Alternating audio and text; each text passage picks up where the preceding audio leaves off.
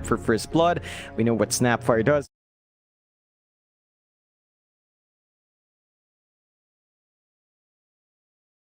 Stone, you could still go for the Cookie or Scatter Blast for nuke and control. So it's a bit more open for GXR in terms of laning. For Signal, I mean, you've got the stable hero for Van and the Centaur. The Centaur has been highly popular in the offlane once more. Build up into Vanguard with Defiance and Blink. It's what we tend to see. So you've got a way of saving yourself as well with Stampede on lower cooldown. It's going to be really nice to disengage, and it's going to be up a lot more often. So that's something GXR will have to watch out for. They go immediately into the Storm, which is fair. I think when you see a Centaur, when you see a Keeper for Light, you know there's not too much control for a Storm. It's going to be able to zip around and not care too much. Get the control off. You hit the Orchid timing. It's going to be really hard to play against that, as you don't really have a Dispel on hand yet. There's no option for an LC anymore. And Kotl again, if Kotl 4 with something else on 5 like Abaddon could mean you lack control for Signal Ultra. So it looks like a pretty darn good game for the Storm to be aggressive here.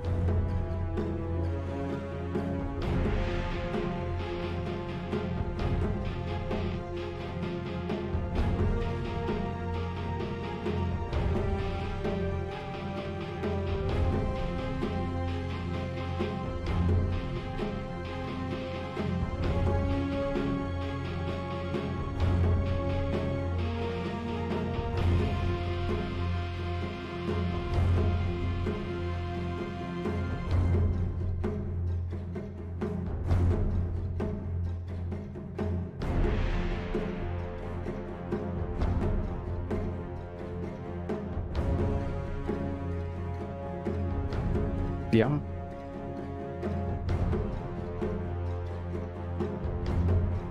Radiant's turn to pick. League's assassin. Yeah, it's fair. You get to control the Storm up. The mana burns can scale really nice from Nyx, and Spike Carapace makes it harder for a Storm to fully commit. So you might want to see a BKB on this Storm this game down the line. Third, fourth item pickup just to be safe in the front lines. Once you have that, not too much for you, but there's going to be a really good moment there for Signal Ultra to bully out the Storm. I like the Ember pick that you suggested. It gives you the Keeper for Light and Ember combination. Sleight of Fist spam becomes a lot harder to play against, especially considering the Ember Spirit's power spikes are a lot earlier than Storm, just down to itemization. So could be a really good option there for James if you want to give him that hero. We'll see as it still develops. You don't have too much control for the Ember coming through from GXR. Tusk and Snap aren't instant stuns, so the Ember's going to be able to play around with that, and having an Ember in this case does give you a good way of jumping to Snapfire. You already have Nyx with Spike Carapace, so the kisses are probably not going to be channeled for all too long, but having that backup can really help the cause there if you want for Signal Ultra. And Ember plus Centaur, everyone's going to be running around. You have really good ways of following up on your Ember jumping in. We'll see if Signal Ultra opts for it. GXR didn't manage to ban it out. Of course, seeing the Nyx come out here, looks like GXR is just thinking a bit harder as to what they can do about that. Maybe help out their Storm by having a more aggressive off lane in this case, or safe lane if they want to go that pick now. Dire's turn to pick. Visage. Ooh.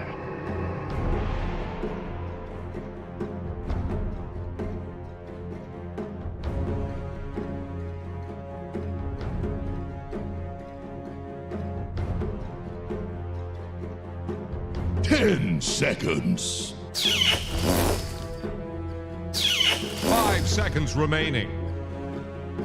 It's just down to Soul Assumption being very value for a team that wants to play aggressive early, and we have seen a couple of teams pick that up, right? When you fight for First Blood, you're just spamming that spell all the time. You get some great push from your familiars. In this case, Visage plus Snapfire sounds like a pretty nasty lane. Once you hit that level 6 spike on Visage, you play with the Lilith Shredder, and each at -6 armor, you melt right through them. So the physical damage output is going to be nice here. Signal Ultra... 5 seconds remaining. Yeah, it's really potent. Not just that, but the Grave Chill, once you get the level in that, plus Tag Team, they're going to be very slow to get out of that control, and it's not going to be a very good time there. So GXR could definitely look for an early trialing to find first blood and maybe just maintain it. So that would mean we're probably going to need a more self-sustaining here for KYXY to close out. We'll see what options will be left here by Signal Ultra. For Signal Ultras, and they go with a Tiny. That is looking like our mid Tiny up against a Storm Spirit. Still potential for a safe lane Tiny with, say, Ag Shard build-up. We'll see, but we still tend to see Tiny prioritized for mid. Does decently enough against a Storm. You've got really good wave clear. You can play with your tree grab. Once Storm hits level 3, maybe he goes 1-1-1. That's the point where be careful. Like, if he sees you commit your Avalanche Toss in the wave, he will kind of look for a play with the Overload, with a Remnants, and with a Vortex to nuke you down. And Tiny does not have a lot of armor early on. He has decent HP, but the Storm can rip right through it. So you have to be careful about that spacing once the level 3, level 4 spikes do come out there for the Storm. 10 seconds. Here's the Radiant Band. Dire's turn to pick.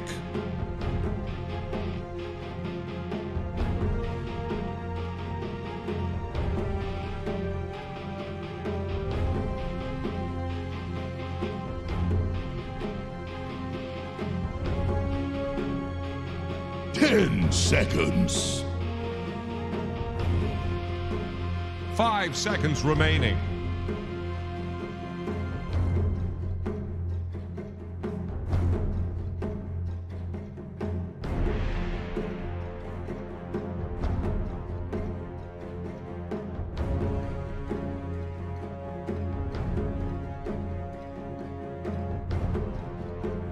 Radiant's turn to pick.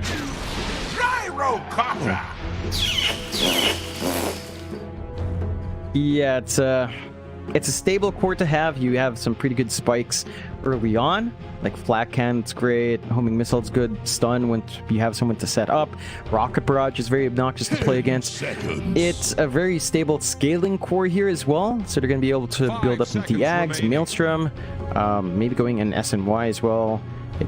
You want the additional stat resist, but it has pretty smooth spikes you can play with, especially with a Tiny. So there's a really early power spike for Signal Ultra. Let's say by level 10, they're going to be feeling really strong. That's when you have some of these initial items up as well. The key things for Signal is getting good farm under Gyro, which shouldn't be too much of an issue as long as he doesn't jump too close to the Tusk. But the real big one is Tiny's blink timing. You really still need a quick blink on Tiny if it is on mid. You're going to play around with that, start setting up for your team, buy space out for the Gyro, and GXR will have to kind of watch it. You need to keep track of that Tiny's blink and sort of avoid being isolated. If they group up around Tiny, it's not going to be as bad. And GXR, you go into the morph, counter for the Gyro, morph into him, get flak, you're a lot better than Gyrocopter there.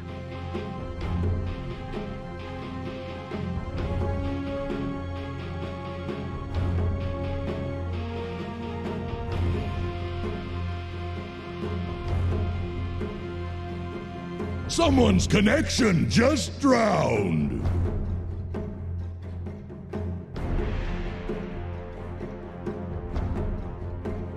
Man overboard. Heave to.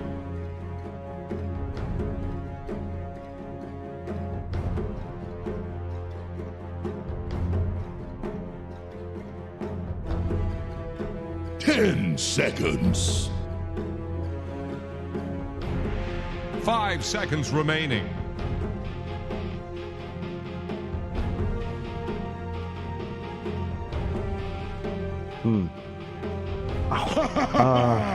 I wreck any undersea cable. Yeah, it's looking like it. And speaking of, Mike, Signal Ultra, they gave Bing the Tiny, they give Van the Nyx, Jamesy the Mid Centaur, Eris is on the support Gyrocopter. Yeah, support Gyro for Eris.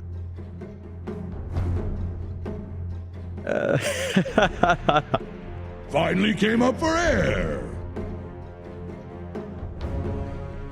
If they're wearing a cork shirt, they'll pop up soon enough. I'm still going to lean towards Galaxy Racer. I think Visage on a 4 isn't too bad. It's going to be really impactful with a Tusk lane. Just think about it. You still have Tusk Visage there. Except the Tusk is a core, so he gets to farm up every single time you've got Chilling Touch and the Soul Assumption, a Grave Chill and Soul Assumption. You're just going to be able to run heroes down with the tag team. You will have to find a way to close the gap with with a tiny, but you do run the risk of maybe avalanche toss coming through. But again, early on the cooldowns are pretty long, so you can punish. I just feel like GXR, it's going to be easier for them to meet their conditions. Signal Ultra, there is a bit of a back and forth there. I can understand the gyro not to find those early spikes, but you also have are we remaking? Yeah, I mean everyone's disconnected, John. Prepare for battle. There we go. So we have no idea what's happening, but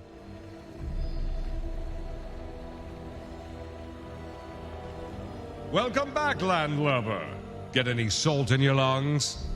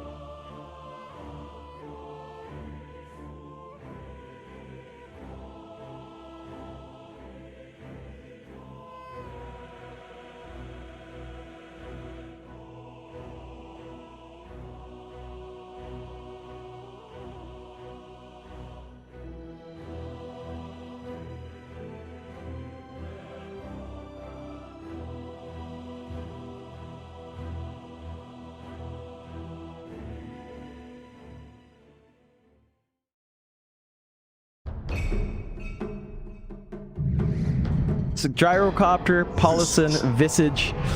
This is just spicy. This is gonna be spicy still.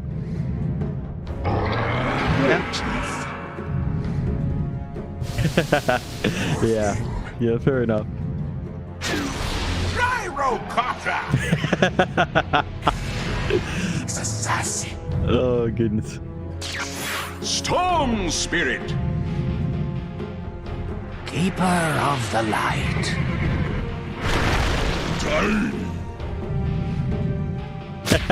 Dusk.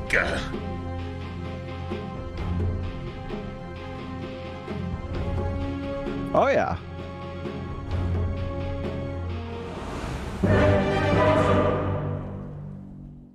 Yeah, it's just florally. I don't consider it Indian-like. Not even like it's closer to like batik or like something in Southeast Asia with Indonesia and the Philippines, but not quite as well. It's just florally, I think. From a glance, I guess you could make that mistake, but yeah, it's pretty clean. It's pretty nice, as Chat previously mentioned. Something that your grandma would give you. Very sweet, very endearing. Mike. Yeah, people. I think people are getting a little bit too comfortable commenting on my my attire these days.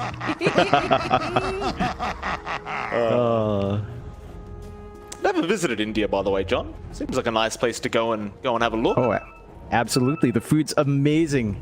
Have some paneer, tikka masala, butter chicken, which is kind of Indian, but also kind of Western influence. All really good food. Don't make me hungry, John. I haven't ate yet.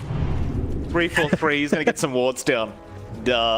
Should be a 2-for-2 bounty, I think. I mean, you've got two drafts that can fight very early on, but just based off the positioning from both teams, it doesn't seem like they're too interested in taking the fight. Perhaps that changes. There is still 36 seconds left till the the bounty rooms do spawn, but it does seem like both teams are going to accept it. And yes, John, I have to point this out. Abing's on the gyro, so it looks like Eris is actually on the Nyx. Maybe they did say Abing couldn't reconnect, or was it Eris couldn't reconnect? So it looks like they had an issue there with picking heroes. So no shenanigans. It's a gyro pause one, and that kind of takes away what we kind of took away last time as well. Yeah. Now we get the good stuff. Very even kind of trade to get this game started. And like I kind of brought up in the draft, John, they are going to run a tri lane at that top side for GXR. I don't even think they need to really rotate a support down after trying to go for first blood. I think this is a very strong kind of tri lane to run. And it's very old school as well, right? Like if you remember back maybe 7-8 years ago when Visage was actually still good, everyone used to run tri lanes, and if it was a Visage in the tri lane, you could almost guarantee you were going to win that lane. Oh yeah, it's 100% really strong. You've got the Soul Assumption ready here on Paulson. 3-4-3 gonna get started. Oh, right over his head. Bing, he's going to be all right. He's just playing games with 3-4-3. He might... No, he's just going to TP out. Act like that never happened. Nobody saw that. GXR, they are going to give up on the tri lane in the end. They're just going to run the duo versus duo lane. KYXY, he's going to move up with the tag team. But Bing going to take a lot of damage from that Soul Assumption. In the end, he's going to be all right. He'll salve up. Grims will pass him one. And well, I suppose even without the tri lane, you get in with the tag team with KYXY, and the Soul Assumption damage is still going to be pretty darn high. And you have to watch out for level 2. That's actually really big for Visage. You get that Grave Chill up, the move speed slow is going to be really annoying. With tag team on top, it's going to be hard to run out. So Abing's just got to play with his range advantage, just find those safe last hits, hit his own level 2, level 3 spikes where you can play around with Rocket Barrage and Chakra if you want to, and you can try nuking them down, but before that point, just focus on the farm. It's looking pretty rough for the gyro so far. Abing has not found a single last hit. They're getting some good control out on GXR to just prevent that initial farm. But the gyro gives us a chance to take a peek at the other lanes. Down mid, you've got Alacrity on his Storm. He's up against Jamesy on that mid Tiny. And you're at that level 3 spike for both sides. So Alacrity doesn't opt for the Vortex. Instead, just focusing on the creep waves. Just wants to keep farming. He is using his range quite well. 15-1 up against Tiny. John. Bing's taking a lot of damage again. He's going to be able to get himself out, but another salve's going to be there from Grims. So Grims, you can already see he's bought his third salve of the game now. He just gave the second one over to a Bing. And that's great pos 5 play, mind you. Like, Grims is doing a great job, and he understands what he needs to do in this lane. Just kind of be the heals for a Bing, as now he's going to get died. Shards, perfect, KYXY. Landing him right on target. That'll be first blood going the way of GXR. Now Bing, he's going to have to wait for his next salve. Yeah, it's going to be a little bit longer at the least now. GXR is a bit unhealthy and are sort of out of mana on Paulson to keep that spam of the Soul Assumption up. So they're not going to be able to harass down Abing as much. The one thing here is that, yeah, Grims is keeping Abing alive, but his last hits are just not racking up. Abing's still stuck at 7-0. A paltry amount of farm, especially compared to our Morphling right now at 16-3 on the opposite end. So you need to maybe start considering some stacks here for Grims. Outside of just healing up his gyro, he's going to need to ensure some flash flash farm comes out for that hero. Looks like they're not in position to really play with Rocket Barrage as well. You do have Flak up and Abbing, which is great to just find those last hits, but that does mean that you're not getting too much value with the Chakra there. Still gives us a chance to beat bot, and ooh. Yeah, they're going right now. They're going for the 3-4-3. Cookie is going to be there in time. Mizu, can he get the job done? Oh, actually 3-4-3. He turned back around. That's an interesting play to make from 3-4-3. I mean, he may have just assumed he was already dead. In the end, Mizu being able to get the kill anyway is going to make it more worthwhile for the side of GXR. Yeah, I guess you still have to be happy if you're Galaxy Racer. 3-4-3, he gets a reset. Yeah, it's not too bad. Mizu gets solo EXP as well from getting the kill on Van. So I think that kind of works really well for the Morphling. It's just really hard to get the kill till the stun. Well, I take it back as well, John. It looks like the reason he wanted to die there is to be able to TP mid, fill up the bottle, and try to contest the water runes, which he almost did. Unfortunately for him, Jamesy did manage to stun up Alacrity, but had he not done that, he would have. They would have gotten both water runes as well as the full bottle from the storm before then. Yep, would have been really hard for Jamesy to hold that lane. He's still playing at the deficit compared to Alacrity. 39-2 in the Storm, 24-0 on Tiny, so not looking as good in terms of CS. And again, it's just down to the fact that Alacrity's playing with his range advantage really well, just bullying out the melee core. He's got his level 6 up here as well, so you could look to maybe make a play if Jamesy oversteps. You're going to have to watch that spacing once more on the Tiny, as if you get too close, the overload spam is going to be up now. Yep. See Grims and the Coddle as well, just getting those stacks up already for the Gyrocopter. I think one thing we have to really look out for is if GXR can invade this jungle and kind of realize that the stacks are going to be there. And it should be fairly obvious considering there is a Gyro in the game. But now Alacrity is going to move up towards the top lane, and looks like Grims is probably going to die again. Very easy kill there for Alacrity. And he is still top of the CS board even with that rotation. You just go back into the mid lane with a kill under his belt and be very happy with the way his game's going so far. Yeah, it's really working out nicely. We're not seeing the rotations down mid from Signal supports. Eris is finally here, but actually already found a kill. He's already sort of safe. They could camp for the power runes, but you will also get a rotation out from Paulson, so it's not like it's going to go uncontested here, and that bounty as well. They're going right now. Top lane, excuse me, top river. Grims can't deny it in time. That's an arcane rune for now for Alacrity, and we know how much the Storm loves those. Alacrity's already popped it. He might go for a kill attempt. TP out towards the bot lane. Looks like Van's going to be targeted here, and he has no help around. Van's just going to dive right in. The Stampede is there, but Alacrity, can he keep chasing? Not quite. The Stampede does work out. Alacrity was running very low on mana. Well, the Arcane Rune, while it was a nice attempt, will not really lead to a kill.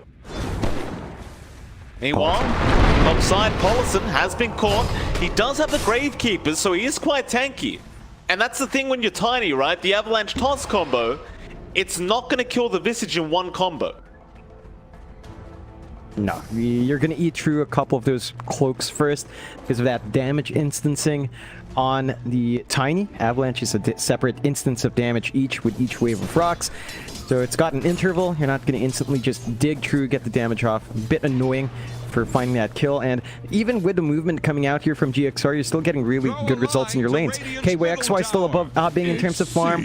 Gyrocopter's now playing in the jungle. They are rotating around though. Jeez, look at the damage output from this Morphling. Mizu, he'll keep moving forward. Paulson, that's going to be enough. They want a big to try and take these stacks, and while Grims is here, you can definitely help him out with the Illuminate. When you're up against a draft like this on GXR, you don't want to wait too long to take the stacks. They do have a Storm who would be more than happy to take them away from the side of Signal Ultra.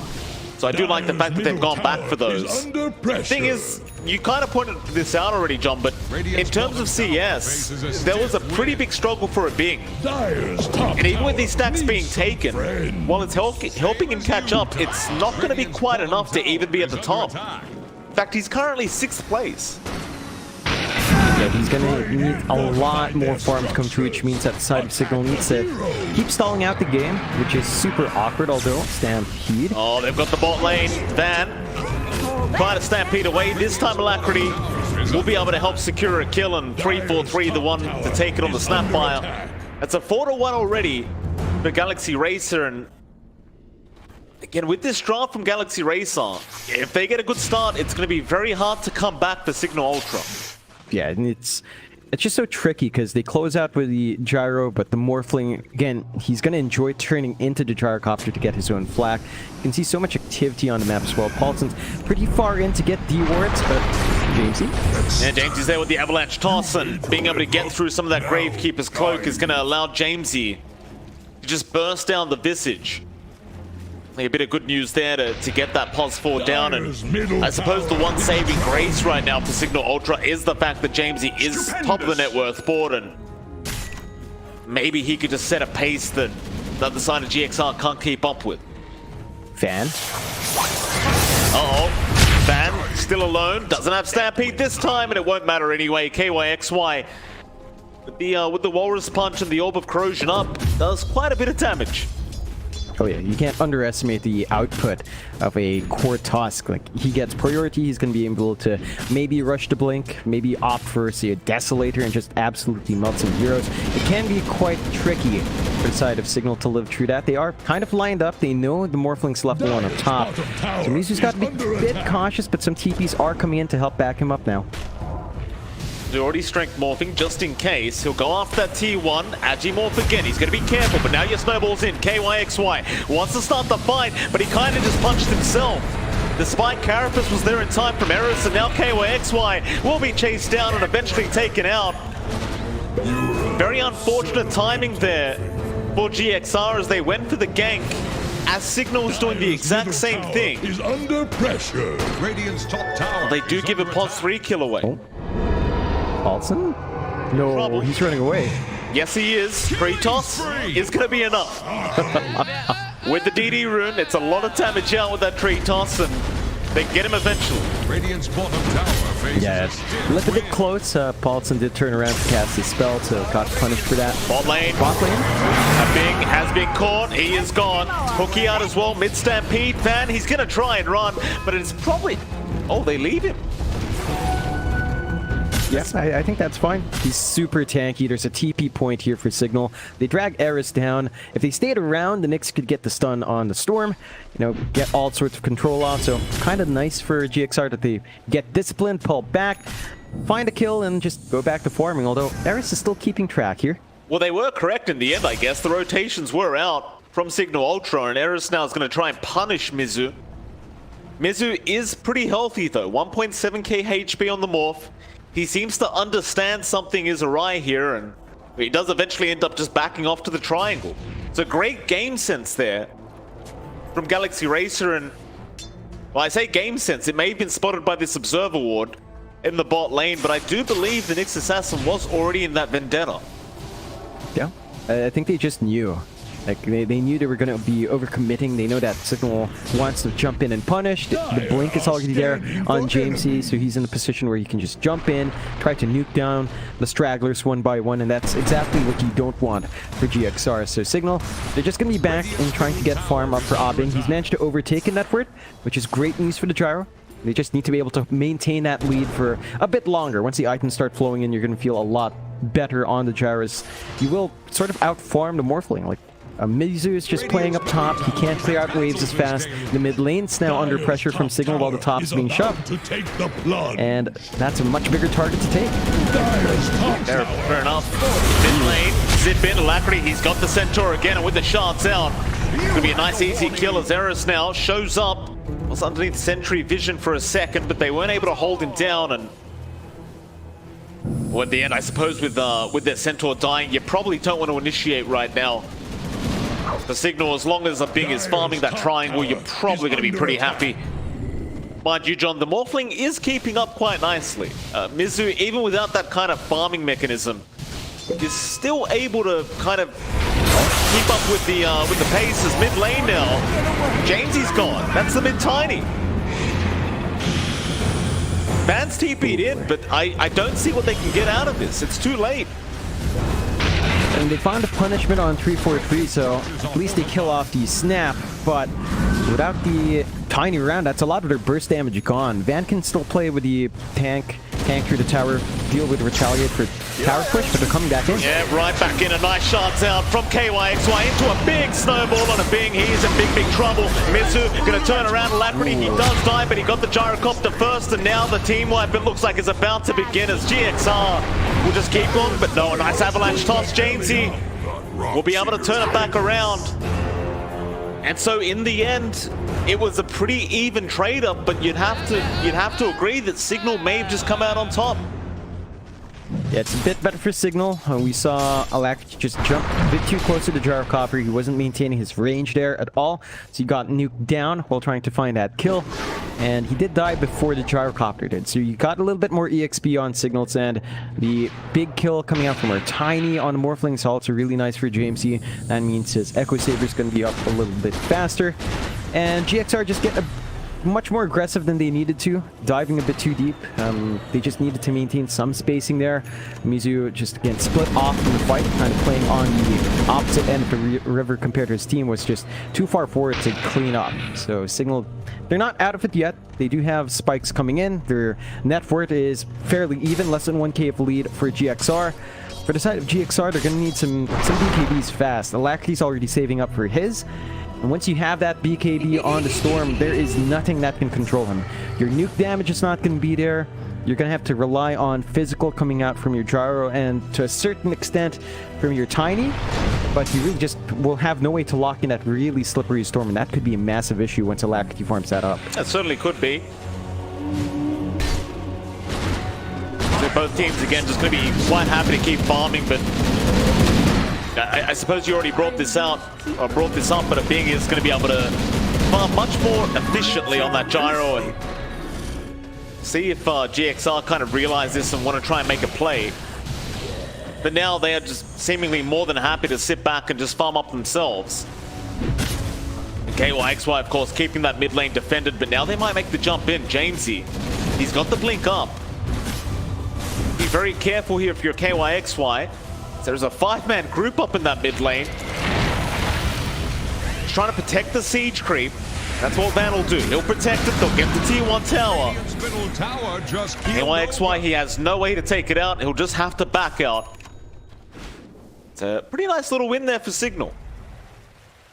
They're just playing with the tankiness on Van. I mean, he's got the Vanguard and Hood of Defiance. He's not getting hurt at all. But the towers, well, he's tanking it for his team, so easy one to take. GXR not in position to really fight back. They're just trying to build up that farm as we talked about. Mizu looks like he's just trying to rush that Scotty now. Does have the Yasha and also has the Sanj coming in. So a little bit more set of stats to play with on the Morphling. The status resist, of course, is always nice for these cores. That's why the SNY is still a really popular pickup. One of the only source of that stat resist. The rest of GXR are just trying to get as much farm as possible. They are, again, losing out the farm more compared to Abing. As we have continuously pointed out, the Ags is up for a Gyro. The BKB is going to be up next, so it's the same kind of timing that we were talking about in the Storm. Once that BKB is up for Abing with the Ags, he's just going to stand forward, keep getting the hits. Nothing to pierce spell immunity here from GXR, and that could be an issue for them as well. And again, mid lane needs to be a little bit cautious here. KYXY gonna have his smoke broken and Alacrity is right in, but Eris is around with an impel, but he completely whiffs it. I think he only hit one. Eris still gonna get stunned up himself now by the Morph, but they are gonna try and fight this one out. Mizu, he's into the backside. Van's gonna try and chase him, but misses the hoof stomp. Meanwhile, Paulison, he'll be the first one to drop on the Visage. Now KYXY in danger. Cookie, not gonna save him either. Zabin continues to chase him down, but the fight will continue. James, he finds another target in the form of 343. Now Signal Ultra. It didn't look like a great start to the team fight, but great counter initiation there.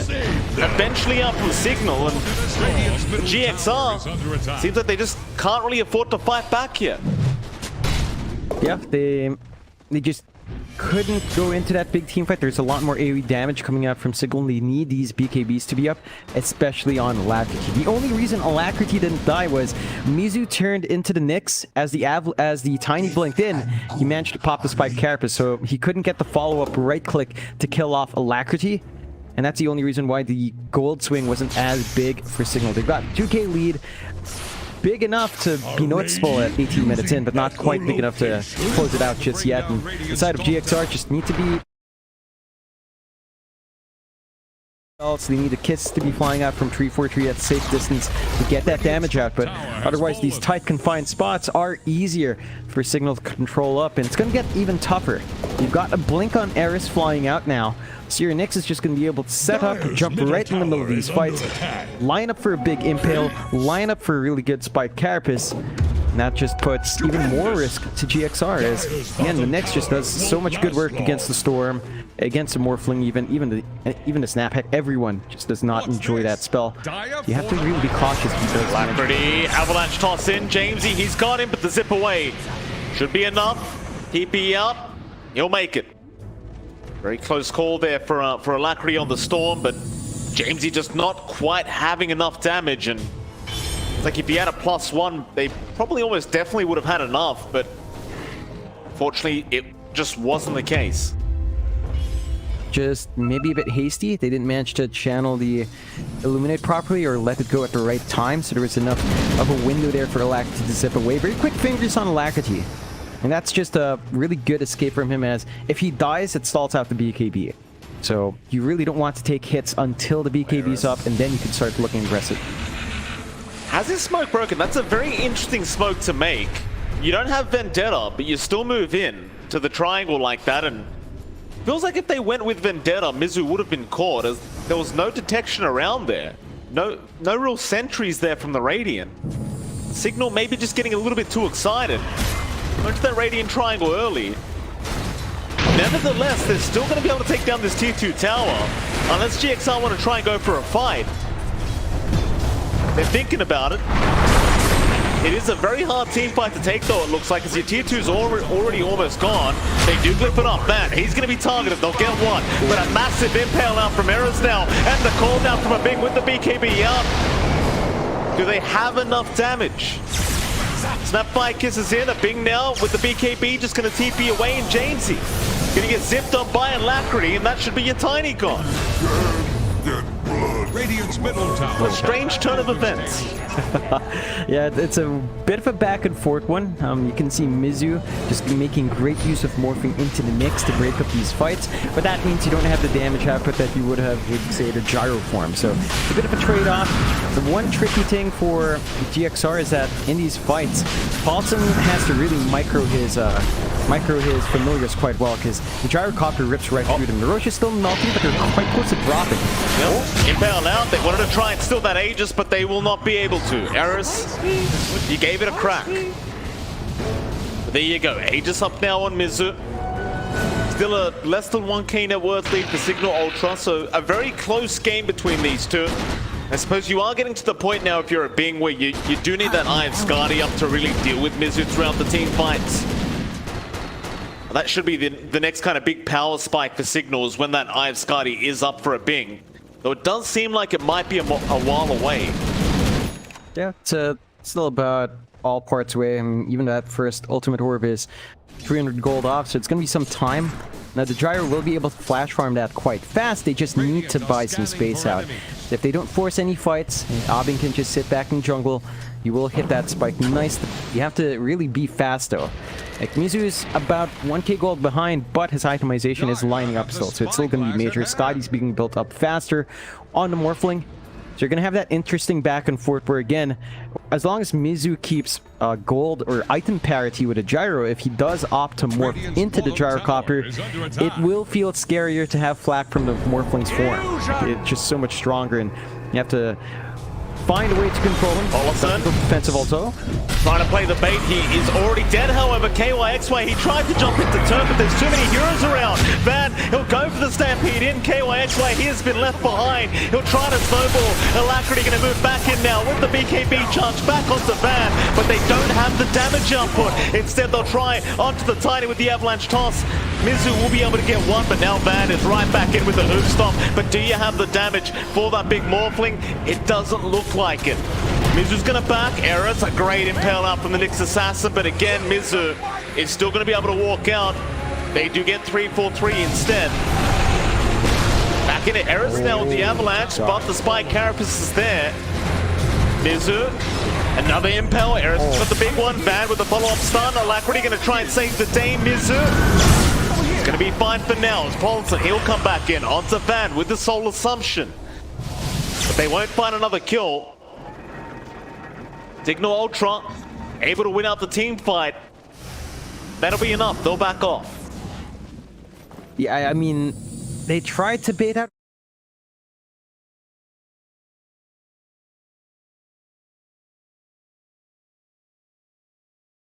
Snowball save. Didn't really get there in time, so Signal just getting a better jump in there. Lando needs to be very careful here. Van or Eris, they weren't around to really set up there for the gyro to move his way in. GXR meanwhile going to go back into the Radiant jungle now and see what they can find. Alacrity, oh, he's been impelled up. This could be big as they get the storm kill. Alacrity already gone onto Paulson now. They want to chase him down, but now KYXY back in with the Walrus Punch, and there's Mizu onto the Gyrocopter. The call down is there. A big actually walking away from all this. They can't kill the Gyro. Van now back in with Jamesy onto 343. Jamesy may have gone a bit too far, however, and has been left behind. Killing spree. The mid-tiny going to die again. So it is going to be a 1-for-1 trade on those position 2s. On the brighter side, a Bing does survive on the Gyro. I suppose Signal would have probably been better off just kind of taking the storm kill and just backing out. Yep, Jamesy just a bit too far forward. A bit of a missed opportunity there for GXR. Mizu did not manage to waveform forward to try and chase down the Gyro. It felt like they were really scattered in target priority there. They were trying to get everyone low. The Gyrocopter just moves away a bit and suddenly they're focusing on someone else. GXR might need to reel that in a bit, start to focus on the same alpha target at the same time, get the alpha strike in. Side of Signal right now, they're still getting that really smooth farm up. The Scotty is up in the Morphling, but Aubin's not too far off. He's still 2k ahead of the Morphling on paper. So again, you're getting a little bit more value there on the Gyrocopter. And the side of GXR, they're going to need defensive items now. Mizu is saving up for his BKB next. The Storm BKB, as long as you catch him out first, he's still at risk. So you really have to be very conscious about where you're at for Alacrity. As there is a Nyx, he was farming the jungle without sentries nearby. That's just asking for trouble. It's a Storm. Smoke up. GXR. They'll invade the Dire triangle. Dire are scanning for enemies. 4-3 with a bit of a cheeky sentry ward of the ancient camp. You have a bit of a feeling it's a bit too late for that. Aegis does its spy. Mizu gonna have his smoke broken. Eris is there with the Vendetta. Dire's middle tower. They want that mid-tier 1 tower, but now the Stampede's down. Into the Hoofstop Van. He found 2 already. The snowball is there. They might be able to turn now. Van's in trouble on the center again. He might die, and does. Alacrity able to take him out. Mortimus gets in. A Bing still moving forward. I'm not 100% sure about this. I suppose he still does have the BKB up. Jamesy gets a kill onto 343, but it's not really worth his own life. And now the Shard's out, locking them all in. Mizu just gonna have his way with the Gyrocopter and the Tiny. This is not great news. Signal, they need to back out ASAP. A Bing, a nice impale out from Eris, but it's not gonna be enough. The Gyrocopter's still in massive trouble as KYXY's back in with the tag team, and they'll find another. A Bing goes down. Grim still trying to run, but KYXY is still trying to just chase him down, the keeper of the line. It was a really nice shards out from KYXY. He just locked them in.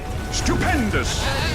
The Signal, obviously, you're going to be very careful with the way you initiate and where you take the team fights. Yep, they kind of tried to jump in. This time around, KOXY, not just with the shorts, but before that, he got a really good snowball save. And that just stalled out long enough that Van was stuck in the middle, managed to get that big centaur kill, and it's clean up from there. Might find Mizu. Oh, he didn't right-click him.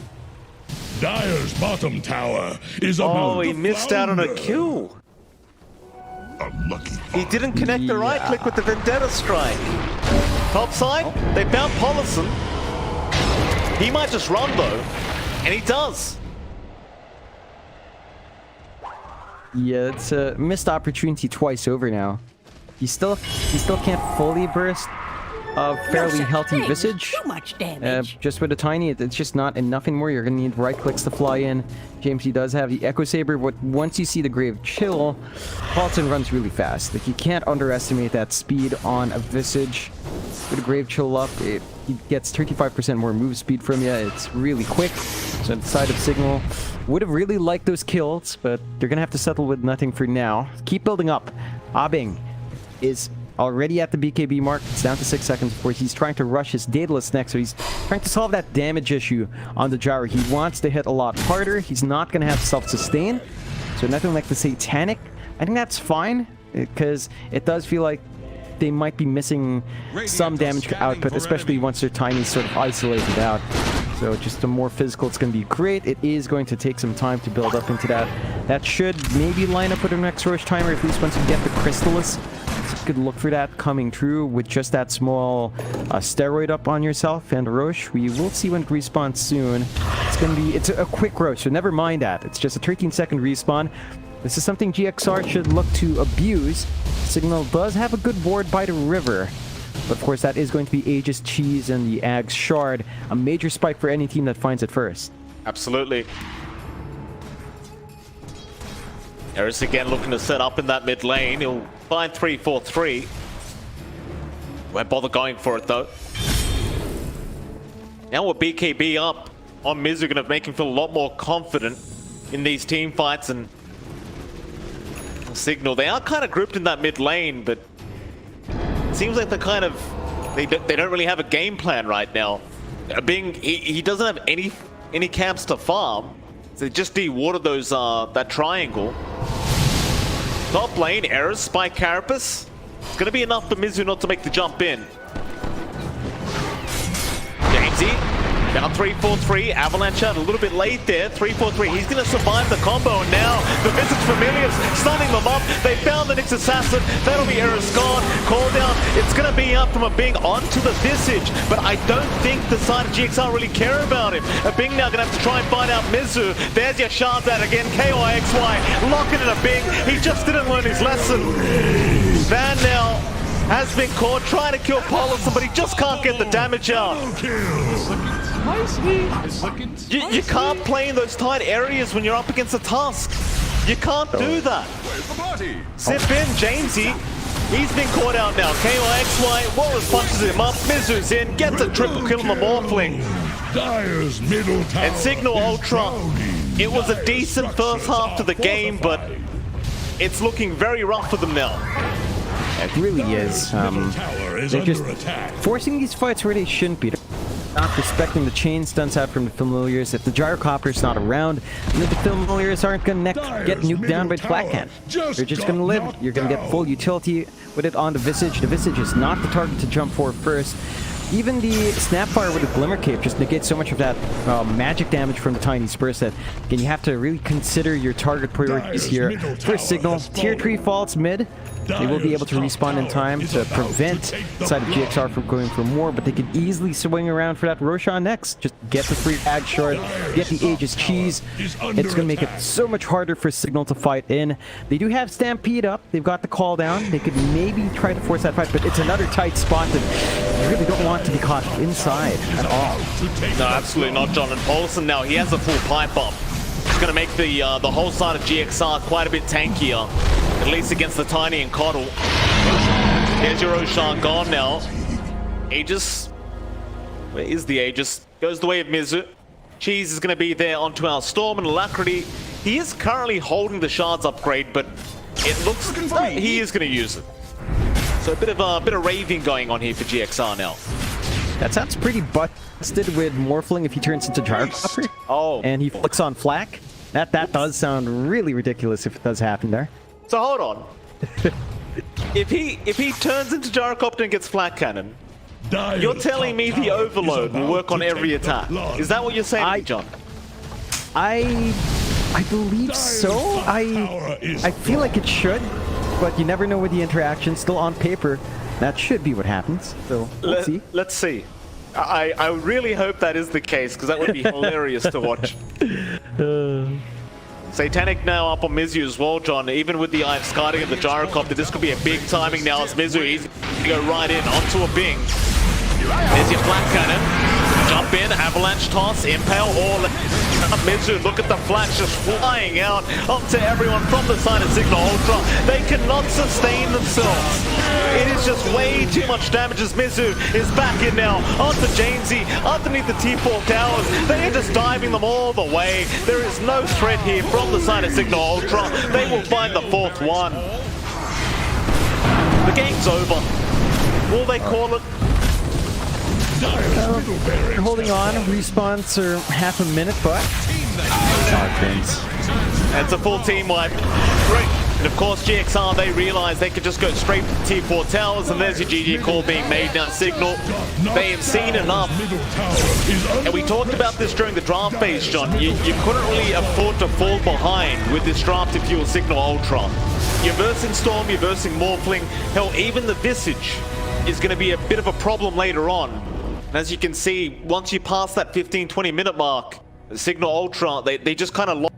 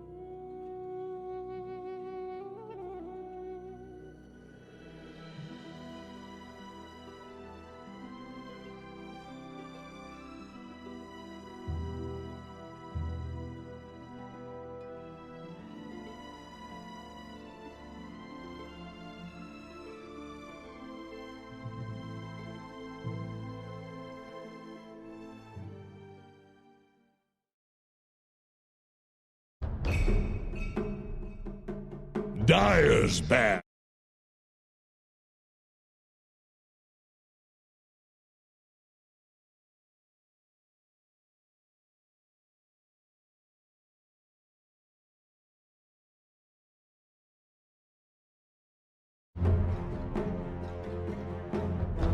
The Dire get a ban.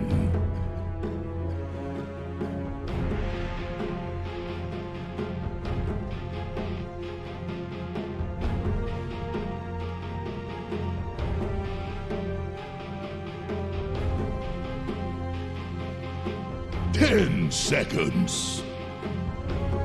Here's the Radiant ban.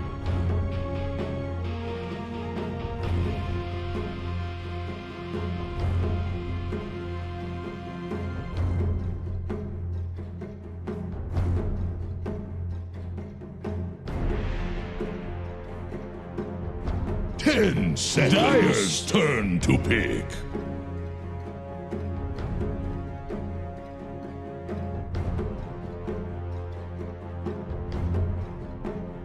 Radiant's turn to pick.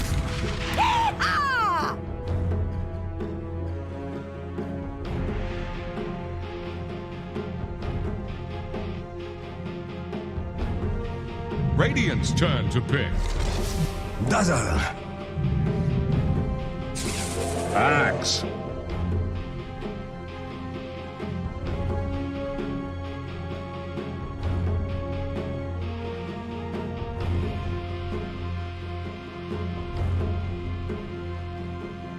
Ten seconds. 5 seconds remaining.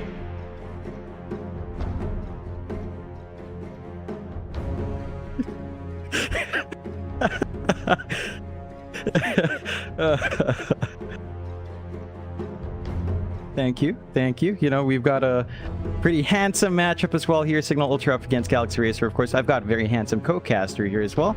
Mr. Newly Christianed here. We've got a new copy pastor, Mr. Modi Lakshmi Patel, MLP. We found it out, Mike. We know what it means now. You can't hide it anymore. You keep claiming you're Australian.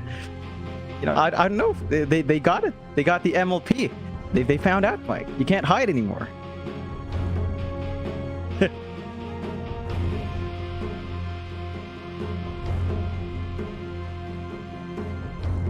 Yeah, yeah. Dire's bad now. Dusk.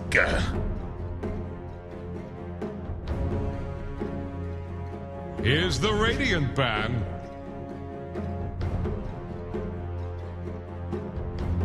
If you'll allow me, Mike, I'm gonna say this one Filipino so chat will be satisfied. May nagsabi ng Signal Ultra medyo bano daw ang laro.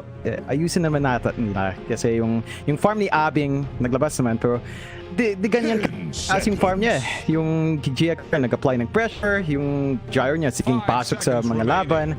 So kailangan lang ng Signal Ultra ayusin yung tempo nila. Bigyan lang ng space si Abing, ipa-farm siya. Magpasok siya kung may item na. Yung itemization din ata niya, medyo off. Nag-ag siya, nag-scuddy. Hindi siya nag-satanic. May ag siya, kailangan may satanic para paglabas ng laban, mabuhay pa siya. So, he needs to get that done. I just rambled about Abing's build there a bit. He went for the scuddy after the ags. Trying to set, if you have ag satanic, you will not die. You stand in the middle, pop satanic, even if you're stunned up, your little gunner is flicking out damage. That's gonna heal you up. So you missed some spikes there in itemization. You do see the draft on hand though. I think you're gonna like Signal Ultra's draft. Dazzle Axe. They've got the way to rip through Shallow Grave, but it's on their side.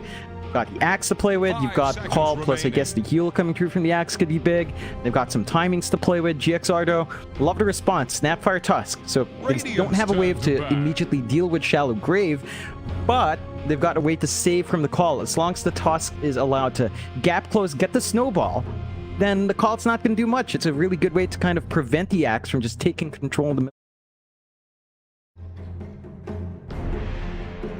10 seconds. 5 seconds remaining.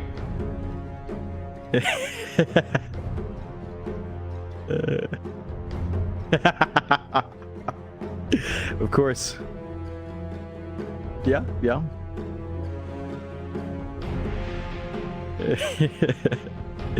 Yeah, yeah.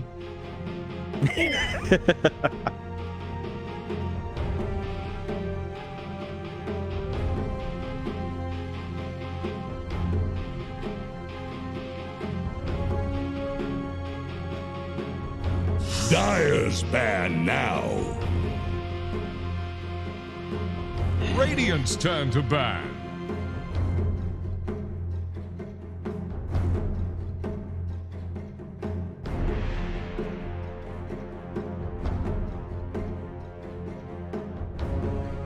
It is. It is. I think it might be a bit greedy as well. We tend to see Dazzle as more of a core, right? In the off lane, sometimes mid. You prioritize your Ag Shard 5 timing seconds there. remaining. You build up, try to hit your level 18, play with your lower cooldowns. On the support, it's going to be harder to hit those level spikes. It's going to be harder to hit those item spikes. So I'm curious to see what they do with the Dazzle, and if it does manage to make that impact. It is still annoying in lane. Like, Poison Touch is still going to hold you back really long time there. It's going to be really annoying. You don't have a Dispel on hand here from GXR on their supports. Nothing like an Abaddon on hand. So the Dazzle will be constantly annoying you. They've got room for sort of Dispel pick down line though. A Legion Commander could be big. It's really nice if you want to lane the LT against Axe as well. Just purge off the Battle of Hunger and purge off Poison Touch. That's going to be one way to kind of go back and forth.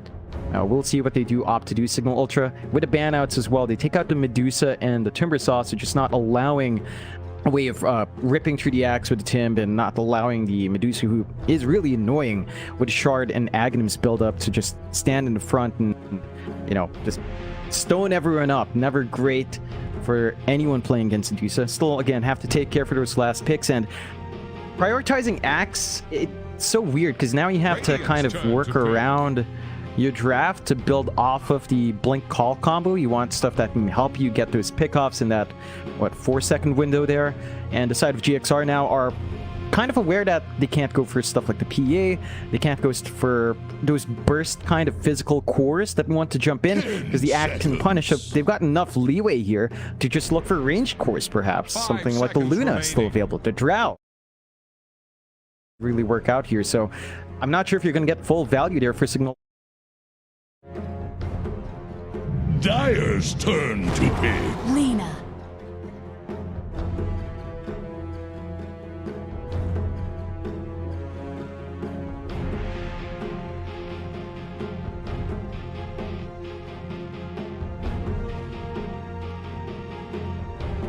Ten seconds.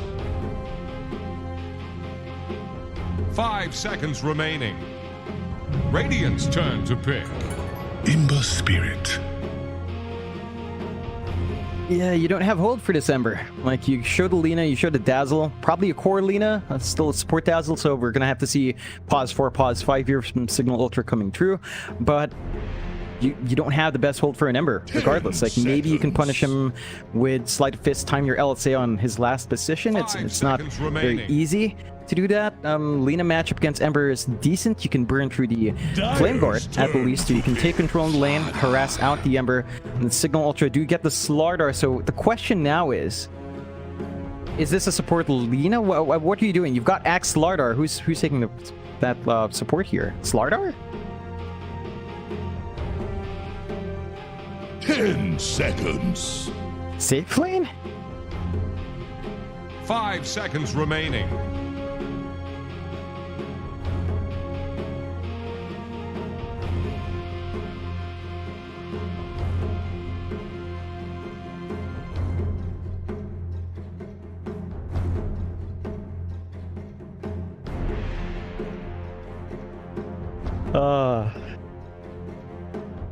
Yeah, would be really good, I think, as a core. Then you can definitely just go for that Manta build. You can bypass the Vanguard, go for Blink if you want to, but just build up your farm, hit your level spikes, wait out the 20-minute mark for your Ag Shard. Could be potent. So I think Signal Ultra can play around that. The issue is GXR might be able to punish. I think it's still a bit risky when you kind of telegraph the Axe. You're not playing with Flex as much. Get I mean, again, as you mentioned, Slardar could be the pause 1, but that really doesn't feel great. Galaxy Racer do go into the Oracle, so looks like perhaps our KYXY Tusk comes back in. Oracle and Snap for the sports here. Paulson likely taking the Oracle. And 343 sticking to the Snap. You can still flex that around if you want to shift a farm priority onto the Snap. But an Oracle with farm is still great. Like, you get Aether Lens, you get a fast Glimmer Cape, very defensive. You have to be very careful with when you use your False Promise, though. The Axe is going to be able to rip through if you are under the kill threshold. We'll have to just time yourself a little bit better there on the Oracle. Be less conservative with it. Just toss it out when you know you have to. But it is a really good way of getting a natural disarm off. And we're going to have to see how they build on top of it. They don't have the natural Oracle combos. Terrorblade's banned out. Troll's banned out as well. And the Ursa. You're going to have to find a different pause one to play with that potential but False Promise here.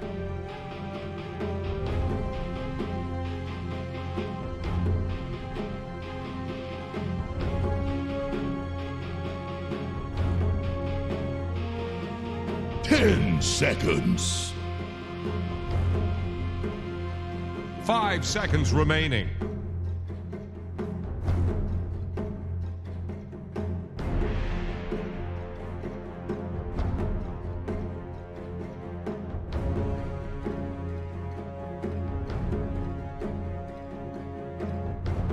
Radiant's turn to pick.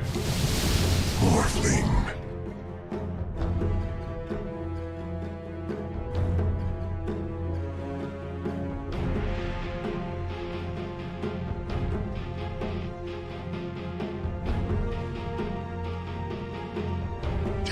Seconds. Yeah, it gets a bit scary. It's a range core, right? So the Axe is still not going to get the safest calls against Morph. You can be far back enough that it should be a bit safer.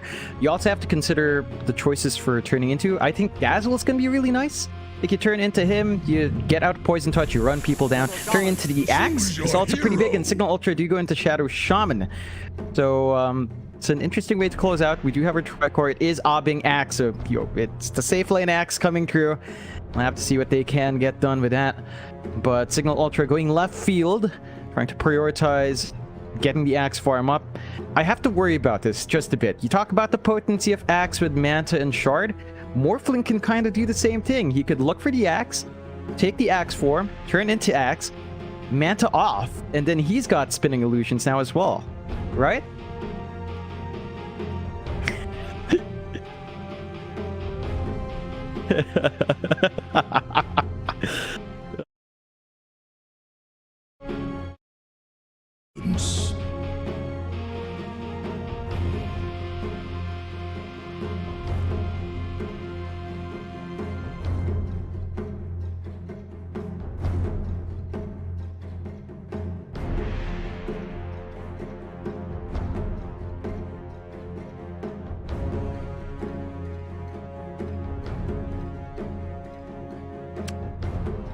If I ignore the teams, ooh, it's... I still lean towards Galaxy Racer. I think the Axe safe lane is very interesting. It's also very telegraphed. I think it gave enough for GXR to go around the limitations of playing against it. Morphling is just a fantastic way of going against that. Again, just because what the Axe can do, Morphling can do as well. It's the same issue with Gyrocopter, except for Axe, it's going to be melee illusions running up instead of a flat cannon flying through, but still very potent. A Morphling with Call, turning back to Morphling, getting bonus armor plus 40 for what, 4 seconds, 3.5 around that time. It's just really, really hard to deal with. So Mizu's got massive spikes he can play with if he wants to. Signal Ultra will have to play this kind of tempo-paced game. Blink for Van's going to be important. The Lina needs to win out in mid, so you're going to have to push it onto Alacrity, try to burn through his Flame Guard and prevent him from farming up. If you allow even a slightly better start here for GXR, I think you're going to see the same issues as we saw in Game 1.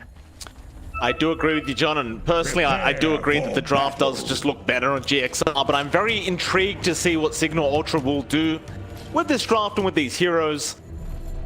Let's see if they can make it work. For now, a Bing isn't that pos 1 axe, so that makes me very, very happy. I can say that straight off the bat.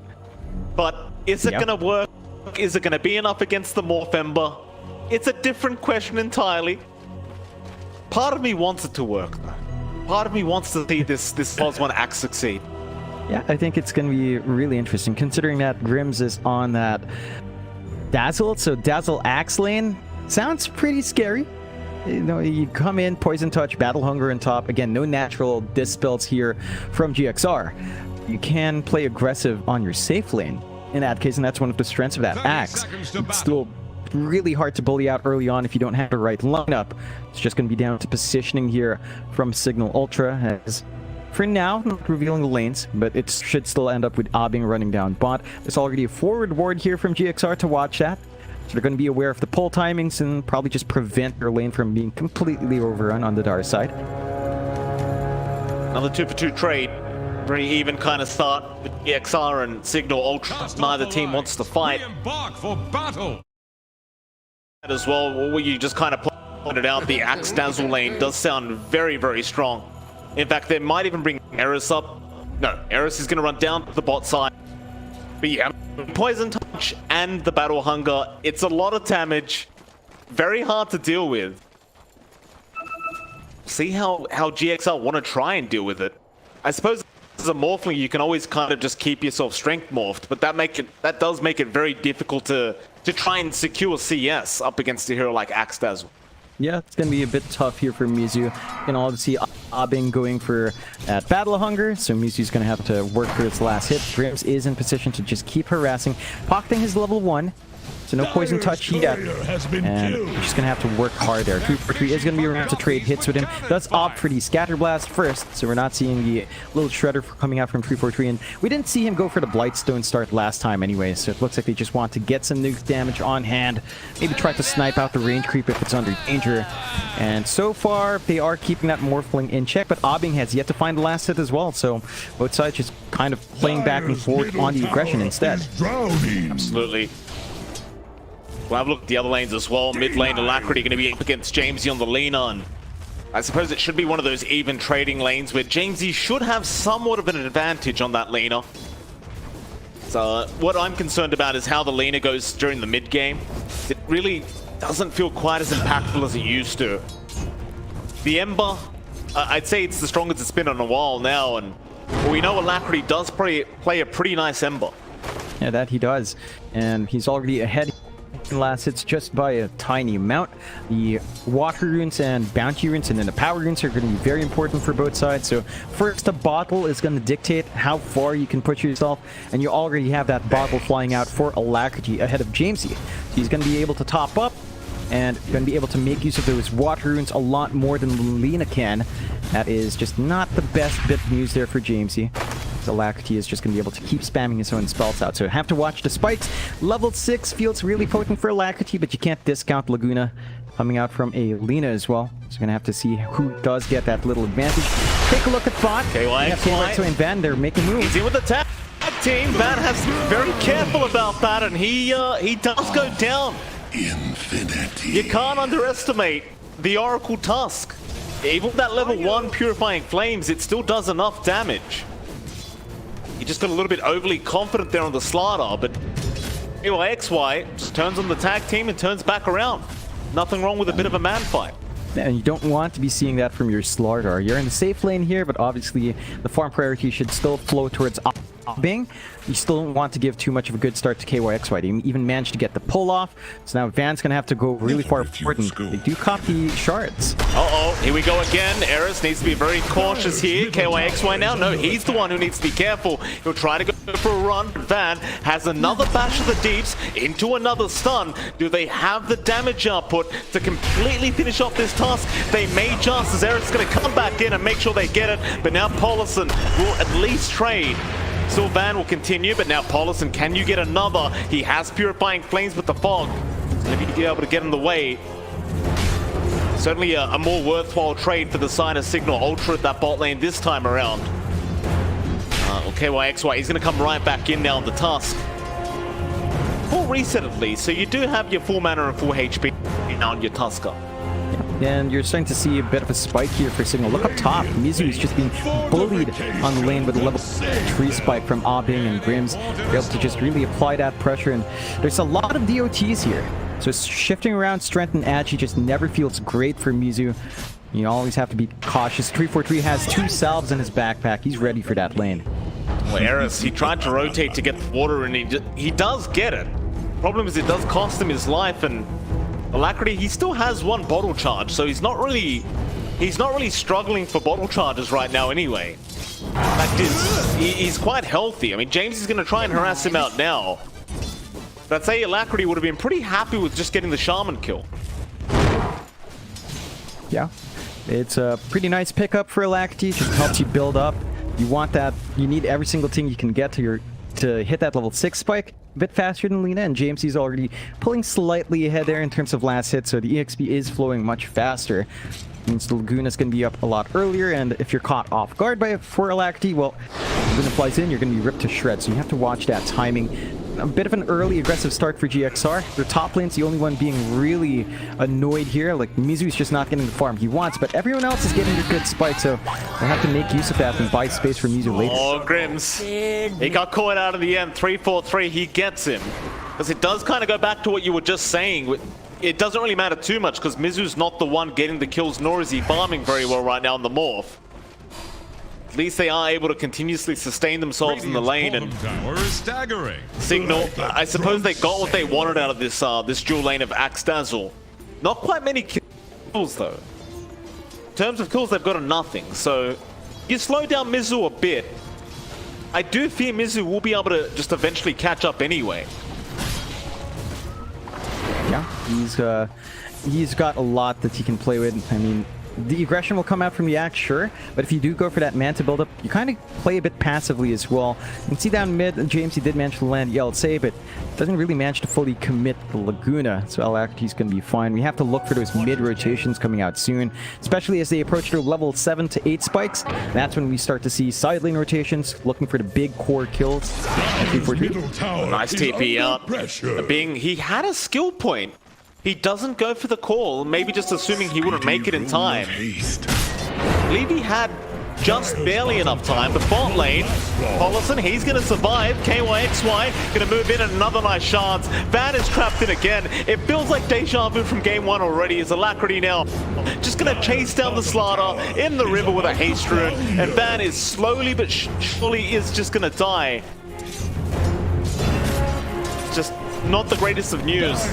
It goes back to last game, John. You've got to be careful with these shards. Like, these staircases, they're just enough in length to kind of be blocked by the shards if you do get caught in that area. Yeah, I mean, the whole map is just, it feels so much more narrow on the lanes even. So you just have to really watch that spacing out, and you just build on top of it. Mizu, though? Be careful. Bing still has a skill point for call if he wants to commit it, but now he will hold on to it. Mizu's still trying to man up. There's your strength morph out. He does go for the call, but the rotations are in. They kill off a Bing, and now they found Grims. That's a very nice rotation there from Alacrity. Meanwhile, bottom lane looks like they are going to go into KYXY, but he's going to try and run out of this. The shards. He missed it. Middle tower is under pressure. That trick can kind of work against you sometimes, and I suppose in the middle of the panic there for KYXY, he kind of misclicked his own hero with the shards and didn't get the right area that you need to click in to get the shards block off.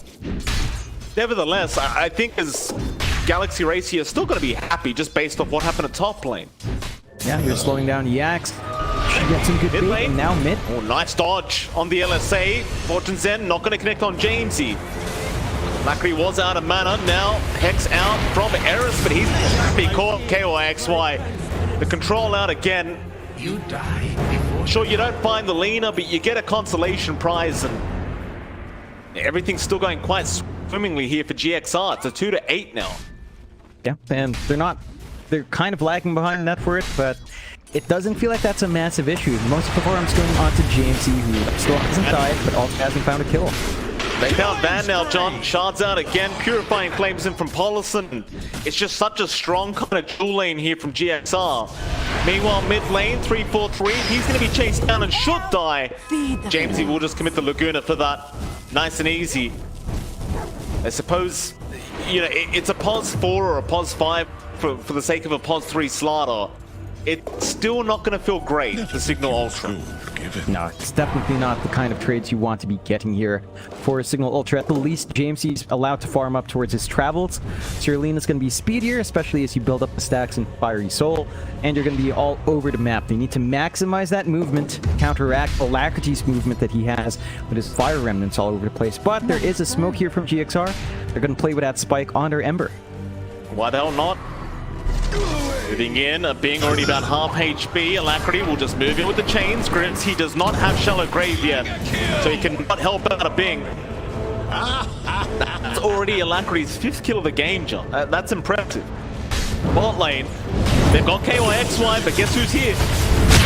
It's going to be the Ember himself. Era's going to drop Van. He's going to try and run, but the Fortune's End is going to fly in and lock him down.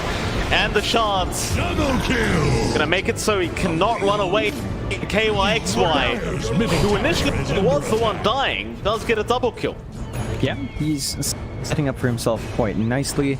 The side of Signal Ultra, again, they're not lagging too far behind in terms of net worth despite these kills. So there's some item progression, but I don't know about this itemization, Mike. Look at Abing. He's still going for, he went for Vanguard, he's going for Blink, he's going for Blade Mail, so none of the Manta Shards up.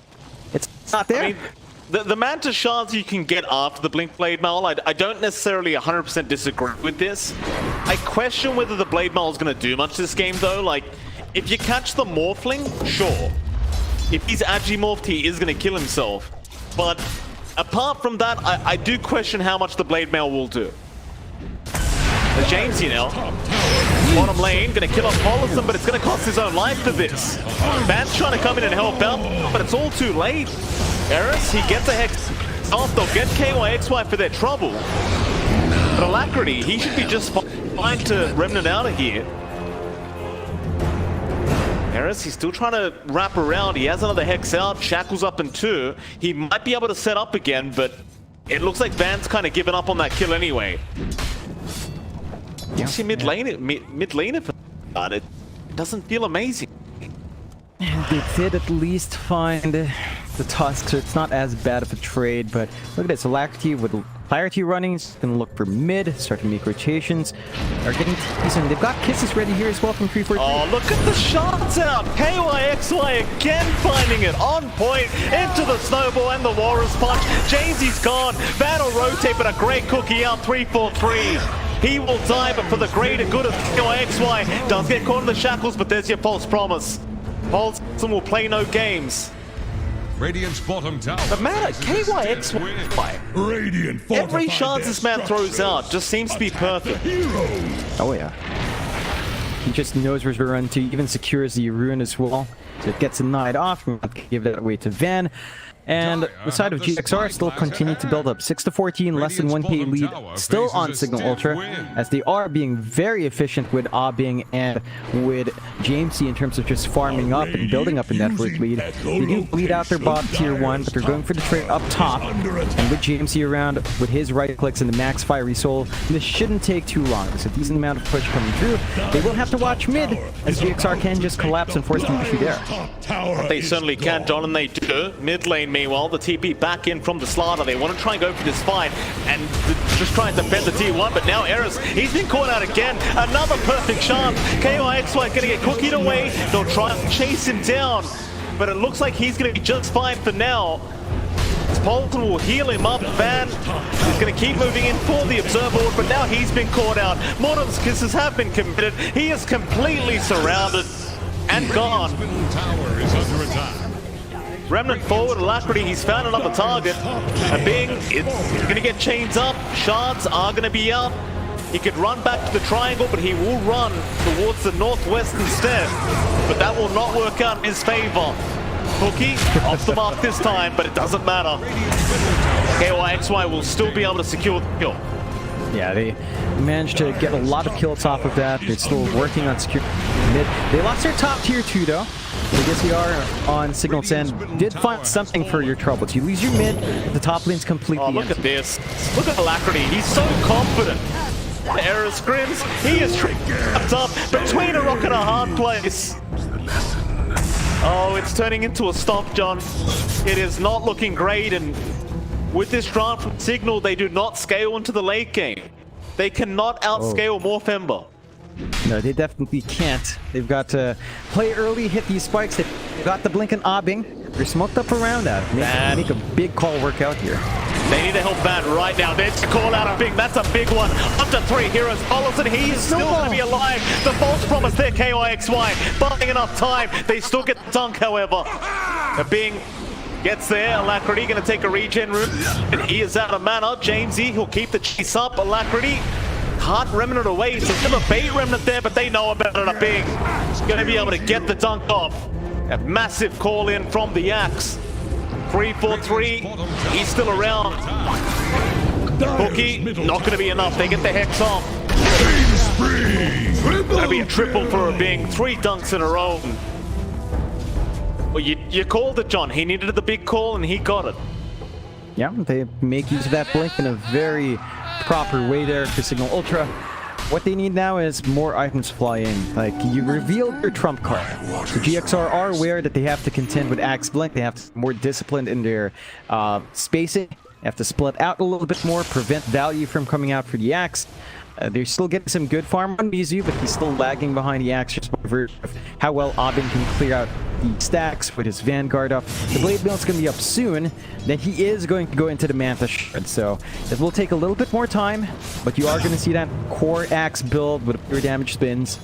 We'll just have to see if GXR understand what Mizu has to do against that. Like, he's going for the SN1 right now. Could maybe disassemble into Manta if he wants illusions. Could certainly go for his own shard to try and play around with the shard upgrades as well. But for now, we're not seeing that Manta pick as well in the Morphling to kind of play that 5-head plays, you know? 5D chess coming through. Not quite yet. They're not lagging behind though. I think the one thing is that Alacrity needs his BKB. Doesn't even have the Maelstrom yet, even after all those kills. He doesn't have much farm. Like, Abbing is 2k above that Ember. So it's a bit slower in terms of itemization here, which is not ideal. And it's just down to the fact that he's been more active on the map. And he hasn't had time to get some creeps down. A Bing gets the call up. They down the Morphling. Paulson right behind. Gets the false promise in time. Before the Laguna connected. Had that Laguna made it, a Bing would have been able to dunk, and now KYXY right back in with the Walrus Punch. Jamesy, he'll be the target. Mizu, now full HP, wants to come back and fight, and here comes Alacrity on the Ember. They'll get the Hex off of the shackles, but it may not matter. Look at the damage output, Alacrity. He'll keep chasing down the Luna. Eris does drop. Alacrity, he's not done. Onto Jamesy. KYXY, meanwhile, does help kill off Fan. And Grims, all he can do is run. Shards, oh, it's perfect! Or is it? Yes, it is. Close call there. KYXY may have just assumed Alacrity already had the chains. How's this man doing it, John? Every time, he's just got a sensor. He's got some radar of some sorts there on KYXY's head. And really quick fingers, quick response from Paulson for that false promise. Mizu turning around just got them a lot. He turns into the Lina. They had LSA play with the call. Nice setup. He's got the Morphling again. The Hex out. Van now gonna TP in. The Shackles even there, but there's your Fortune's End out. They haven't got false promise, but Mizu is gonna be a waveform and TP away right from home. Signal, maybe they could get Paulson. No. They don't see him in time. Very, very bad news indeed. Though the good news for Signal, John, Bing is now farming the Manta. Problem is it feels like they may have lost the momentum they were looking for in that mid game. It certainly feels that way. Like, Bing's now forced to kind of jump in for solo calls. The back is a bit too slow there from Signal Ultra. They need to blink up now on Van to ensure the Axe has appropriate follow-up, get that damage off, and they've lost the lead. It was only a marginal lead in first place, but now it is on GXR's and very slight, more than 1k, less than 1k lead. And once Mizu farms into his Scotty, he's going to have more stats. So the Blink call, it just doesn't feel like it's going to be enough damage unless you call 2 to 3 heroes. A single hero is just not going to die to that control. And we've seen Mizu. He's been very quick on fingers with his own attribute shift towards strength. So just don't really burn through the Morphling quite yet here. Take quite yet, John. I'm not sure when that time comes where you can burn through the Morphling. Mizu kind of just tells you all about it. Bing, he's around. He has that blue blade spell available. Meanwhile, to the south, it looks like they have Grims and they've already got the Dazzle. King's out towards the Bing and Jamesy. They're going to try and TP away, and they are going to be just fine. They aren't finding an opening. It's just not there. GXR does find the open for the Roche themselves, though. And this is not going to last too long. They've got the Solar Crest over, I believe the Medallion up. They've got the minus armor from a little Shredder. A lot of right-click damage coming through from Mizu. First Aegis of the game going their way, although Van seems to be aware, but he doesn't have a blink here.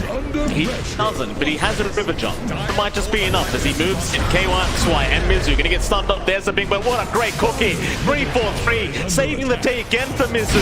He might die himself, but it'd be worth it as they commit the Laguna as well to get the Snapfire, but now a big something so darn low. Shallow Rave there, but is it gonna be enough? He is still stuck. The Aegis on the deck. Who does it go to?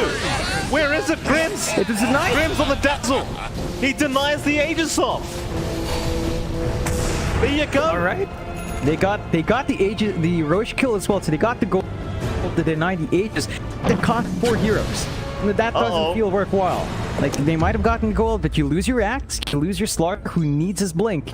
It's just not the biggest trade. Now, you don't have to worry about the second life on Mizu. Sure, he still kind of has a pocket second life as long as his Oracle's quick enough. And we see Paulson again, he's just always on point. With the Aether Lens now, he can be even safer in the back line. He's saving for his own Blink. So you're getting all these huge spikes on the Oracle to still play around a little bit more aggressively. Yeah. You managed to eventually put the Blink up on Van. So you have the follow-up for the X. If he had the Blink in that last fight, that could have ended a lot better for Signal Ultra. And this is the dream as well, John. Like, the Aether Lens on Oracle is when you feel like you can actually be your team. Sit back and not get caught out and always have that false promise. Now, mind you, the level 15 talent used to be a cast range talent, which was, when you had Aether Lens, it was quite broken together. But never mind that, because Alacrity, he gets called up. Meanwhile, 3-4-3, also in danger. There's your Hex up, Apollison, no false promise. It was on cooldown. They get the big one, and they even find a consolation prize. And that's what you need to see from Signal Ultra. Mind you, John, that was a 5-man smoke for that. Still worthwhile. You find the Ember, just a nice kill. I think you really want to kill off Mizu though. Like, the net worth of Alacrity is still behind the Axe. So in terms of gold bouncing back your way, it's not much if you're looking to try to swing a net worth lead. And in that downtime, Mizu's just playing really well in the jungle. One part away from the Scotty here on the Morphling. And that will be trouble. So you're not going to get the maximum impact from the heals on the Dazzle. The natural regen of the Axe is going to feel a bit worse. Did you manage to find a mid-tier one? So there is a little bit more map control for Signal Ultra, especially when you look up top. Like, the early tier 2 take has opened up the jungle a bit. They're just not able to play in that area. And GXRs are still allowed to kind of freely farm up there. I'm just keen to see what Mizu goes for after this Scotty. Like, just curious if he will kind of swing towards more damage and just try to tank up. I feel like tanking up is kind of the way to mitigate a lot of their output.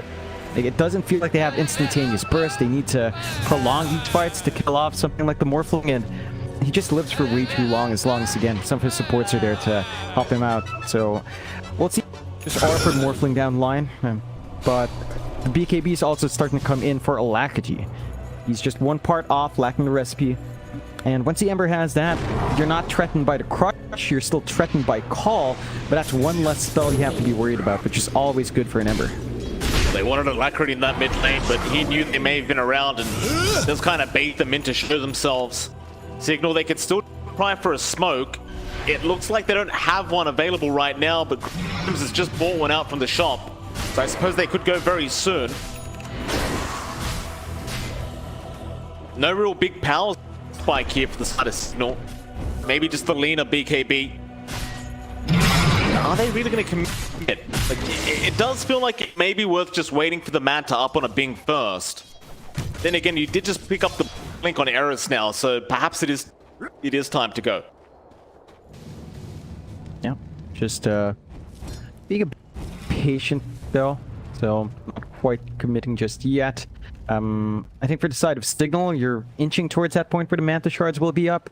Like, Obbing is, again, very close to it, so That's when we start to figure out, is this really worthwhile against these bigger cores? Have to see if Abing can pull it off. The Roche, well, it's still about 4 minutes away until we see the respawn, but the BKB is up now for Alacrity. So I think if you wanted to make a play, is the safest time. They do finally smoke up here in GXR's end. They do on GXR. Signal Ultra need to be pretty careful here as they're moving into and there's your snowball and the shards out. Very That's the shallow grave. It makes it in time. Maybe they have time to turn this one around as a Bing. He gets the call off, but there's your false promise. Mizu just can't die in that. And now Alacrity will move right on forward onto the axe. A Bing, he's going to try and run. It's not looking great for him though. They will shallow grave up, and that might be just enough time. But now Eris, he's going to be the one to drop. They are right into the Radiant base. There goes the Bing on the axe. And GXR now, they might have to go back and get a T2 tower. But it does seem like they are slowly going to be ready to start going high ground. And funnily enough, Jamesy, he never TP down to help out. He stayed bot. He got the T2 tower. Which I can kind of agree with where he's going with that. I just wonder what else you can do here at your Signal. Well, you've got to hold high ground somehow. They have decent enough AoE, especially with the Axe when he's back up. The Crush is still a big threat. So GXR might just be forced to respond to bot lane push. Maybe clear out the triangle, get some wards in, and wait out for the next Roshan. That should be their next spike force. That's going to give some time here for Signal to save up for the Manta Shard. Again, we'll have to see if Abing can make that impact. But Mizu, he is going for the BKB, so it's next into the defensive item for the Morphling, which again just means that he only has to worry about just really the Bash of the Deep and the Call. So you don't need to worry about the Shadow Shaman, you don't need to worry about the Lina. It's going to help the Morphling just sustain himself in the front line. And Signal, they do smoke now. They are blind though. That they are. Signal Ultra. They're going to run through the Dire jungle, but it seems like their movements have been read already. GXR being very cautious with their own positioning. Alacrity going to show himself for a second, but there was no vision even scouting that out. So he just gets a free invis rune, and yes, Signal, they don't find the open. I guess there really wasn't one. It's a really awkward time to smoke up. Again, they don't have deep wards, they didn't have information, the waves were all kind of shoved in, so they couldn't really find an angle, and that kind of signals for GXR, right? They respawn, they're not clearing out wave, they're going for a play. It's just not a clean route to go for those openings. It's a bit tough right now for Signal. Look at Van, he's level 3, KYXY 16. Oh, Abing. Way off the mark with that call, completely out of range. It kind of goes to show you how desperate they feel right now to get something done as Alacrity. He might be able to turn with his team. They are slowly but surely grouping up. Nice level things out. Eros almost dies to that. Now the Remnant forward, but the Shallow Grave should save the day of Bing not opting to call again. I guess for him, Alacrity is just not enough. I mean, it is tricky to commit onto just one. I think you really look for angles to catch 2 or more. You worry about the Oracle being behind to save, you worry about everyone else following up because you only catch 1. The counter initiation from GXR is really strong, so it just makes Signal have to play more cautiously. They know they're not quite in the lead, they're not really lagging behind, but the power spikes they needed to find are sort of stalled out. Like the Axe again, it feels like this timing into Manta Shards is a bit slow compared to just rushing it. And we have to really see if the investment's worthwhile, because everyone else is being sacked for it. Van, still level 14. He has a Blink and Head of Defiance, needs that BKB on the Slardar. Your Lina is now trying to go for the Daedalus, so she's trying to go for that right-click Lina build. With a BKB up as well. You're gonna need a little bit more on top of just the Crystal. Is probably gonna need the full Daedalus there. Uh-oh, Van trapped up. At least they had the Hex out onto KYXY, so he couldn't follow up with the damage. They're really just trying to keep him trapped in that base. Signal, all they can do is kind of farm the opposite jungle right now, as the Bing is just trying to farm up his own shards. Top tower is under attack. About at 1.2k got off that, and is under attack. even with the shards up, it's probably still not going to be enough.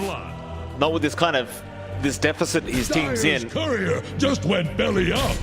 Get a courier for himself, but it does reveal his position. course, as soon as they know where he is, they're going to just chase him down. A Bing, he'll blink TP, Alacrity. Woo. He tried with the sleight of fist chains, but I think he went south rather than west. He misses out on it. No, it's a bit of a missed opportunity, but you're kind of fine with that. He's not really getting as much done. You are seeing the creep wave cut now, though, with those mantle illusions up, so it is rather annoying. Now I think you just want to hope for a nice illusionist cape down the line to really tie that in for you. There's a big spike here for GXR. They've got the Gobble Up play with, so they've got Snowball and Gobble Up saves, though.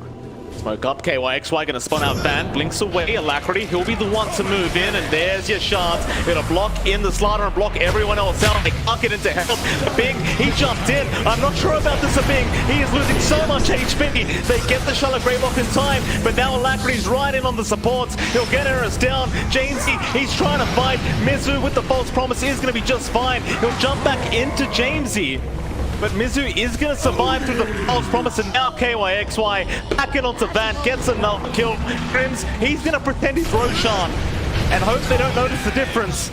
He will watch Jamesy die, and now they should spot him out eventually in that Fox spot. Try for the TP play, but the cookie is going to be there. It's a nice try, but unfortunately Grims doesn't look very much like Roshan at all, John. No, he kind of tries to cosplay, not quite up to the level of even our budget cosplayers that you can see on Facebook. Love that guy. Really talented guy, but you know, like the budget Pudge, the budget Tide kind of stuff. Was that the Vietnamese guy talking about? Yeah. I love that guy. Is he Vietnamese or Thai? I think it's somewhere there in the peninsula. But yeah, not quite it for Dazzle. And the only silver lining for Signal is that Abing lives. It's that situation. There's just so many saves on Galaxy Racer. You call one, all right, Adam comes in, 343 comes in with the Gobble Up, and then you save 343 with a Snowball. So they had the nest there, you know, the what do you call those dolls, the Russian dolls, matryoshka dolls? No, you just go inside and inside. It's a babushka. I believe it's babushka, isn't it? Babushka doll? I don't know, John. I'm not Russian, John. I'm not sure. Anyway, moving on. You know what really happened in that team fight, John? Yeah? See KYXY, he blocks in the slider at this staircase here again with the shards. Nobody else could help. It was a Bing and Van in the team fight. The rest of the team had to run around the cliff, make their way over, and even then they still had the low ground disadvantage. And it made it too easy for Alacrity to just jump the backlines and control the supports. Yeah. No, even the Lina couldn't make it up. Just so awkward. Like, on top of that, GXR smoked by the cliff and KYXY smoke immediately popped. Yeah. So they were completely ready for it, like, just from that moment. And Signal, again, they were going in without information. It was a massive risk. They got punished for it. And now there's a significant lead on GXR. I mean, 5K at 30 minutes isn't that big, but it's the first time we've seen the gap go beyond 2K. So it's a notable lead now for GXR. They've got all the farm in the world for Mizu. He's just going for Satanic next. And he doesn't even need the 4D, 5D chess. The 5-head place. It's not even there. He's not going Manta. He's not going Shards to turn into Axe. He's just being a better core than Axe because he's hitting these timings. He is.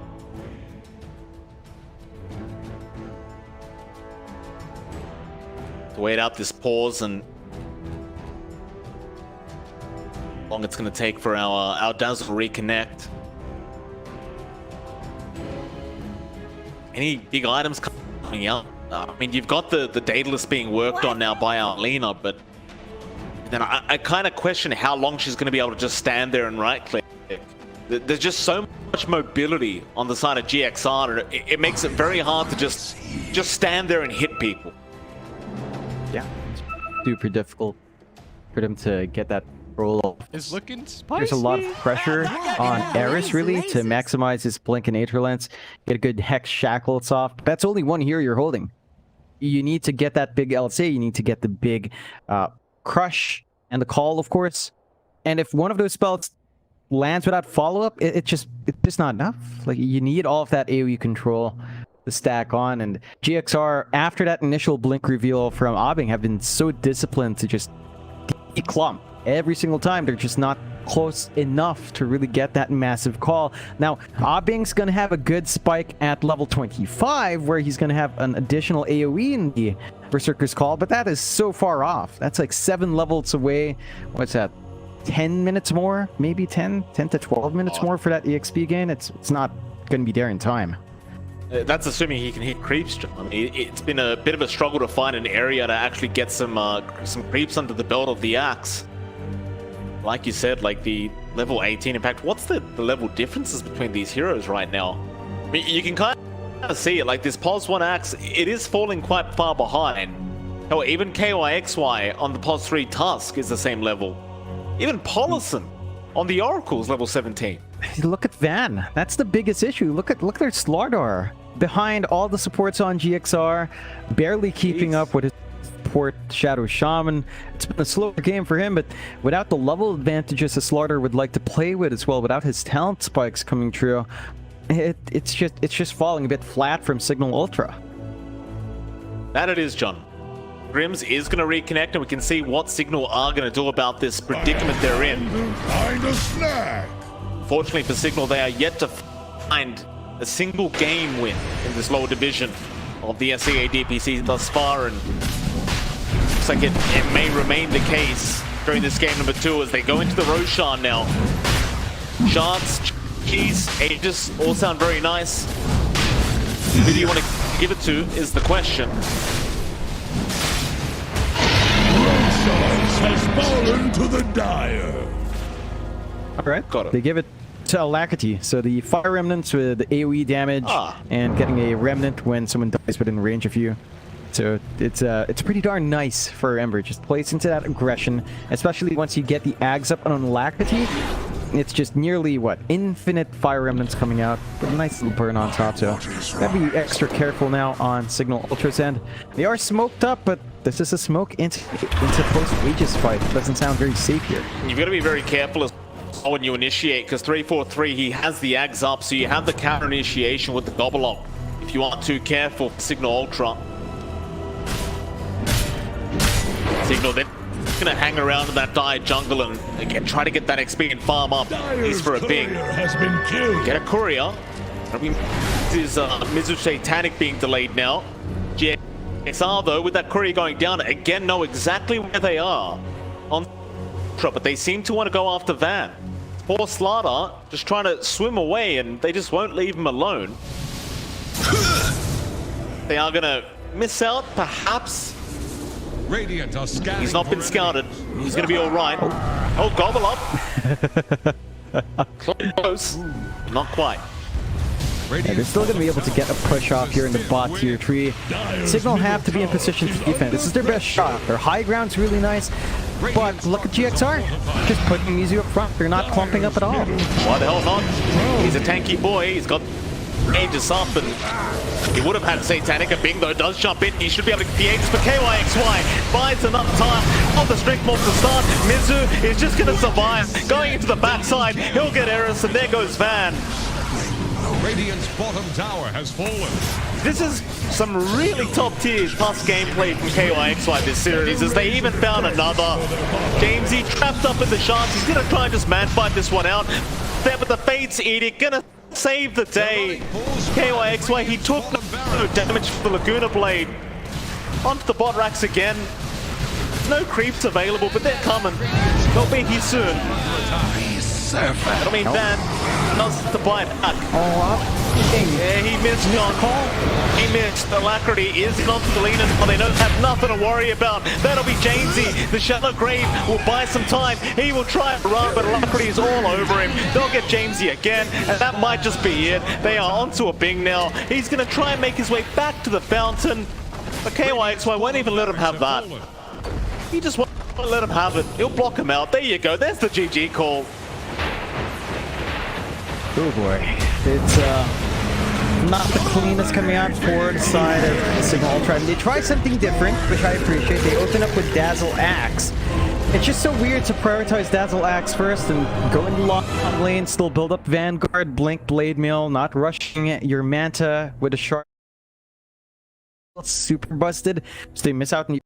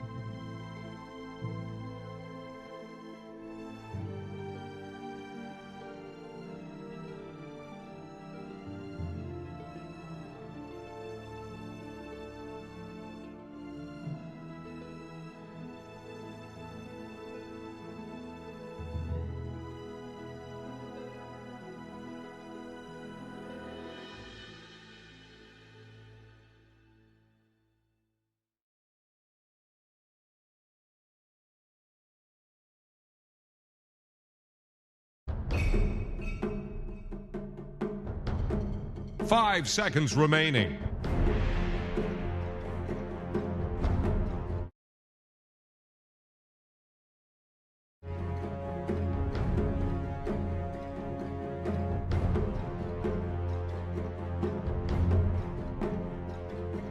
That what like armed it to Echo Saber. Yeah, it's Echo Saber first, and then I would see Armlet. I think Yeah. Matu went Esso. Yeah, you just got like all in seconds. physical damage, just trying to burst on people because that's the only thing you can do now. I 5 feel like they're seconds trying. remaining. They're just trying real hard Figure to him make out. it work. Yeah. Here's the Radiant Band. There are heroes The that you don't have to Dire try get a that. ban. But you want to Build be on one. the ground floor. People Radiant's were turn to ban. hating on OD for the longest time until someone was like, I'm this Meteor Hammer build. And then a lot of people, that Meteor Hammer's a meme. And then they saw it, and then they lost to it, and they're like, okay, I'm going to try it Okay, now. no one actually was hating on OD after he got buffed 3 times in a row. yeah, times in a row or something. Movement speed of OD and that profit, 10 seconds. they became race cars without boots. 5 No seconds one hated remaining. them that to much. pick. Couldn't trade with them as well. But you need to find the build. I actually disagree. Even like Black, I remember, was building different stuff on the I was building, It wasn't the Meteor Hammer? and it still worked. No, I went pure right click, man. Yeah, Yeah, 700 pure damage. Okay. It doesn't matter. You Radiant's turn get to that pick. tags, you just Brilliant protector. close either. You just get so much mana. Your ulti Oh, yeah, deals that's right. so much damage.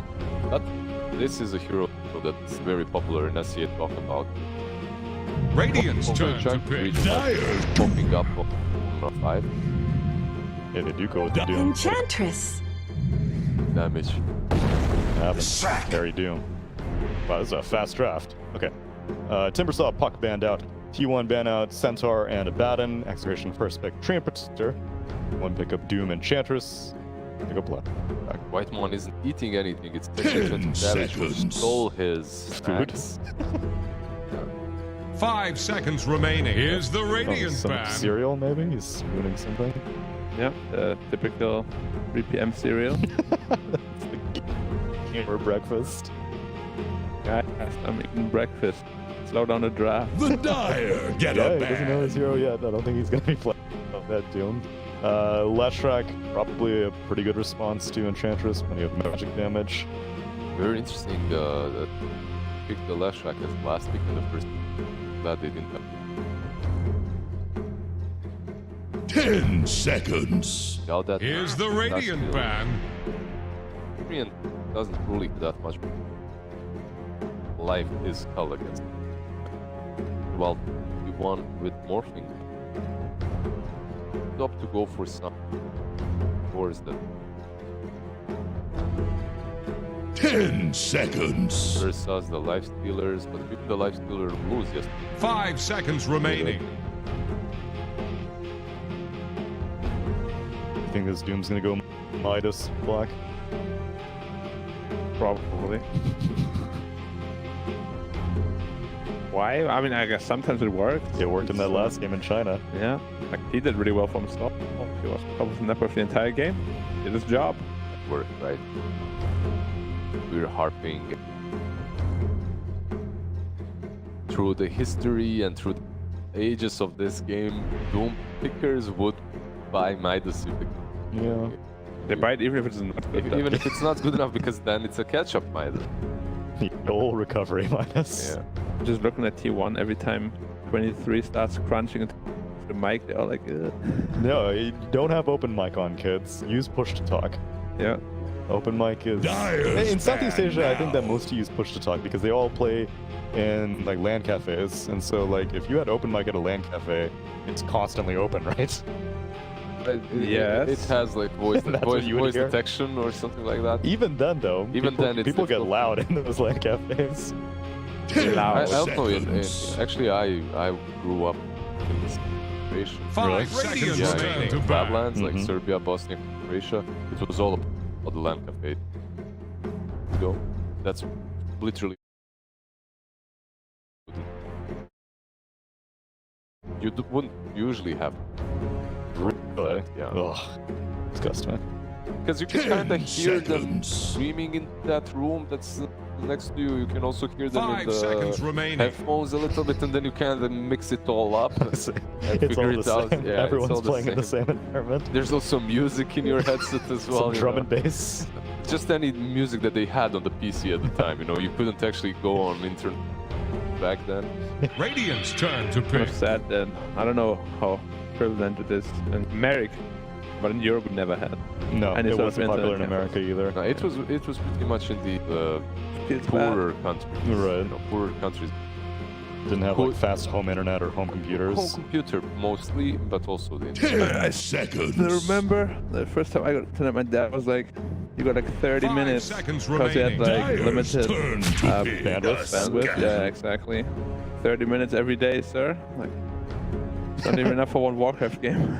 Oh wait, so when you got internet, like PC gaming was already a big deal? Because my parents got internet like at the advent of internet, where it's like there would be a browser and then you would just go to like a website and then that was it. Like gaming 5 wasn't really. seconds Yeah, remaining. that's what happened too. I mean, I played mostly offline at the time, and then internet was like super new for me. Mm. And then like, he was like, "Hey, look, Check this we out. can go online now." And then, 30 minutes. What, That's 30 it. minutes? Radiant's turn Get to out. pick. but then like 1 year later, whatever, it was like unlimited bandwidth. my I was God. like, "Whoa!" and then of course my parents were super mad because I wouldn't leave. You probably got it a bit later than my reactions been Yeah, same really here. slow one. You Yeah, could, you but could the problem- do internet gaming on 50. Yeah? You could, but the problem with 50K was it takes your 5 phone seconds line. remaining. Yes. And my dad needed the phone line for work. So what I would do is I would steal the phone and bring it into my room when I'm when I'm gaming. Oh man. But the problem was that probably influenced my family really badly because he couldn't receive calls for work. Why is no one giving me money? Then again, here I am now. It all worked out. It's all worked out. Your dad, on the other hand, My in the dad- gutter right now. Not pleased.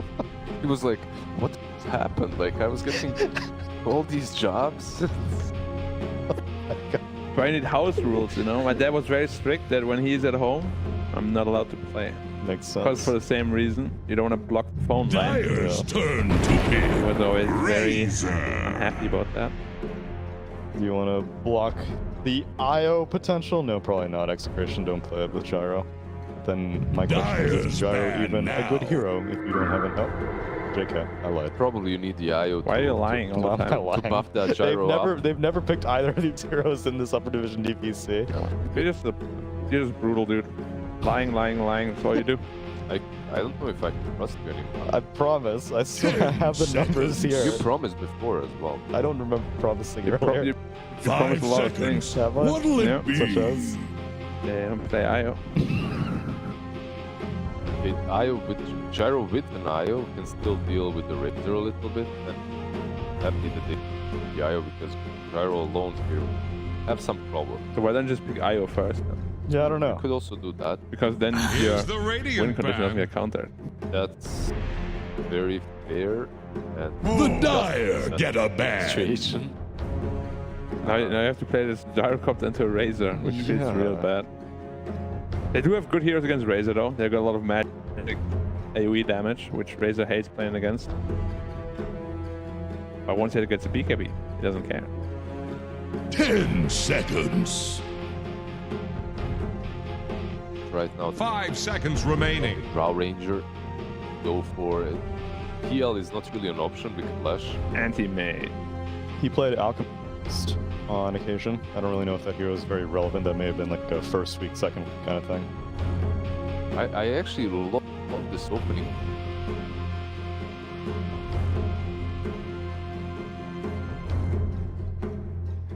Yeah. Like those built-in big Radiant's carriers, turn to ban. like play against Clash. It's why just pick aim. Yeah. Doesn't build BKB, but builds a Manta. Possible, I Welcome guess. back, And Landlord. they also have no Get any stuns. salt Can in your really hit 'em. lungs? Be off there. Still in the pool, maybe leave. 10 seconds. Yeah. Could also be carry 5 Razor. And seconds remaining. Dyer's turn to pick. Swap, That would okay. be, Oh, they ban out. What? Yeah, They're expecting. it's Razor middle then. oh, yeah, yeah. Yeah, I feel like Razor for 23 would be a waste of his potential. No, that's fine, but they're then Flash and Treant are offlane. The other way, Oh, you're because, right. Because they banned out the mid lane. 10 seconds. Still doable that That seems the gyro crazy. is a 5. 5 Io is seconds a 1. remaining. That's also possible. And that's why they picked the gyro first. It's to 5-head it. But then the problem is that they also banned out a good Io pairing of Bristleback. T1 is like, yeah, even if it's not the gyro that you're pairing with, we're gonna get rid of it. Dude, look at the gyrocopter, because in the middle his model is so big, he's cutting up Io and Flash. Feller. It's like a big fan, you know, with pots in there, so he's cooling them. Right, yeah, exactly. I don't know if the fan works backward. If it's like an intake or exhaust kind of thing. They get pulled into the fan. He's tied to the there they go on the automatic. Oscillating? Yeah, the oscillating thing. It's just gonna run. Alright, if Execration are looking for an offlaner, looking for a Nico hero, oh, Centaur's banned out, Timbersaw's banned out, they still have Mars, Tide Mars, Legion. Axe. Like the lead most. If they roll this stream or some darks here, I think it's gonna be a 5-3 but play it in the offlane. chances. Yeah, I think that's fine. Treant, the offlane. So, yeah, I think Darkseer would be pretty good. Radiant's turn. When you play Io, Super free against anti-mid. Oh, no anti-mid. they really covered their bases when picking heroes that don't allow you to reliable position. Right, so then Some ranged, so it's usually Io Slaughter, seconds. probably, yeah. and Gyro Treant. Yeah. It doesn't 5 have to. seconds Io remaining. Slaughter is really I don't think it's ever a combo you want to give up though. Io Slaughter is just We've seen It's true. something. broken. Film up, but Io Gyro is nowhere nearly as strong. Phantom Lancer. Against Leshrac, though? That's the point. Gyrocopter, I mean, Lash can't really deal with PL anymore though, I feel like, in the mid game with this new item build. Oh, yeah. We've seen it a couple of times where Lash is just like, oh, I'm out of mana. It's true. So you actually think that you can pick. My point was you opened up with Lash this early on to negate that. Choose your Terror hero. Blade. Okay.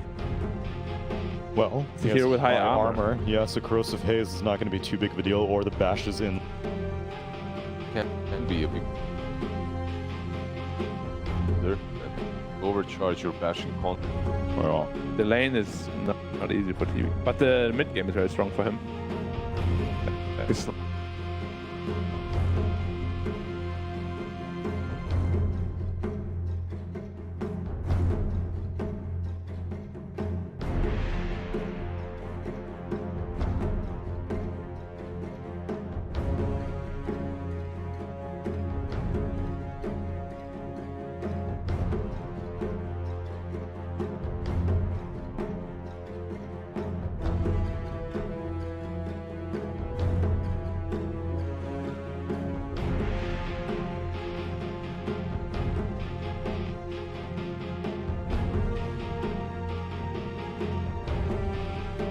Yeah, we're like raccoons.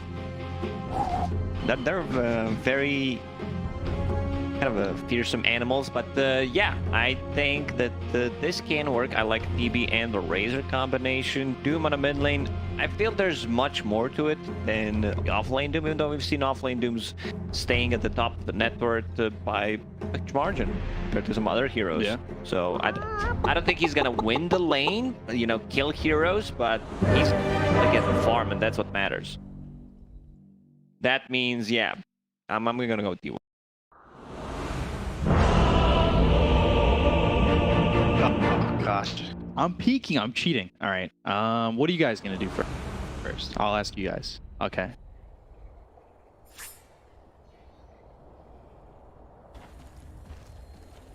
Do I trust you guys or that? Prepare for battle.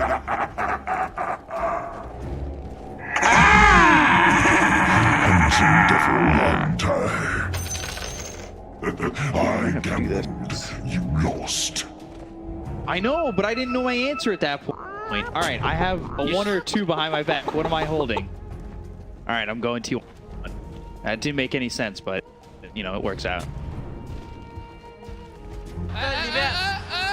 Nice. Team 1, Execration, T1, excitement. I'm ready to go. I'm ready to go.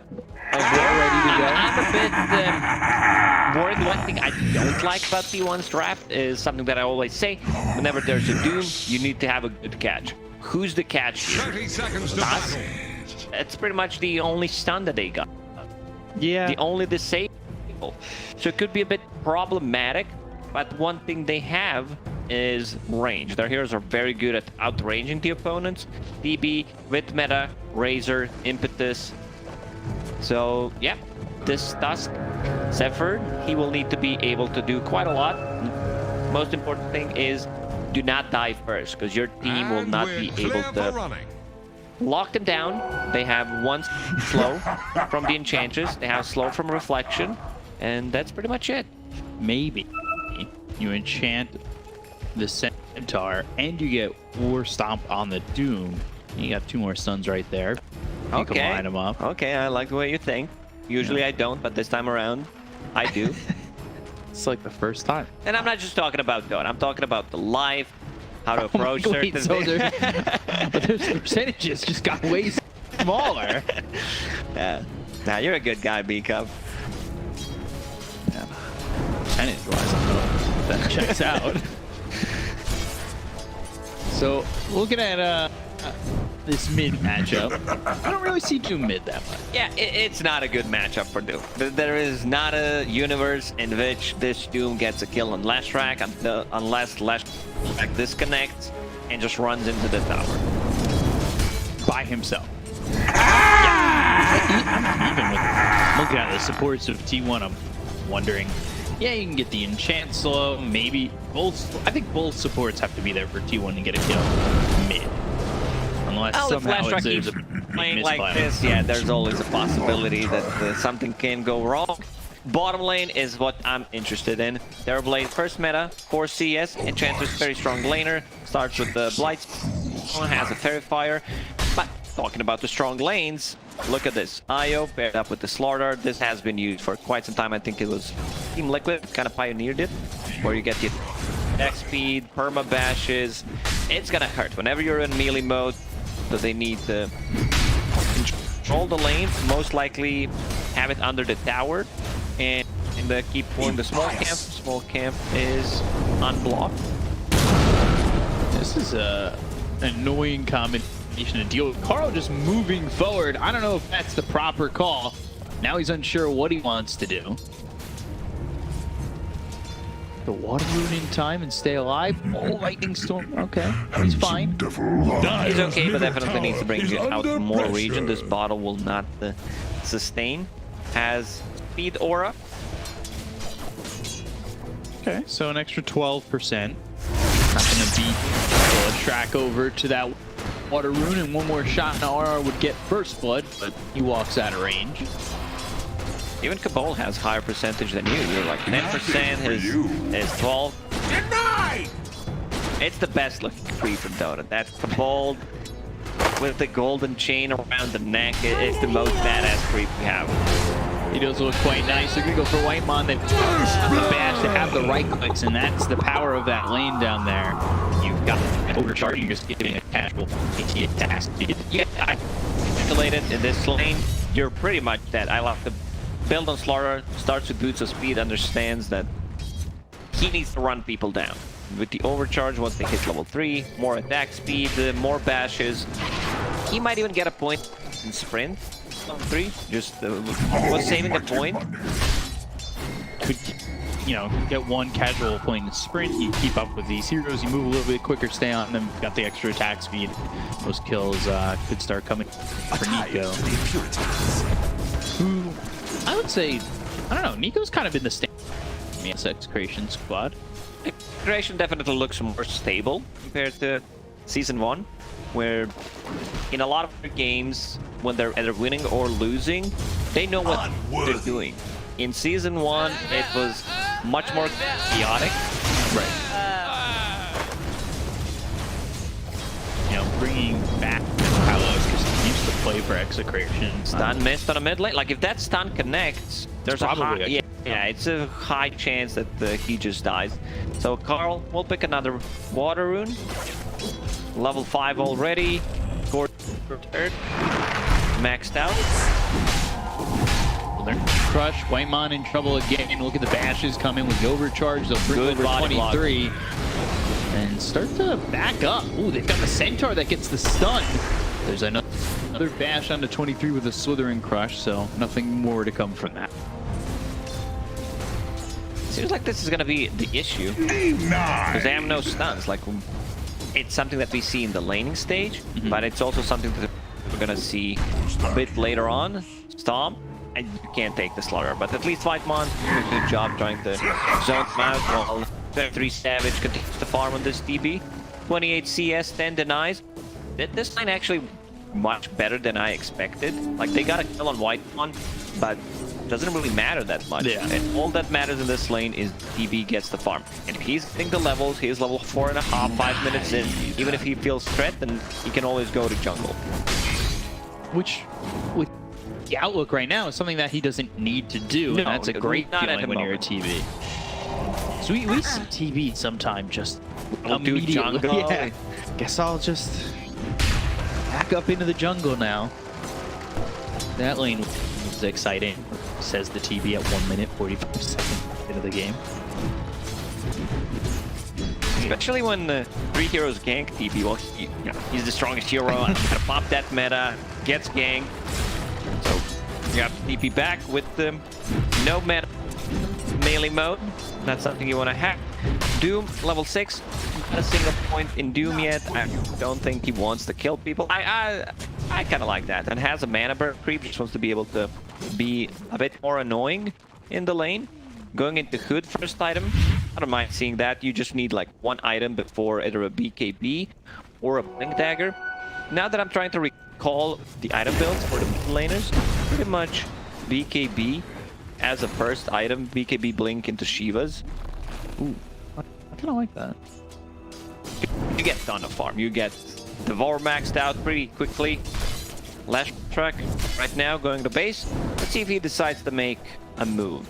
They don't have the best gankers either. Like, they're gonna be relying on Slardar, getting his Blink Dagger up so he can set things up. It just goes back to mid. I thought maybe he'd go bottom. Nah, it's really not worth it. Yeah. Does let the stun this time onto Carl, who's gotten 3-4-0-0, which I'm not surprised about. I guess that screams to me that Carl's not going to be moving to another lane he just yet. wants to be able to farm. Yeah. Get that farm up as much as you can. You're sitting 44 and 6. It's a great feeling right now for this Doom. He's enjoying life. Especially in a matchup that maybe shouldn't have been that easy. There were a couple of opportunities where Lashrak maybe could have gotten the kill. Nature's Grasp up top with the homing missile. Nothing doing. Didn't talk too much about the top lane. Not what's happening.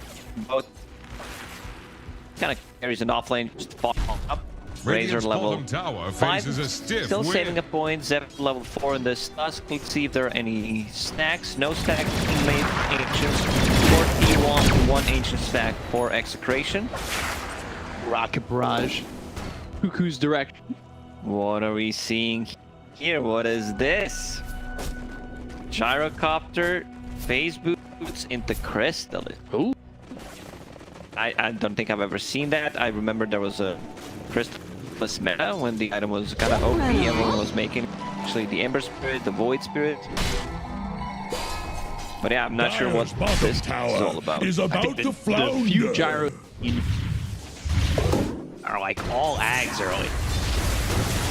Either Ags or Maelstrom to increase your farm. Yeah. Not sure how Crystallis is gonna put straight up damage, doesn't give you any AoE. Okay. I'm always down to learn something new. Not sure what this is and whether it's gonna be, wow, this is great, or I do not want to see this ever again in a professional match. Drowning. I don't know what the Crystallis exactly is going to give. What's that? It doesn't give the...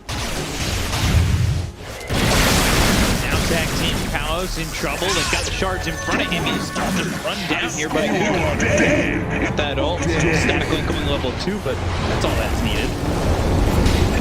And for mid, they got the Doom used onto Leshrac, and Carl's got a kill. So Crush maybe a trade, but only they'll go. And BD gets credit for that one, and they still want to go for more. They'll look over at Whitemon, who's got the Nature's Attendants trying to heal up pretty actively. Tower is about to take the So they get blood. a trade mid, but they do, in fact, lose that gyro.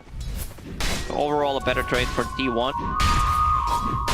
Just keep killing Leshrac. Now Doom is level 9, has his spells maxed out. No point in Infernal Blade.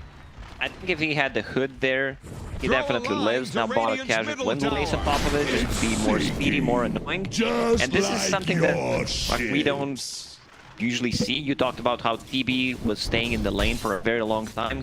So he's level 8.5, was in the triangle. He's just having a really good time. Yeah, he's working with this Shockwave. He's farming up real well. Like you said, top of the net worth. Shockwave? What are you? Purple sphere, the Shockwave? Okay. Just keeps clearing creeps with it.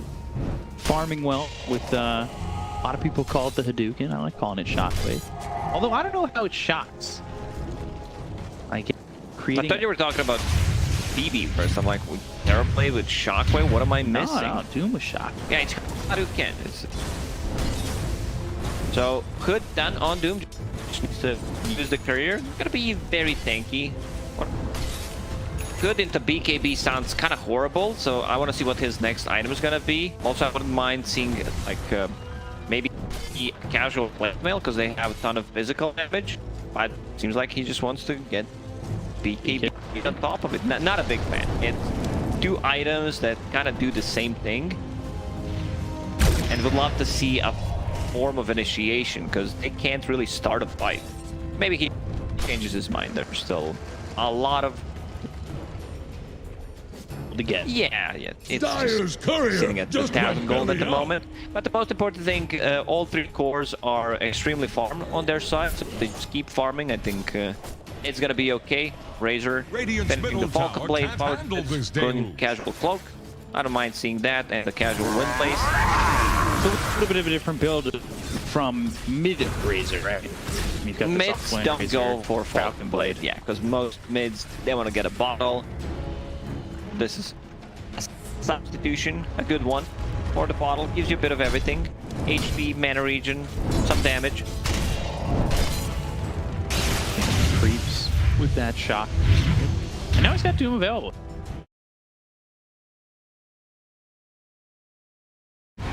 Pick up a blade here. Doom will distract. He's got Nova active and running him with blade mail activated.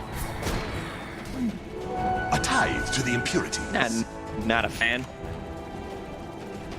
Leshrac can still deal damage if he has Pulse Snow while he's...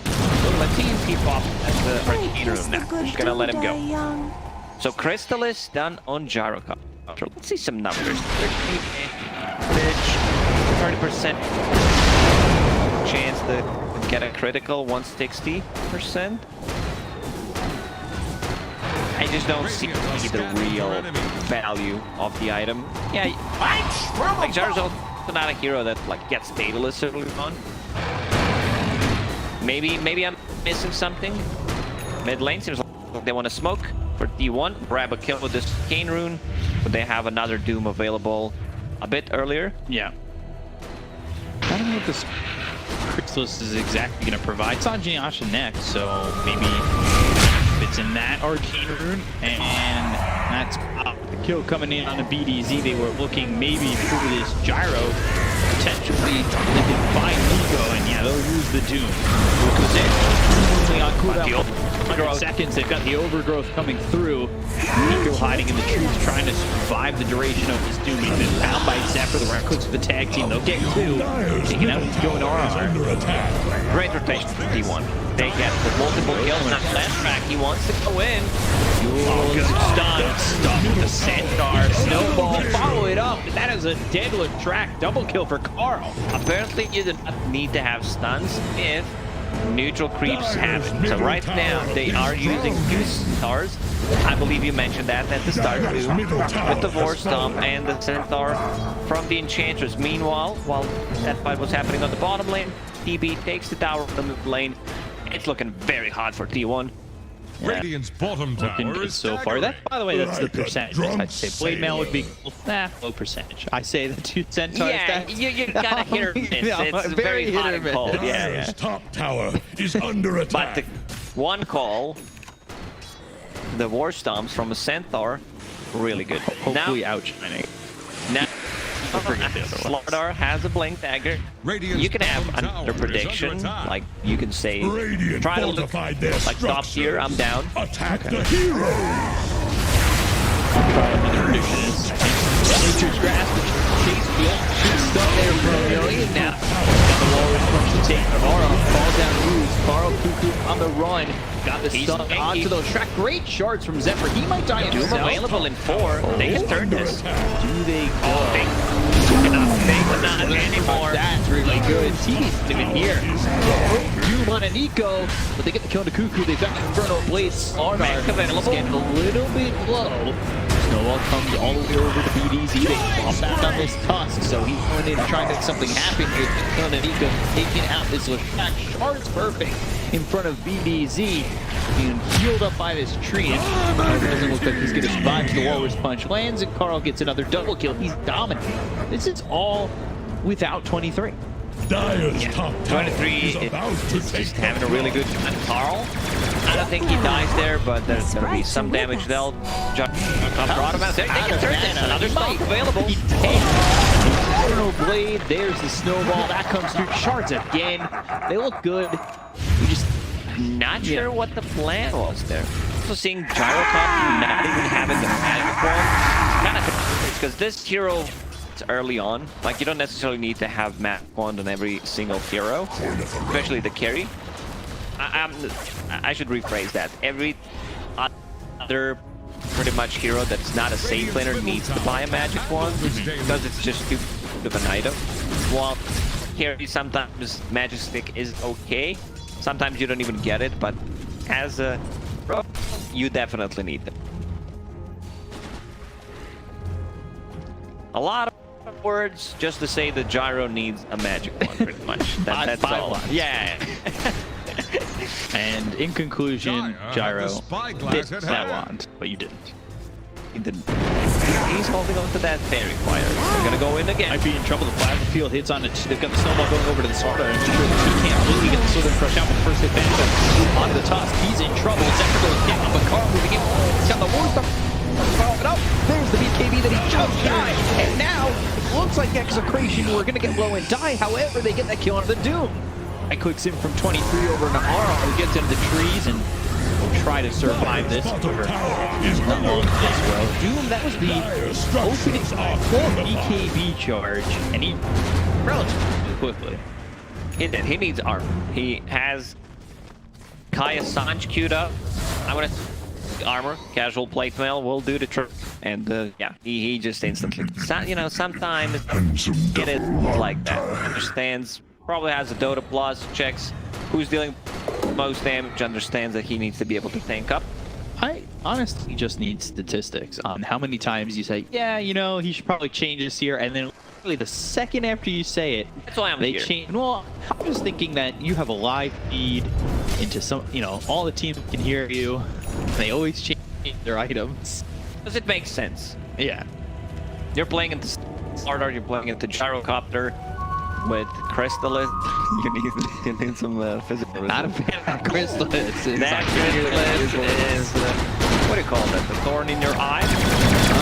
There is anything like Thorn that? in the side. Thorn in the side. Okay. Thorn in the side is usually when it's bothering people. I mean, it's bothering you. Yeah. For T1, it feels like maybe a fluffy pillow to the left side of their head, maybe, that they're laying on.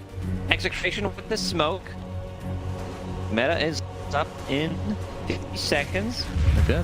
Doom available with another arcane rune, and he's gonna be much more tanky right now. They need to initiate with Slardar on Doom, otherwise he's gonna be able to get the BKB off. On White Bond. Swipe. I will take that game. It'd be a shame if I lost my Enchantress. That actually has a real good fun. Both sports are actually close. Chill. Zephyr playing well, but Radiant's that top tower is on the kind of rocks. cost him some farm. Would probably have a blink dagger at the moment. Yeah, he bought back, and that's at bottom. I understand what he wanted that's to his do. job in Yeah. this game because they have no other stuns, no real stuns. Doom has a 4 stomp still, which is good.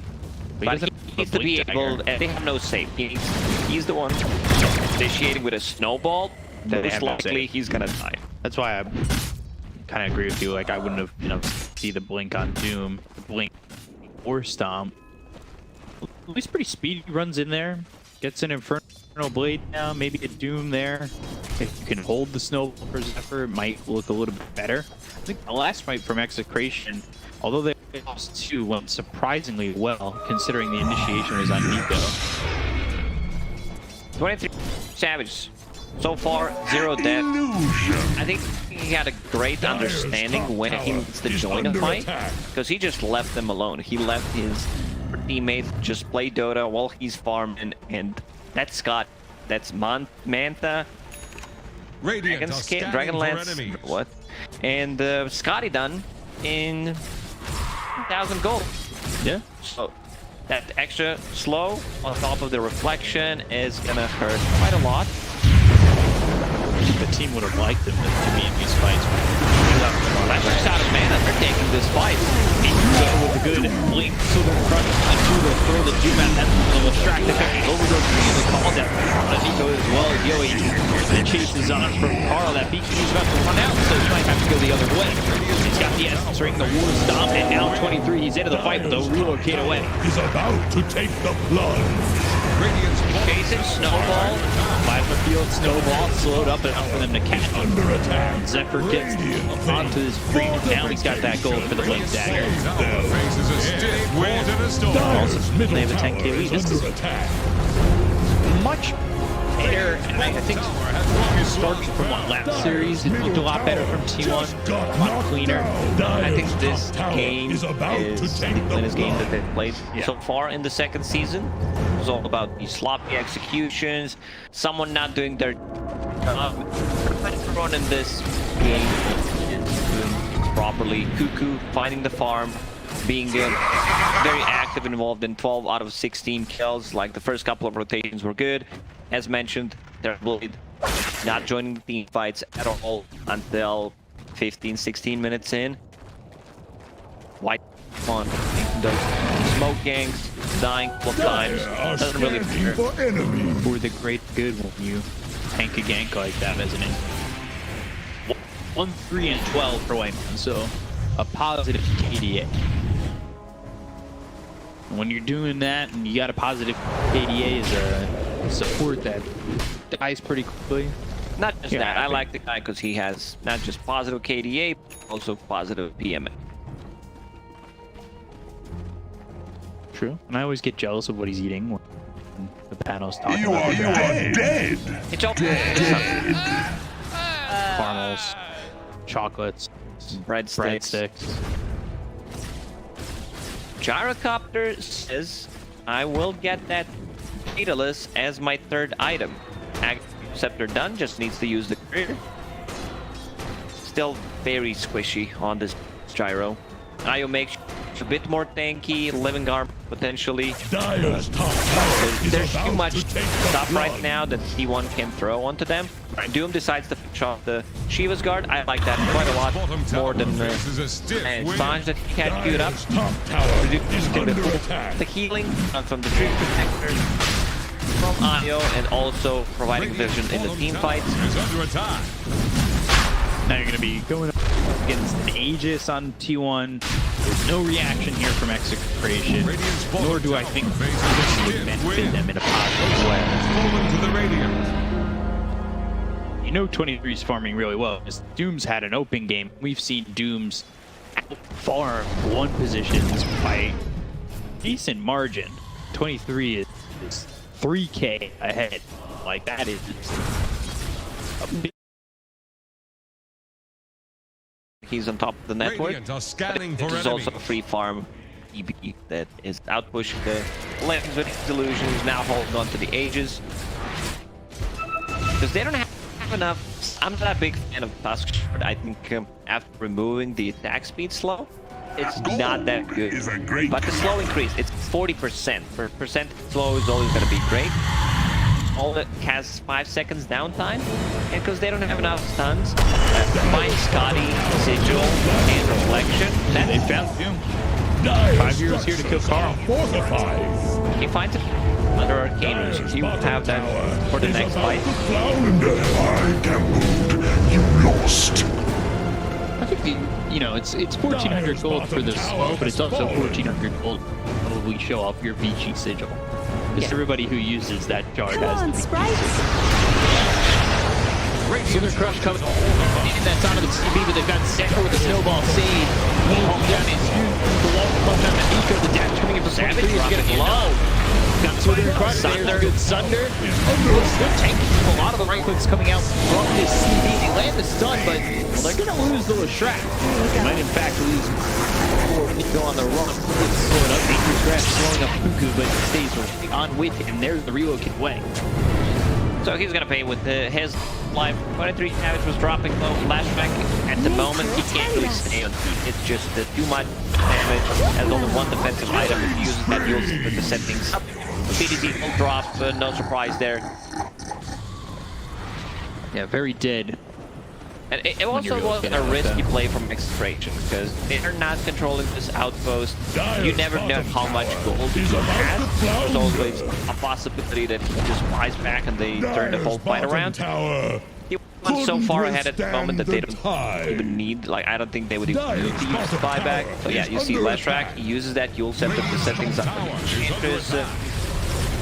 And after you run towards the T, great Sunder, you have no mana, no defensive tool, you just smell. Yeah, he gets close there, but that's only one life that you would have taken from the TB by yourself, kind of committing as everybody else is running away. It's really the strongest Leshrac game. That's for sure. It's a tough matchup. There's a lot of tough matchups, and with 20,000 net worth at 27 minutes.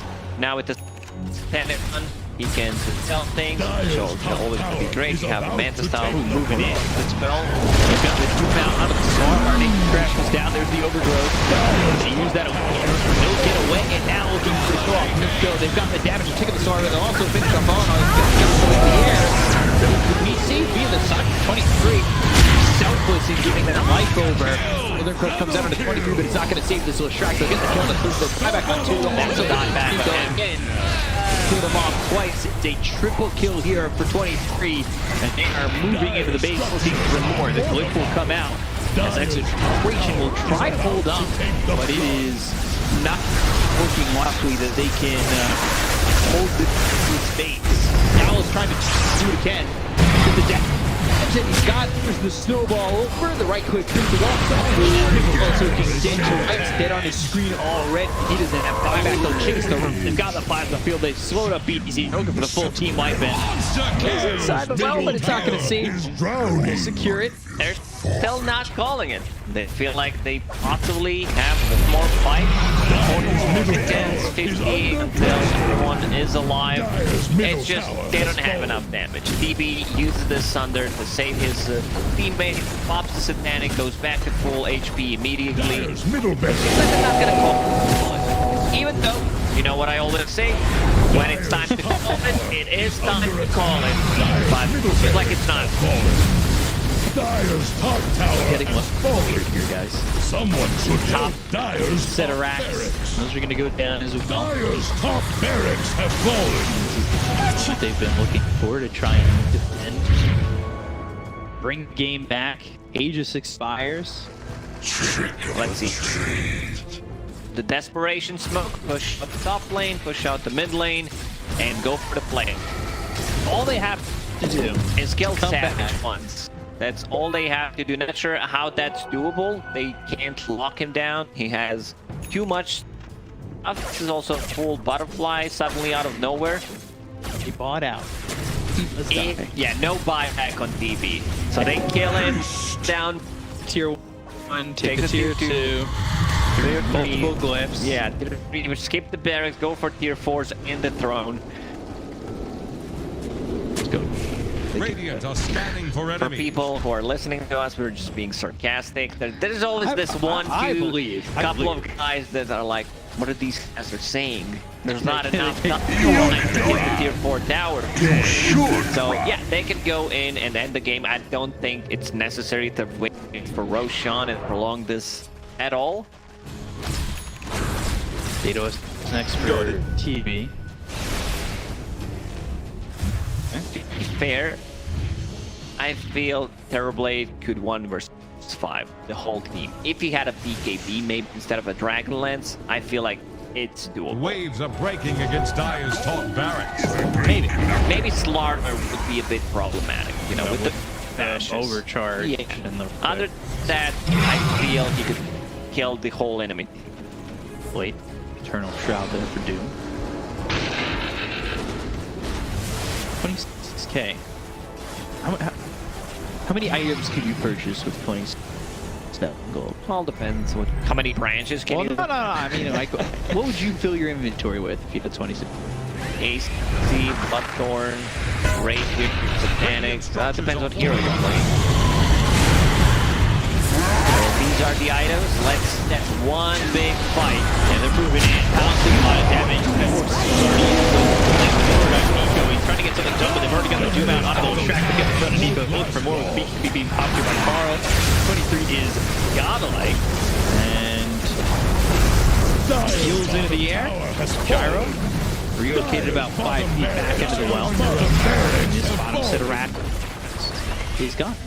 I will not make the mistake of saying Mega Screech on off the Doom, but there was a walrus punch coming from the he's trying to run, but so much damage coming out from 23 the rest of the team. Forward on the hard, get himself a couple off the cover of the Gyro Palos. He's stuck with his spark. It's a good 4-man stuff. Just not enough. It's too late in the game. The GG is called, and T1 will take game number 1. Good from first game, not many mistakes being made, and I don't think they actually made any big mistakes that were punishable. All around the draft.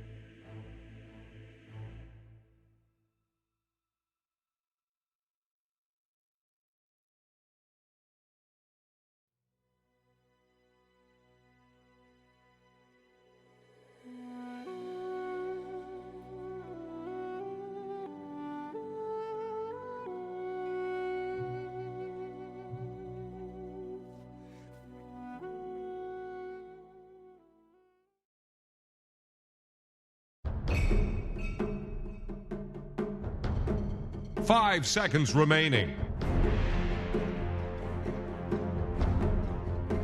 The Dire get a ban. Radiant's turn to ban.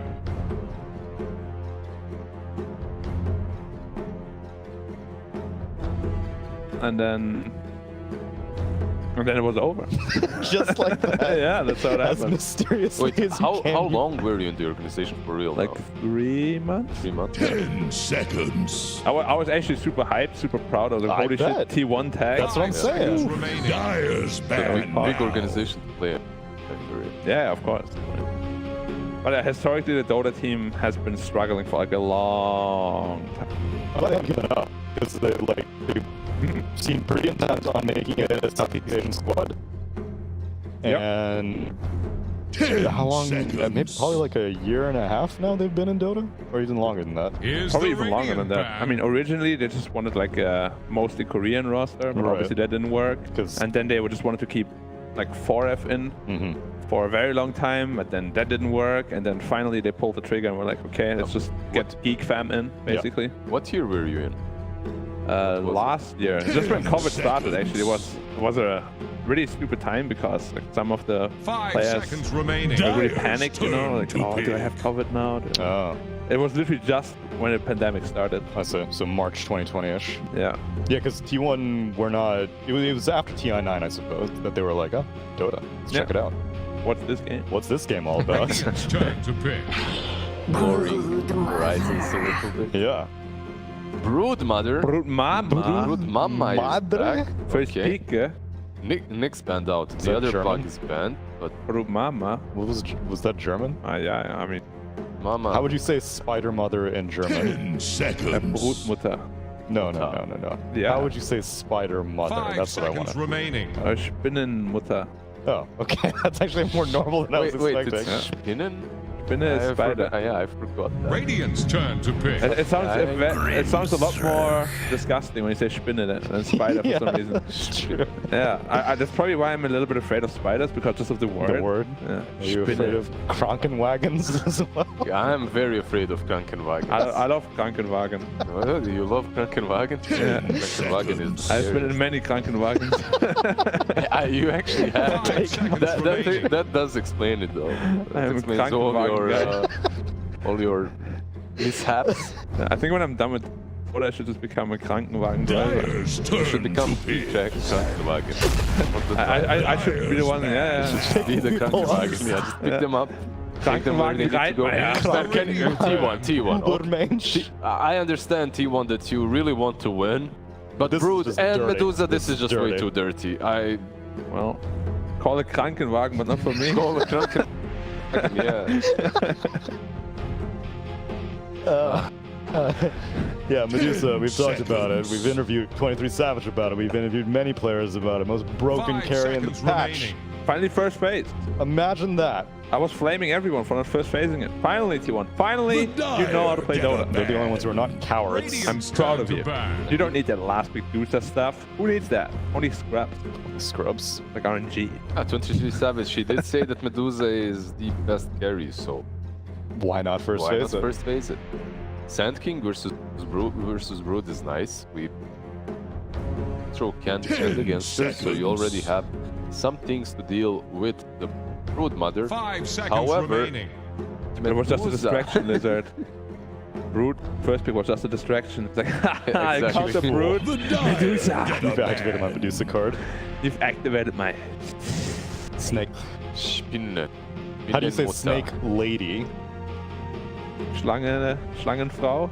Frau. Oh, that's true. Yeah. Wait, so what was Schlangenfrau? Schlange means snake. Yeah. Schlangenfrau. I don't know why it's Schlange. It also sounds so disgusting Schlange? compared to I snake. don't know, it sounds pretty. It sounds like a hero. It sounds like a Dota hero. 5 Schlangenfrau. seconds remaining. Schlangenfrau is coming in from the Wait, backside. was German ever, like, was Dota ever localized in German? It wasn't, right? I don't think so. I don't think there's any German VA. No, unfortunately, no. There would be.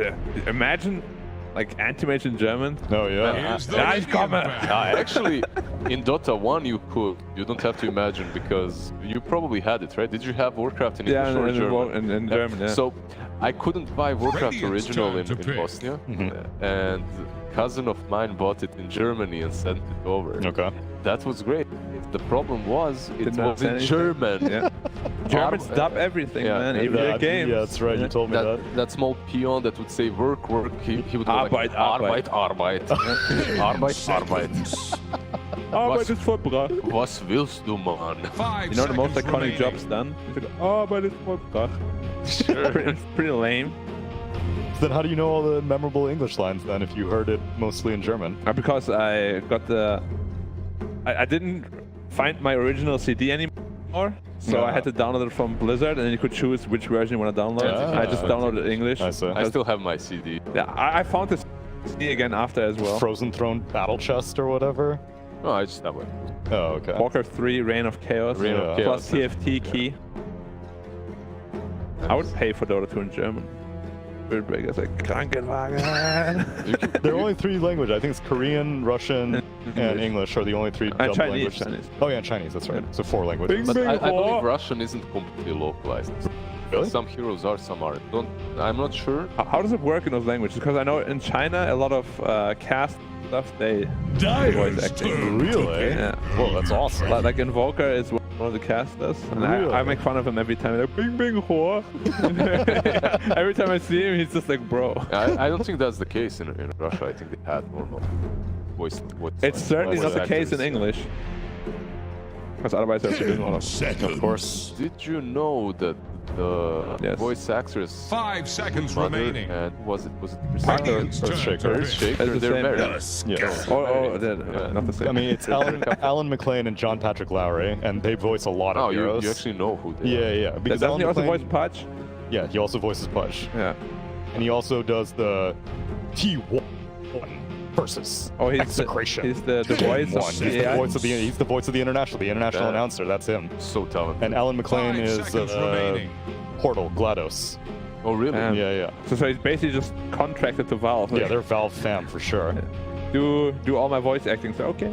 Did they do the Elder Titan? Did he do the Elder Titan? No, actually, Elder Titan's voice actor I think passed away. Not too recently, but a little while ago. I actually heard that story. I Yeah, think, him and Rubik's voice actor also passed away. Oh. And the TF2 Soldier's voice actor passed away. Oh. But enough about that sad business. Let's talk about the draft. Grimstroke, Sand King picked up. Elder Titan also picked up. T1, they take the Tusk yet again and paired up with that Medusa. So it really doesn't matter what they pick. They have Medusa. With the Tusk, you actually have some save for her as well, so if they get on top of the Medusa, you can snowball her out problems, which is nice. Doom picked up, and Sand King could be Doom mid, could also be Sand King mid. I don't mind Doom versus 10 seconds. because Spinning Frau. Oh no, it's Broodmother. Spinning yeah. Frau is 5 seconds Schlangenfrau. remaining. Yeah. Yep. You naturally build into a lot of armor. These divas that can hurt Sand King as well.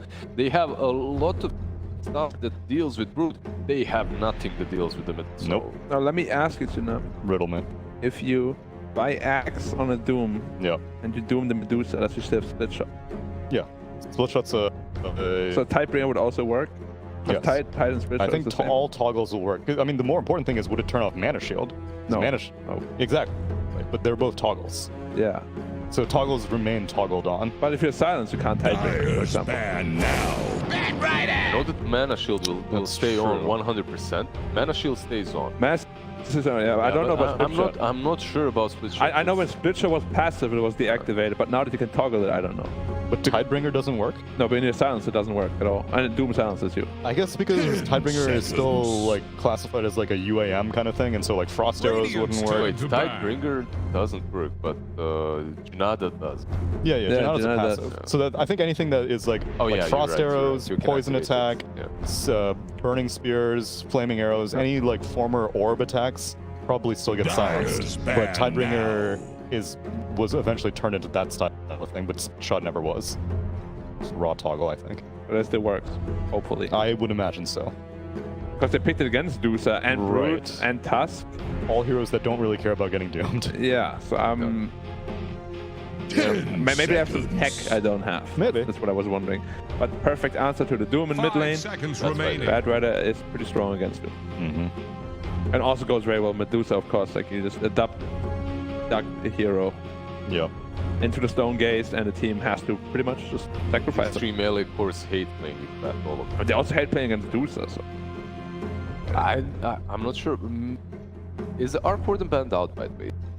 This should be versus Brood. It's very, very difficult. That lane is terrible. The moment she hits 6, you're done. Pretty good AM game if they still think it's a counter to it. I like how both of you just go to your signature heroes. You're No, like, but Arc Ward. these Ah, are- yes, anti-mage. Turn Because to these ban. heroes actually can play against the Medusa. Like if AM gets a jump on Medusa, you can actually kill her fast. If you could pick With Tusk, though? Blink Snowball? The thing is, it's a mana percentage now of the mana break, right? Yeah. So 4% of a 3,000 mana hero per hit is pretty Sure. intense. So my idea is put Arc mid. And Against Bad 5 Rider, though. seconds remaining. even versus Bat, you just put you buy a stick, put spark rates under the tower. If he dives, you. How about just put Sankey middle against Bad? How about you put Sand King versus the Dyer's turn to Safe pick. lane? Thinking? I'm sure, can also work. if the Sand King the off lane. Wait too hard. And then you actually get a win. If they play Arc, I don't think they. 10 My seconds. supports are left. I hate Arc into Brood, but I still feel like 5 seconds For remaining. T1. Turn to pick. Snapfire, okay. their draft is very. I think you need something crazy that can actually win your game. Like Anti-Mage, I think, makes a lot of sense. They did play one game of AM on Palace, so Yeah. it's not outside the realm of possibility. It's just like if you go some standard hero now, Choose your hero. I mean, that's good against Bad, decent against Medusa. It's a bit too standard, but It's very weird how Stone Gaze and Dark Pact works. Like when you Dark Pact it off, you get Stone Gazed you again. get the instant. Yeah. Why does it work like that? Because I actually don't know. I don't know how long like the debuff is supposed to last.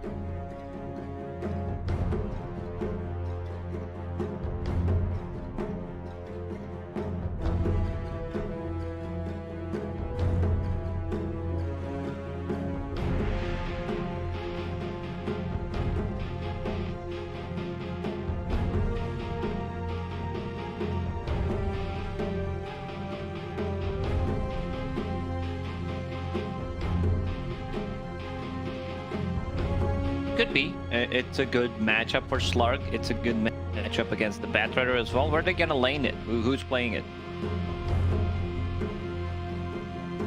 Okay, it's one Slark. I wouldn't mind seeing a mid Slark, because I've seen mid Slark do really well against the Batriders, potentially even threaten a kill. So it's gonna be mid Doom then.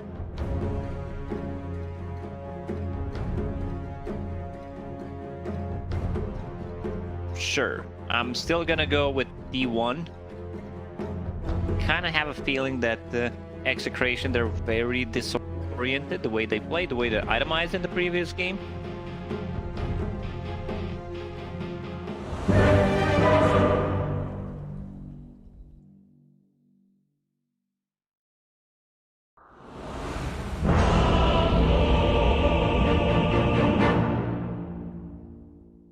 Yeah, I'm gonna ask my friend the courier over here. What do you think I should go? T1. All right, I'm going T1. Yeah. Prepare for battle. Caster's Curse locked in.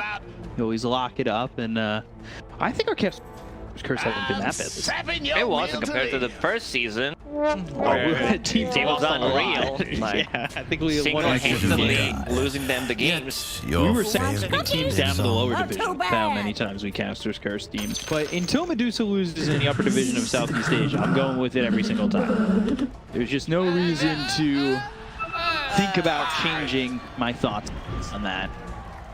Until it loses. Then maybe I'll rethink it.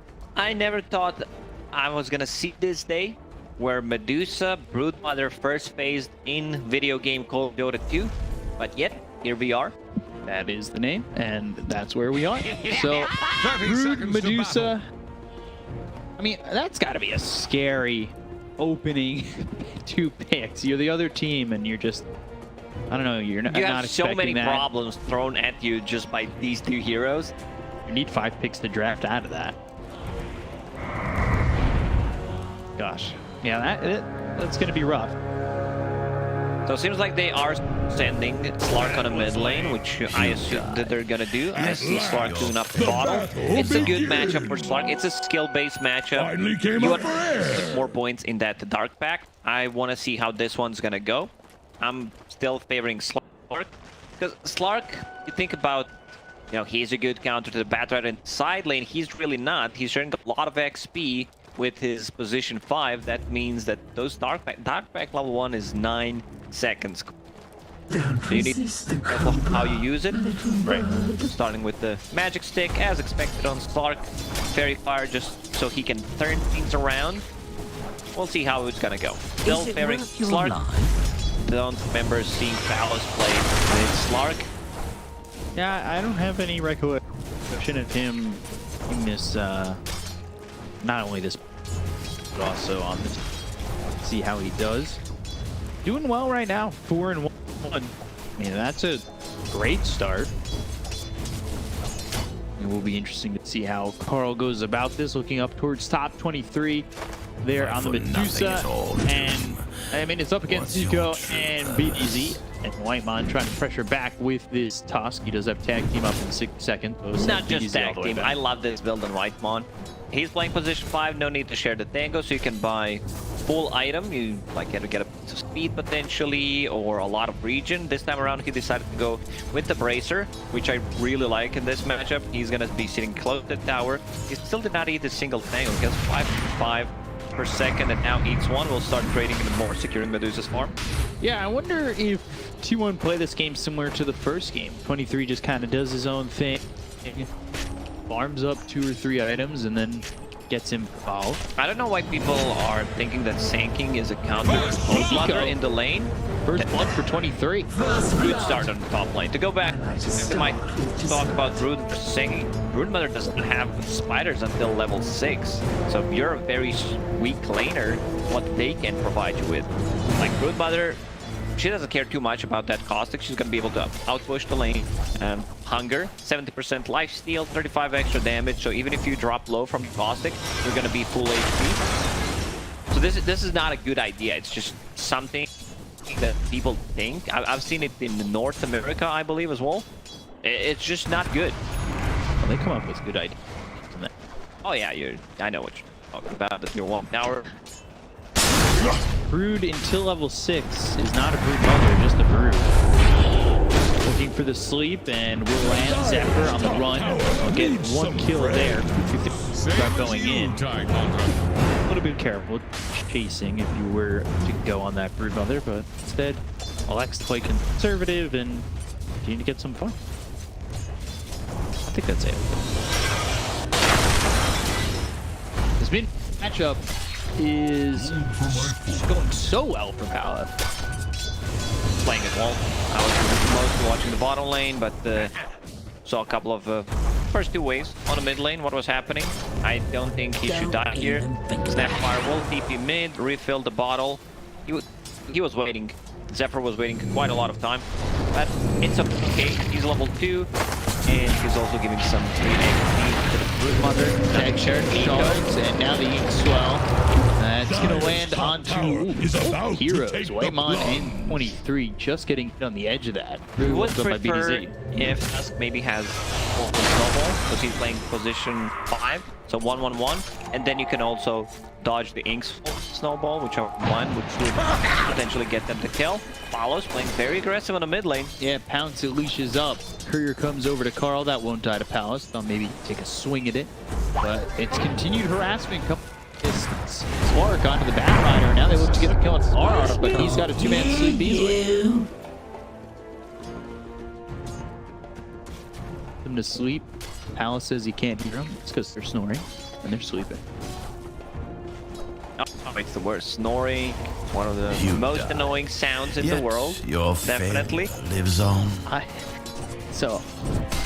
We used to when we used to live in my old house, my dad would snore so loud he'd have the TV even louder, and then you could still hear him snoring over the loudest TV, and then the TV would, my mom would just raise the volume of the TV So that it doesn't hear him snore? Okay. Yeah, and then you just hear the whole TV throughout the entire house. In swell hands, throw the fate tag. Team turning on to Nico, might get the kill before White One dies. This needs one more It's shot. a trade. It's perfectly fine. Like, ideally, you want to give Medusa the last hit, but Dusk What's this? can bring some extra region for Medusa potentially if needed. I'm a bit worried for this mid matchup because he's doubling his CS at the moment. Level 6 already. You're in trouble, getting run down. It's hunger. That damage is just way too much. And this is why tanking is not about 3 points in Feb, so much region.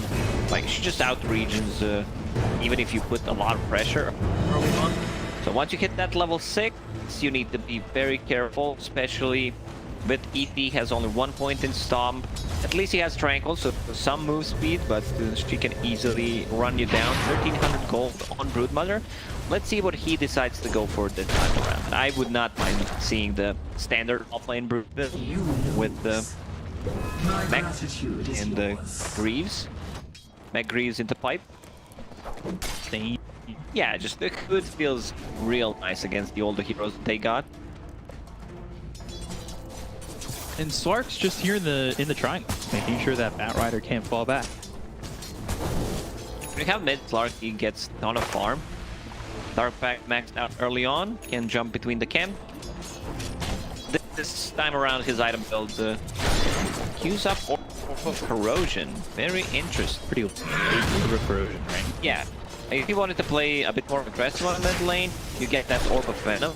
But definitely against Medusa, if you played and some status resistance, S and Y, I wouldn't mind seeing that. Just tank up.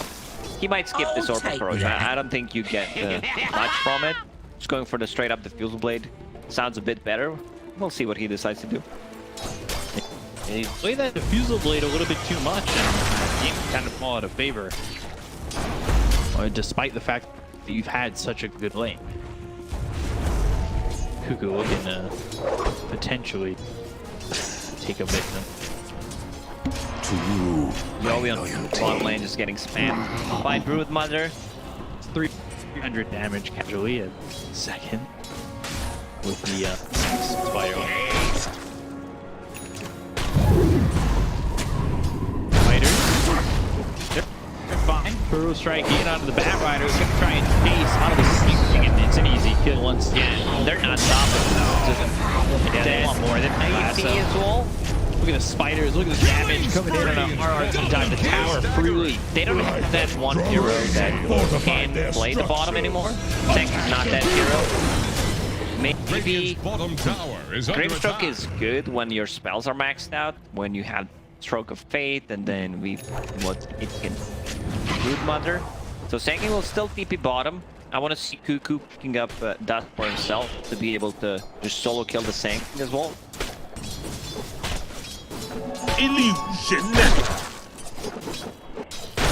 Lane really went so poorly for Execration. It just wasn't a good matchup to start, and it's fallen apart pretty hard. Doom about to hit level 6, so if there's a rotation to the top, we can try to kill Medusa potentially. Because he's having a free time, 23. So you 23 really has want a to allow nice that. he understands, because what you can do is you put the scoreboard, you check the scoreboard, it's level 6. Not leeches. It connects. He's dead. Fate lands, 23 in trouble. And nobody's here to save it. It's 8-12 pops, and they get the kill on the 23. So it's not the free game that they were hoping for. Good read from him, just staying away from Doom. He sees that Doom is level 6, immediately goes back to jungle, but the good rotation. There's no observe board, so I feel D1 is going to probably try to D-board that part of the map. They have 2 heroes that love to farm jungle, both Batrider and like all 3 cores pretty much. Broodmother is going to be annoying at the bottom part of the map. Batrider farms jungle, Same goes for Medusa. Palace might even just get a kill here on a Zephyr. Who's in the Shadow Dance, trying to run now. He with the last shot of the tech.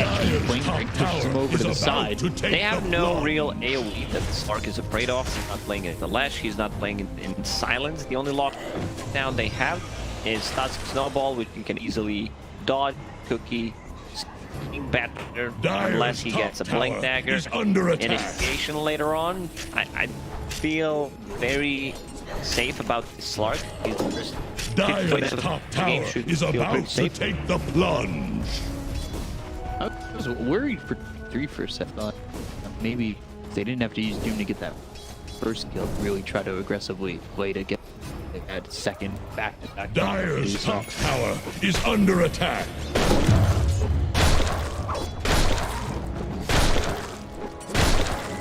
Slark being very aggressive, invading enemy jungle, trying to see what's happening there. I think he has a good grasp how strong T0 is right now. See, little Shredder's going to be enough damage. Not that way. Oh, looking immediately. Sentry down and Sentry gone. Dire's top tower is under attack. Dark Pack getting a little low here. He's fine. Never in doubt. Dire's I'm not sure why to take the blood. It's a lot of time waste. I mean, if you are wasting time, that means Clark also are wasting time, but he will go back to full HP, full mana. Grimstruck will even refill his bottle. Going straight into Blink Dagger, I think it's a necessity here to be able to just start a fight. Yeah, Nico on his Doom. That was coming away from my as well. So they have the Fire Snap Cookie to send away. Full pipe. I think this might be the fastest pipe in the patch. 11 minutes in, full pipe done on top of Arcane. So just wants to be able to tank his team up, especially against Grimstroke and tanking. Let's see. Pounce mixing again. Cuckoo though, Slime taking a bit of damage here. Fighter standing still at center used, and they don't get the kill on a Cuckoo. Not sure why Sang did not pop that ult after the burrow strike straight away. Go. Turning. Don't be just. Unfortunately, no lasso. Cuckoo's staying at the top of the map, which is very hard to take control of this part of the map, but they're gonna go in with multiple heroes. This is keeping him alive. Yeah, for now, they've got the sweep. Question is, does he get out? Palace is waiting. Palace is just waiting for him. RR gets the kill on the Cuckoo and takes away his streak. I'll take that. Getting the kill there. Radiant's bottom tower is under Making attack. it look relatively easy. I mean, they're moving around the map. Now on Execration. Needing to shut down Palace. Snowball that. Dark Pack. So there's the kill. That's exactly what they needed. Big kill. Palace overextending. You know, especially if you use Dark Pack like that, you're still gonna be in trouble. I think it's okay to play aggressive, but you need some kind of a backup. Sanking has a Blink Dagger, so maybe that's the play. We still have not seen Doom being used at all. Hand of Might is done.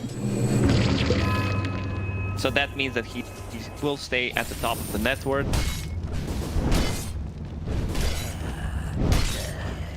Hype, by the way, for Brood, one of the quicker one. Dire's top Quickest one of the is patch under is attack. 11 minutes 4 seconds. This one was like 11 minutes, 13, 15-ish seconds. Yeah. And that's with Arcane Boots. He got that done. Really well done there by the Brood. You still have 23 top of the net worth. Going into the Sanjin Yasha, then Ags, which is what we've been seeing from a lot of these Medusas. When we had an interview with him, under pressure. he talked about how he thinks Dragonlance is a good item. We see him pick it up on Terrorblade in the previous game. This time on Medusa. Just overall good stats. 6 agi, 12 strength buffed in the previous patch. They converging to... What's going on? Us. They might. Are Radiant This is using all farmed away. echolocation? Dyer's middle tower is Said under attack. Execration, they've smoked themselves. Get the pounce and the leash onto this Tusk, but he's in boost for the moment. And There's now still the a sentry sentry. gets revealed. Go On to back 23. 23 now, no mana, and trying to survive. Fire Step, but it puts him further in danger. 23 ends up getting a kill into this Yen King. They're still trying to trade some. White Mon falls to power.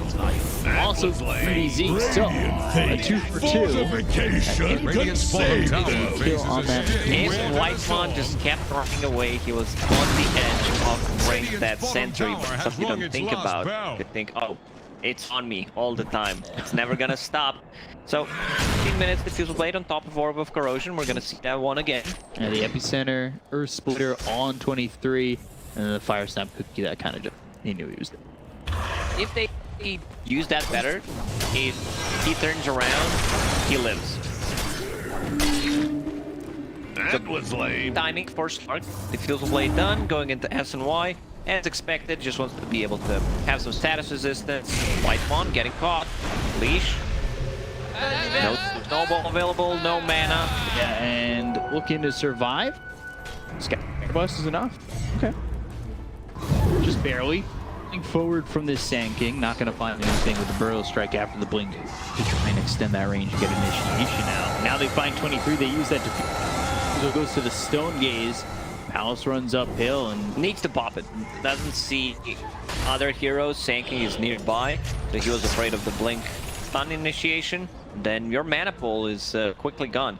Still, no Doom being used going into BKB after Midas. I want to see maybe a Blink Dagger after that BKB, because with BKB he's gonna well, they found the Brood. They get the kill on a Cuckoo. Bounce with another one. Shutting down. Middle tower is drowning. This Making is the life a second- living hell yeah. for both Brood and the Medusa. Giant combo, he just went in. Away, Blade Break, trying to survive. The damage is too much. Slark is taking over the Aragon. Whitemon dead once again. 23 good sweep. Not a lot of mana to work with. The Epicenter, 23 looking at the right. No Stargaze to work with. Palace with a triple kill. Right now, Slark is the answer. This is I'm gonna call a game-winning fight for Execration, where they take the tower, they take the good fight, giving Slark top tower is under time attack. and the items. Like, he's gonna have that S and Y in the next 3-4 minutes, and it's just gonna be very hard for them to take control of their jungle back. When you're playing into Slark, you don't have a real answer for him. Yeah, so far the Medusa has been slain. Dyer's middle tower is under There is attack. time, potentially. Question of what can T1 do? They don't have nearly as much space to farm for this Medusa. Caught yet. Seeing Slark with Inkswell on him, and this is what I like. I've played against this combo, it's extremely annoying. Dreamstroke, Max Inkswell has the talent, and going into Shard. Once that 20-minute mark hits, you have a Dispel on top of it. So, like, try to ultimate it, use the Dark Pack, not hurt. Dispel. They've got the sleep, he gets down with the mech. He's loosed up, can't get far away from this cliff. He'll use that dust. BKB, Stone Gaze, Cuckoo. Up on the high ground, but he's still dead scorched over Nico. Even though they have Medusa, it's 5k gold lead. This game looks pretty rough. Like, this looks like 15,000 gold advantage at this point, just by looking at the heroes. You know, Broodmother, she was annoying. She did her job in the lane over the jungle, but those 3 deaths are gonna cost her quite a lot. They do not have a playmaker hero. Batrider can be one, but I don't think it's enough at this point, not without the Blink Dagger. So Paulus, he gets S and Y. middle tower is Next under item should be pressure. Scotty. Just have that tankiness, have that extra slow on top of the Diffusal Blade. It also opens up the Roche for them. This is the first fight that we saw Doom being used. It was a double Doom. Just stack those. Not not kill this right now. 6-1 and 223. He is Dire's bottom the full tower purchase is about price to away from flounder. getting himself the axe. Also not level 15 yet, so he doesn't have the Mystic Snake Dire's mana bottom gain tower talent, is under attack. which I'm not sure how much that's going to help. Maybe it does something. Dire's bottom tower won't last long. The lack of control here for Team hurting. Dire's very bottom hard to make a tower play. is about They use to the smoke, flounder. have no one Dire's to bottom tower initiate with. couldn't Batrider withstand is the going for the blink tide. dagger. In this situation, Dire's bottom tower is under mid attack. bats most of the time don't like to get it early on. Or more about lance, increases the cast range on the flame break, and makes the easy set for the lasso. But this time around, Dire's they bottom need that tower good jump. is They need under to attack. be able to get the first jump. They're trying to make a move on follows, but I don't think he dies.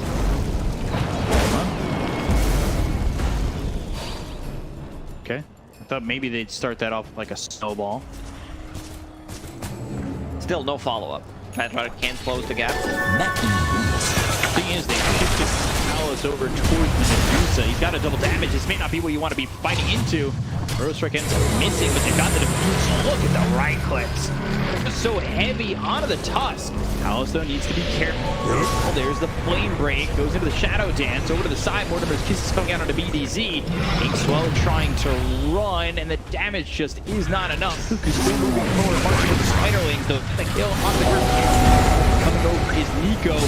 Use that snowball, trying to run. Rostrike Lancer comes through and hits on three heroes of T1. But Nico gets one on the BKB, runs out. So they get the kill onto the Sand King. They'll take out the Why Doom. is Slark not fighting? He has double damage. Why is he not going in? He wrapped around. He was... I want to see that again. I hope I'm not daydreaming or something. And that's a massive Radiant's fight middle for tower T1 is that's going under to attack. boost up their net worth. Potentially getting this tier 1 tower mid. Radiant's middle tower That's can't opportunity. handle A this play. deluge. They do Batrider, so they know that there's no lasso. Fire snap. Dire's courier That gets just him went away. They don't belly get the up. tower. Oh, 23 losing the courier. So let's see this. He's a double damage. Brostruck misses here. Snowball over. It's hits on a fine to pallet. disengage here. He was very afraid of the Batrider. Good shards once again. Whitemon, this is the fourth time that he keeps himself alive. And if the fight continues, we're gonna see it again. So Slark just running away, regioning up, has a bottle, will be full Dire's HP. middle tower is under pressure. Then he decides to just go back. He's running back.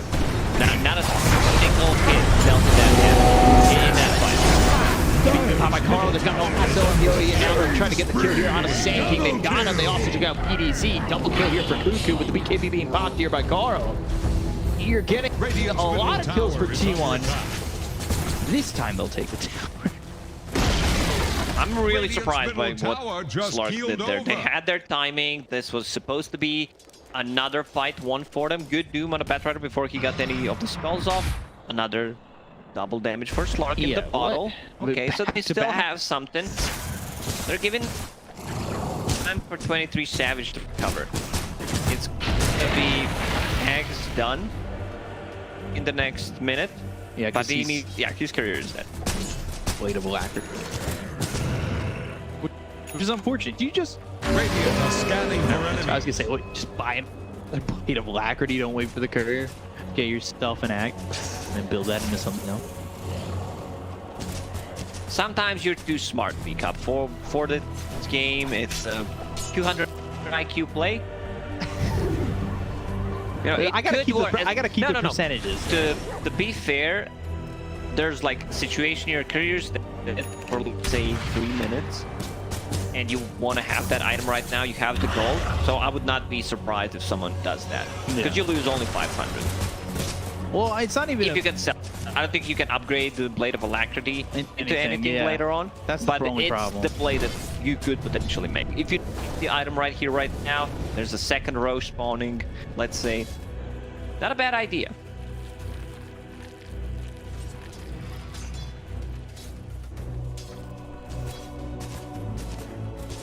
They want to do with this because they're gonna have back once this courier delivers it. And that's timing.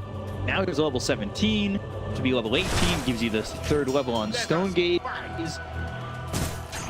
Execration might have missed a little bit of a timing. I'm not saying that this game falling out of their favor, because I still think this game feels really strong for them, but it was much easier to go. Definitely was. They kind of missed the opportunity, and Medusa can be out of the base. She feels relatively safe with the team backing her up. Virgin bottom for the epicenter. One of the Medusa now the epicenter is going to be enough damage here to kill the Medusa. The Mortimer's pieces coming down. Alex, gotta be careful. He's taking a lot of damage, looking at the kill to 23. So Cuckoo and they're going to try and turn this in and more. But the snowball's coming over. They're trying to keep their attention out of Alex. They can't get the Walrus Punch out on him. So he goes into the trees. He's following up, turning this over onto Carl Pops BKB. Pounce not leashing. Nico gets the kill on his Zephyr. That's 2 heals down to the side of T1. They'll make it a 4th as they'll lose Whitemon. TP out from Carl. A great fight there from Execration. All they lose is BDZ. Excellent fight. They start with the Doom on Medusa, follow it up at the Epicenter and the Burrow Strike. Medusa melt. Like EP has Aura maxed out plus the Solar Crest, so you're not tanky. You feel like a creep when he gets on top of you, and all mana gone. By the Slark, easily done. This is something that should have happened. That was lame. In the previous fight as well. Dyer's bottom tower is Played about a really to good fight there too. Gets the Burrow Strike on a Whitemon because Walrus Punch might have killed Palos. On top of that, to start, the Fire Snap Cookie moved Medusa out of range of the Burrow Strike with the Epicenter, so he forced that forward, giving that little bit of extra range, then connected both. So, a really well-played fight there by Dyer's bottom tower is about to flounder. This time around, they don't itemize into any kind of silence or anything, so he's really not afraid. You don't buy BKB at all. It's never gonna be necessary because they have 1, 2, 3 abilities that go through magic immunity. Shard also done on Grimstroke, something that we mentioned. So it's a dispel into dispel into dispel. Just constant dispelling things, having this movement speed. They don't have enough lockdown. They can't kill Slug. That's the problem. Now with the Scotty, stat resistance, raw stats. Burrow Strike, Fire Snap, Cuckoo, Snowball, save. That's the Cuckoo. They've got the Soul Bond and the Mortar Protect. Coming down with the Shard. That's going to be right on top of Alex as well as Nico. But they've got the damage to get the kill to Whitemon. Taking out the same game. Over to the side. BDZ, he's dead too. All right, 2 kills here for T1. They want more. Carl moving in. He's got the lasso available. Can he end it? Cookie up on the Muzo. Cookie not enough, but the Blink's there. And now they're looking to get the kill on the follow up. From Cuckoo, they might. Right Cook's coming in. They've got the Juliet. Sweet Cuckoo on a 3. They land the Earth Widow, cleaning them up. They get the kill to 23. They'll take out Cuckoo. Great turn from Execration. RR, what a play. He lands a 4-man stomp into the Earth Splitter, and they turned this whole fight around. They were chasing. Good try. You know, they almost managed to bring down Slug. Still didn't have enough damage. Lasso was available, used correctly, but then you drag him down. There's not another form of stunning him. Trying to lock him down. What a beautiful fight from Execration. Almost going sour. And these fights have really been on the edge. The unfortunate part for T1 is they have not been the benefactors of anything. You know, just those a little bit of extra. It's only gonna get worse for them. Double Doom available. I also wouldn't mind seeing pressure on Doom. So possibly 3 Dooms. Dyer's middle barracks have fallen. Push up and avail. He wants to take that. Surprised no one decided to take Roche. 28 minutes in, usually we see at least 1 kill on Roche. Let's watch this. Again, Snowball, Walrus Punch, all used. No Tomb available there. It was on cooldown for like 15-ish seconds. Trading for Whitemon. BD goes down. He's got buyback. Here's Stone Gaze on, and Palos in some trouble. They got the Walrus Punch for the Fire Snap. Cookie might have been a little bit too early. They got the Sleep on the 4-on tag. They landed it on after the mother. Jackal set for Whitemon. Got first strike on both. Cuckoo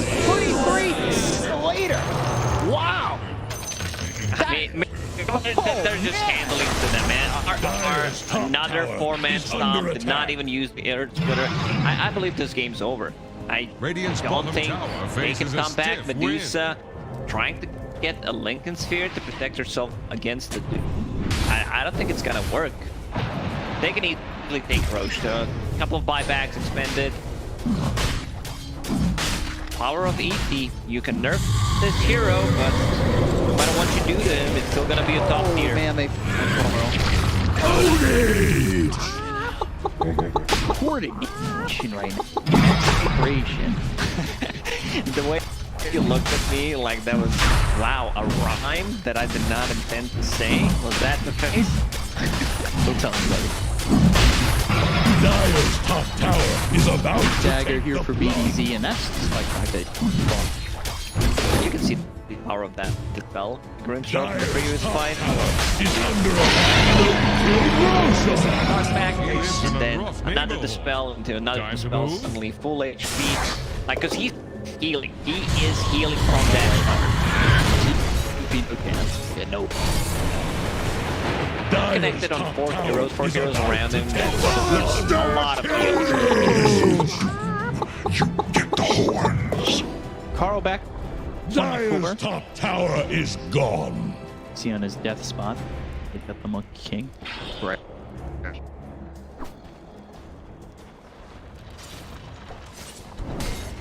It's gonna be tough to defend. I still think it's doable for T1, but it feels. Not sure why Slark decided to go for BKB. They have 3 abilities that go through magic immunity. He has a way of dispelling things. He has another form of this spell with the Grimstroke, because Grimstroke is not going to use useful on anyone beside him pretty much. Right. So there was no need for it. One thing you can do is just get more lifesteal, which you tank here with Satanic, or you get a Basher / Abyssal. So picking up the short, cold-blooded. Doom, a lot of Lincolns. So I think correct play is he uses that Lincoln's onslaught just to have him secured against Lasso initiation. What are we now?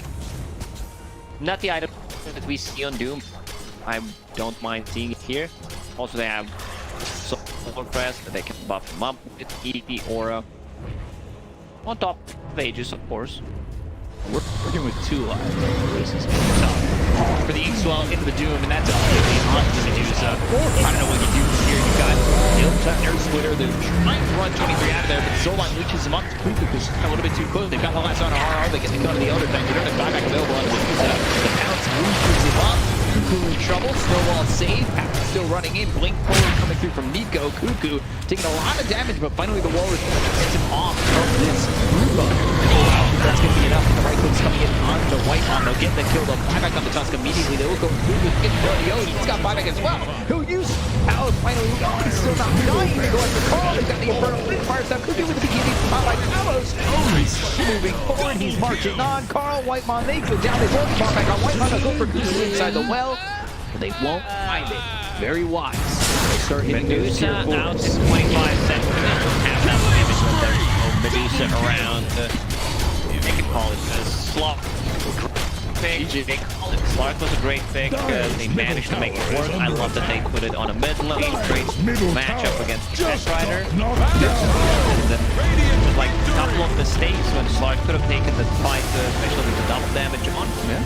But other than that, he had pretty much an amazing game. Like, he had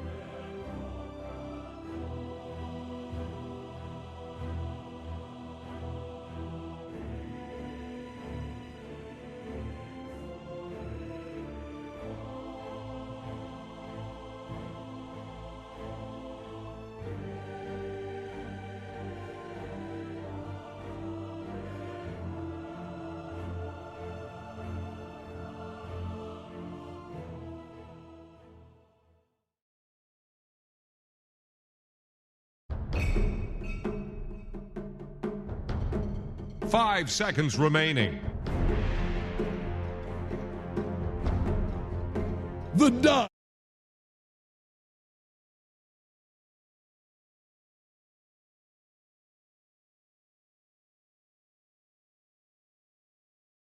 Get triggered. Execration, T1. Is it possible to have too good of a first phase pick? Broodmother, Medusa? The answer is yes. Seconds. Here's the Radiant I have Band. both. Dyer's man No man should now. have all that power. Schlangenfrau and Spidermutter. Spinnenmutter. Spinnenmutter. Oh, You have to. Schlangenlady. You have to draft. You also have to draft them. It's true. what if you just don't draft mid Bad Rider? 10 seconds. That's dark. Not only 5 seconds better. remaining. Both causing these, some problems. these final, is it 24th pick now or is it 24th. 24th? All these 24 picks have been sick. The Terrorblade in game 1, the Slark in game 2. Game winning. Game would winning. say. That's what you need. Slark was definitely game. Here's the Radiant Also Band. allows you. That's right. On the middle lane and also really well drafted. Chantress this time around, meanwhile, P1 with Centaur and what are you gonna 10 be? seconds. Or maybe not. Maybe they're like 5 seconds Dyer's remaining. turn Pool, to mix in the pick. pool, Elder Titan, Titan. respect, And now we have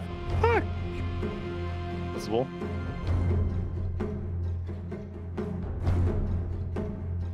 but if Puck did what was banned. You were Nyx Assassin is also banned, I think. 10 after seconds. all the change, still in. Well, Nyx wasn't type the last 5 seconds remaining. Flash was banned. Ah, that's right. Second stage bandit because drafted Lash. Don't take bonus time execration. Radiant's turn to It's pick. not a good luck. Medusa. Here we go with the Treant. Treant protect. Oh. And now T just snatches. Radiant's turn to Also, pick. Bristleback was first. Snapfire. Fire. Who Dyer's Nixon has an turn alter to own. pick. And Doom. Who Nixon has an alter own. The Dyer get a ban. Morphling. But Morphling also is very good against Doom. Yeah. This is And something that Snapfire. they banned the Morphling Radiant's turn to ban. You know why?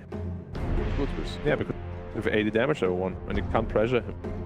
It's a very great lane. And you can steal him, take a Devour, scorch some Earth, turn back into Morphling.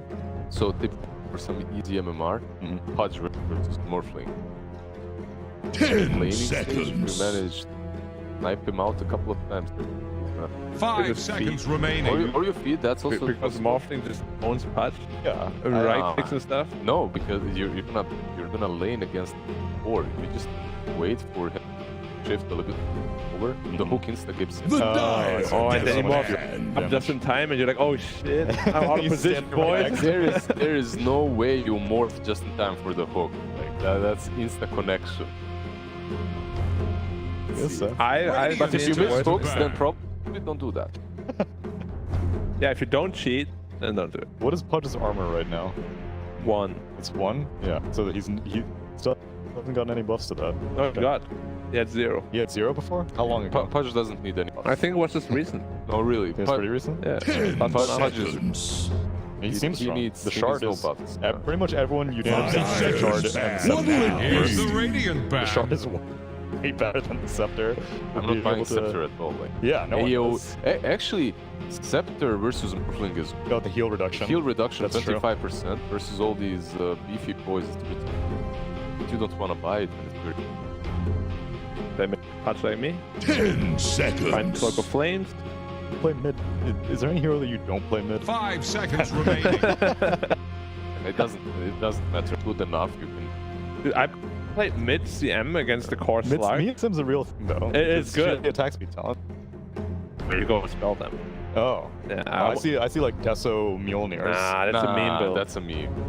You're telling me that your version is not a meme? Dude, I had Blink Hex. I just jumped on the Slark, hexed him, ulted, he just died instantly. Oh yeah, and then you got the shard that game also, Yeah, didn't you? it's a ton of damage. Yeah. What about mid Treant Protector? What would you do on a mid Treant I mean, I probably like I play stuff that can actually win the game. Oh. Radiant's turn Like- to pick. Often Treant makes sense because you can bully, right? But Yeah. mid lane, what would you do? If you're playing unranked versus players that are not your level, right click that True.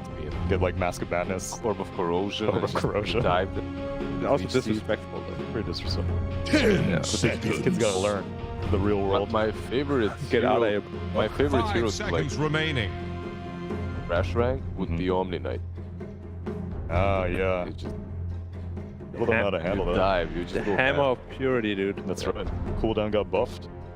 Pretty bad still. But that's still like you're just adding so you're playing Omni mid and then you're dominating as well. Like you're just show off. You don't feel good about that. I think my favorite mid hero to own is just PA and lower rank. No. Okay. Yeah, there's an Invoker middle, thinks he can outplay, you just out CS him, he's like, ah shit. He wanted him. Buy a dust. Yeah. And what hero artist do you want thinking about? Dyer's I turn need to pick. Time they go with the puck. Wow. They thought about the puck. Wow. Made it all the way to second phase. Right? It's a really good combo with both the Doom and the Snap because I mean, I would pick Nyx now if I'm Execration. Yeah, seriously. It was already good versus the first two heroes. Yeah. Or maybe you bait 10 him even more, like you don't pick it now, they pick something else as bad against Nyx. They're like, 5 I seconds would pick remaining. Nyx because of Doom Snap. Puck is good, but it's not this amazing counter that you have time to react. But and Carapace. Yeah, but The orb. Illusory Orb is like so obvious that you can Yeah, but always you walk can into shift. it. Yeah, but they go so far. How are you going to see Nexus SMP's Vendetta and carapacing from like 10,000 or 1,000 range away? So you're predicting where he's gonna cast the orb, you're running there, and you're running far Well, enough I to use mean- the Carapace. Puck uses it to farm jungle camps, right? So, or lane camps, lane creeps. Yeah, I'm just I- telling you because from what I've seen and from experience, he's good, but he's not as good like versus Lash or That's true. some other hero. Because mainly you want like the man burn for those other mid heroes, really powerless. What I hope Execration don't do is go for Willow. I think that is too corny. Radiant's turn to pick. Void incarnate. Now they're waiting for a fourth hero that Nyx is that's gonna be Batrider for T1, right? Then surely you would pick Nyx Assassin after that. This should be Doom off lane, That's true, and Puck mid. Puck mid, because of that they need 10 4 seconds. 5 right now, and very How about AM? AM 5 seconds carapace remaining. yourself into the Battle Fury cleave. Surely that would justify a Nyx Assassin My pick. T1 is probably gonna last bit there. Carry. Yeah. So, more control, maybe more control or some lane though. Plus 5 tiny, that's good. Wait, this Tiny should shot. be Snap 5, right? Dyer's turn to pick. Lion. More Yeah. control. Lion and Shadow Sham versus the exactly what they.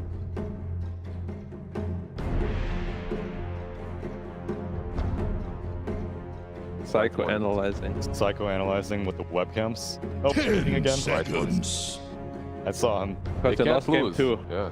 They did lose 5 games. Maybe it's his seconds nervous remaining. habit. He's like, I'm gonna Actually, eat a it's my cheesecake. nervous habit. Like You if I'm, stress eat? if I'm hungry but I'm winning, I cannot eat. I'm fine. But if I'm a little bit hungry and I start losing, there's no way.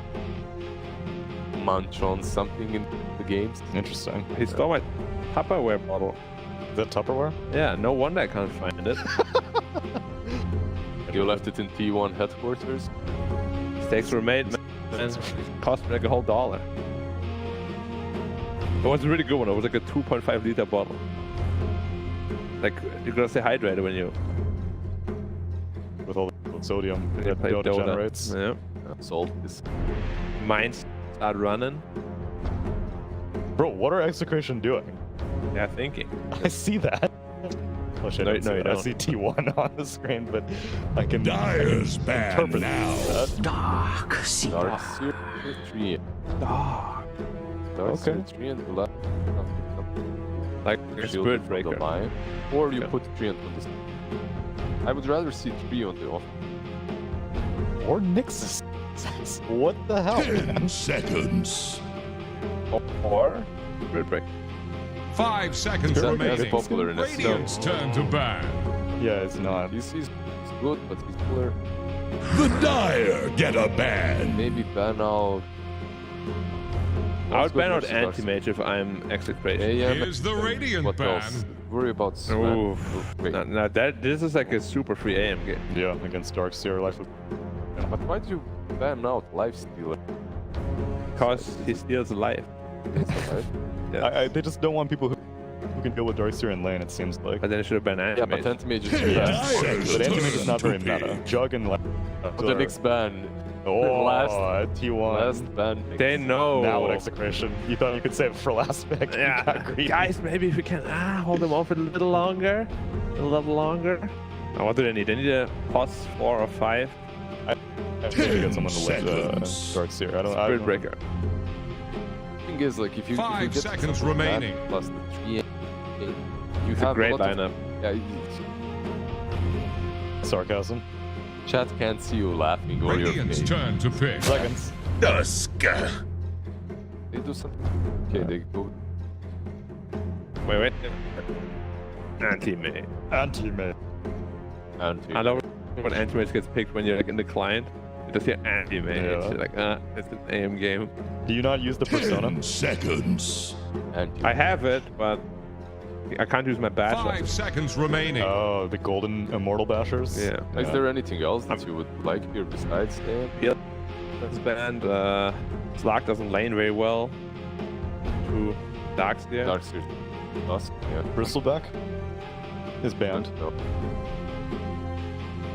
Maybe some range hero, but I mean, even Drow Ranger is pretty risky. It's gonna get on top of you. Deuce is Darkseer banned Dusk. out. Hey. And I feel it's a free AM game, but if they don't want to do that, then Troll. AM or Slark, I guess. yeah, Slark is really risky against Darkseer though. Tough lane.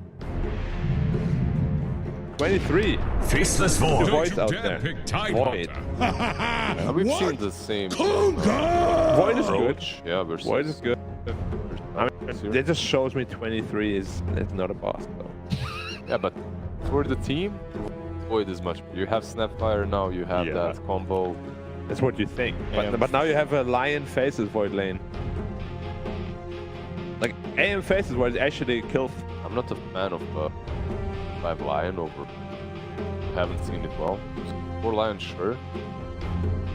5 Lion, and you don't farm by that blink early on. It's mostly you that feeds first. Void Spirits and Morphin. Is the Snapfire pretty trash 10 against Morphling? seconds. Because they're fire. 5 seconds remaining.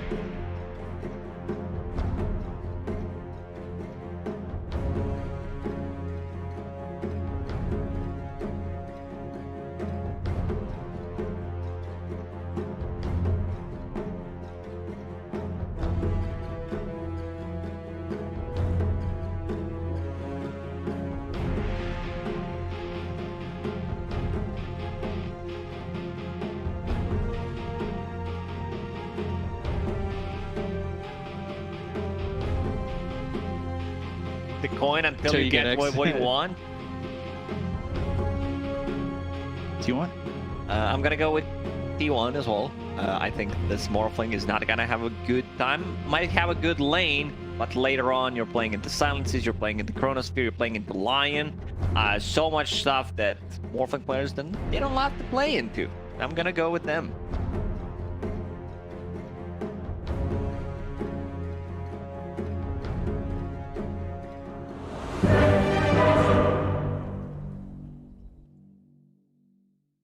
Vacuum into Snowball combo?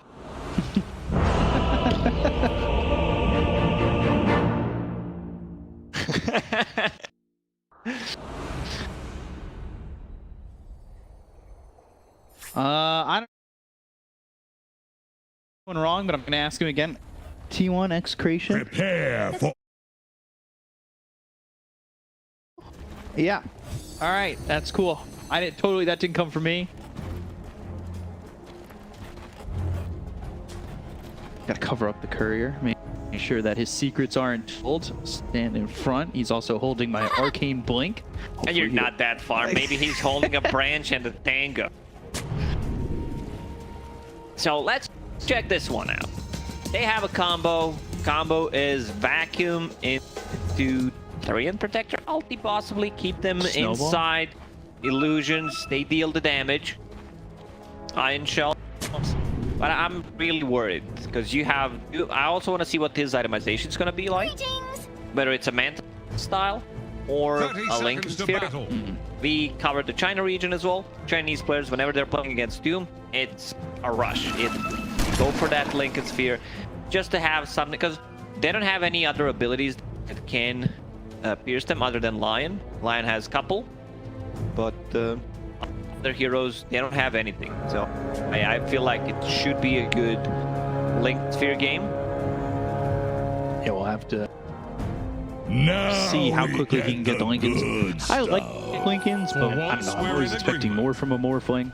Feels like sometimes the Lincolns kind of slows down that big burst of what a Morph can do. And by the time you get to that point, That's why you expect more from Morphling? yes. Okay. Glad you caught that one. But, you know, at that point, like, you're dealing with a lot. You get that Lincolns, and it's like, oh, I can block Doom, but now I'm in a Chrono, now I'm in a Bottom Dream lane. Coil.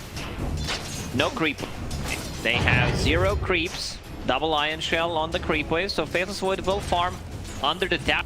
I don't think he minds. I don't think Faithless Void cares too much about this. And he also starts with the Time Walk, which I like. So no random bash will be able to secure every single last hit. Right, 3 for 3. There it is. There's the fourth, and they're going to continue to Iron Shell the creep wave. Oh, Iron Shell White Mon. He's burning pretty heavily, or getting plasma. I don't know what Iron I Shell is think made out Faithless of. Void should just stay here, and the Lion tanks it. Lion does not get any XP. Carl? Dying in that mid lane. What I think Lion can possibly do is just run top, and if there's potentially have aggressive trial and keep Faceless Void farming underneath the tower. He gets the levels, gets points in the Time Walk, and if they threaten the bottom lane, then he can TP. But now he's dead. Yeah, tag team, Shard.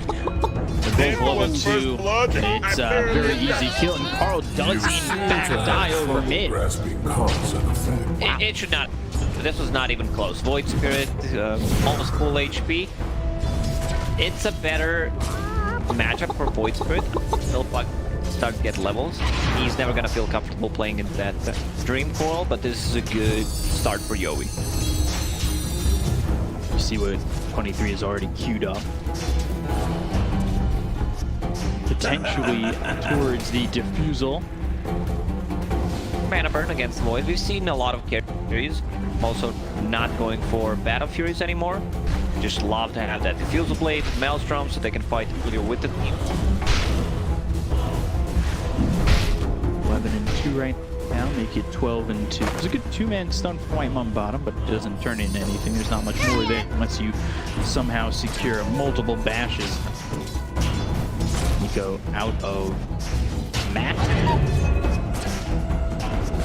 Got it. I guess we won't be seeing more of those Iron Shells, at least just yet. Until he gets himself a little bit of mana regen. So they've burned through all of this, and there it is. There's the bottle refill. BDZ, he got that bottle refilled. He gives it back over to Nico. Now he's got a little bit more mana to play with. This is for Whitemon. Bashes on to Nico. That might be the saving grace for Whitemon, but he's backing back. Iron Shell on top of him. They're healing up Nico as he does this. Whitemon just surviving, and he gets to survive the botch stun. Looking at the top lane, Morphling free farming. I don't think they can stop him at all, especially now with the 2 points in attribute shift. Ooh, Nico, he might just die here. Needs one more shot to kill him, and there it is for 23. Then we Big can meet.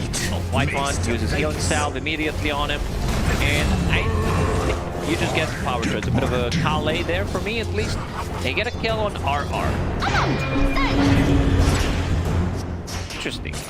Get the kill into the tree, and big kill for them. And again, Cuckoo currently sitting here at 18 and 4. I'm gonna take a peek over at the net worth because I'm on top of it. Confirm my suspicions. Is it confirmed? It is. by about 70 gold over the Void Spirit. Shards blocking White Mom, but he got a two-man stun. All they need is a bash on BDZ. Vacuum, no bashes. No bashes, no bashes. Oh, that's big. That's pretty big. Like one hit, and then you get yourself to almost level 5. Mid lane. Oh, he's in trouble too. He survived this. Blading Rift gets the silence. What You sought Did he to kill him bargain with? something. Right clicked him? Help you. through the tree? Okay, production, please, I want to see this one again. It feel like he didn't even hit him, at least on my screen. And after Nico, they catch him, time walk, Hex, there's the bash. Could he? They need another one. There's There it is. another one, okay. They get the kill. Alright, so he stacked up his luck a little bit. Because it didn't happen before. We're gonna see that one again. Wing Rift and... How does he see him there? There's no ward. It's like 300 plus attack range as well. He goes through the threes and hit him. Very interesting. Even the old... Level 6 snowball coming in, and the coming over. Vacuum back, Carl dead back to back. I knew they had vac, but I'm talking about vacuum in this game. Didn't know they had a real vacuum because this Void Spirit, his attack range 200. That didn't feel like 200. No. So third death on Carl. His game kind of done. He doesn't even have Carl yet. Yeah, no Dream Carl available. Not level 6 yet. Regeneration. Face Void will be level 6 after this creep. And going straight into the blade. No mask. I would love maybe to see the mask if there's some pressure put on him just so he can farm the jungle as well. Right. Maybe he's depending on finding the mask, the neutral item. We'll see. Chrono available. They are going to auto as well. Hit the kill onto this Doom. They look over at Nico. Got the Snowfire here. I don't think they need the Chrono. Going through with another kill. Alright. Radiant's bottom tower faces a stiff win. So 1k lead here for Execration. And he got the kill onto the Doom. He still sits top of the net worth. And 20-30, despite his struggles, he's at the top as well. Carl, once again, though, it's enough. The shards, they get the kill, the Hex, Scatter Blast, BBZ ends up getting traded, but that is Carl dead again for the fourth time. I'm scratching my head right now. Fourth death, something I have not seen in quite some time. He got solo killed twice, that we also don't see because there are a lot of runes to be picked up, so everyone's staying healthy, stay hydrated. Chrono available, so if they decide to rotate one hero, they could potentially get a kill on Nico again. We'll see if they want to play aggressive on this Dark. He's getting a couple of bashes, some that he should have used before, or should have had before. He didn't toggle bash. Nico continuing to stay middle of the pack, and now Doom's towards the mid pack too. This is, not familiar territory for the Doom, and he might just be dead. BZ coming in, wait for him forward. Cuckoo, he's very gone. Alice with the kill there. 3 heroes up at its top. Right now they have 2 big abilities that they want to use. They want to use Doom, and they also want to use the Chrono. To bring down Radiant's top You see tower. level 6 already. And this is what I was worried about, because 23 Savage of healing at all. So 2 Iron Shell and a Creep Wave brings him down to almost half, even less than half HP. 1 at the moment. Shards just off the mark. He's doing the work. They're going for Nico. To be careful, 23 Savage. He can't go in. He's gonna die. He needs to kill the creeps first. Yeah, they'll go after the Arcseer. They don't even need 3. And they have a healing salve from Zephyr, keeping that Chronosphere Dream alive. That was close. Maybe if he used Vacuum 0.3, 0.5 seconds later, he could have potentially gotten a kill. If It was certainly very close. 23 almost dying there. But the supports take care of it. I mean, that's the strength of these two supports. Lions level 6. White Moth, he was not having a good time. This is a big finger available. Stun. Yeah, They use even the bring finger. 23 Savage just in case he wants to do some kind of shenanigans. Oil available.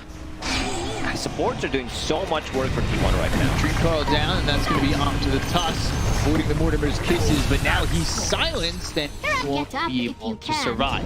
To get the kill there onto the Tusk, we did have Snowball, I believe, but since he got silenced, couldn't get it off, and they used that. Leash Mechanic can get it off, then well-timed silence from Carl. Yeah, he was hoping maybe preemptively than done, but he just gets caught out. 23 Savage was thinking about what he needs to buy in this game. The Fuse Blade, great against like Mana Burn, against Morphling. He's gonna go in finally with the Chrono. Fire Snap Cookie, and now the time dilation onto Nico. Little Shredder starting to try to surge away, and also throws down the He wall, might be goes able into the to tree. get out, He maybe. doesn't have TP. No TP means he's stuck. Another Quiet. surge is available. And now 23 fully time locks, and they've got the Snowball Walrus punch in the kill into 23. So Chrono, Fire Snap Cookie, all used for nothing. Radiant's bottom tower is under attack. Question mark there? What happened? Also, this is why I don't like only 2 points in the time walker. This is an 80-second cooldown on level 2. At least 1 point just so to get out of the trouble, potentially. Radiant's bottom tower is under attack. Radiant's bottom tower has fallen. Tower's gone now. Dire's middle tower is Different type of drowning. builds than what's kind of standard. Nico going for Soul Ring, a single Null Talisman. I believe Cuckoo, when he played the Archer, he went for 3 is a bit too much. It feels really good. The spell up the mana region. It's a lot in Old Town.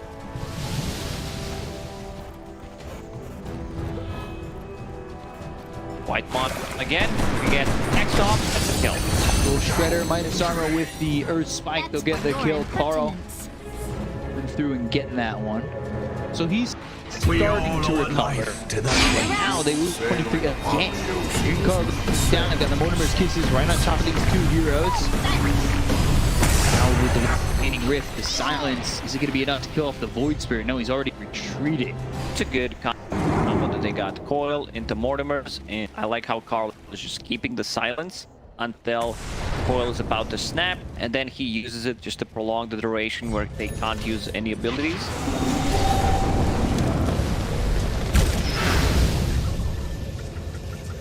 Okay, Palace getting the Radiant's benefits bottom of that tower faces Doom a stiff Morph, wind. getting the Devour.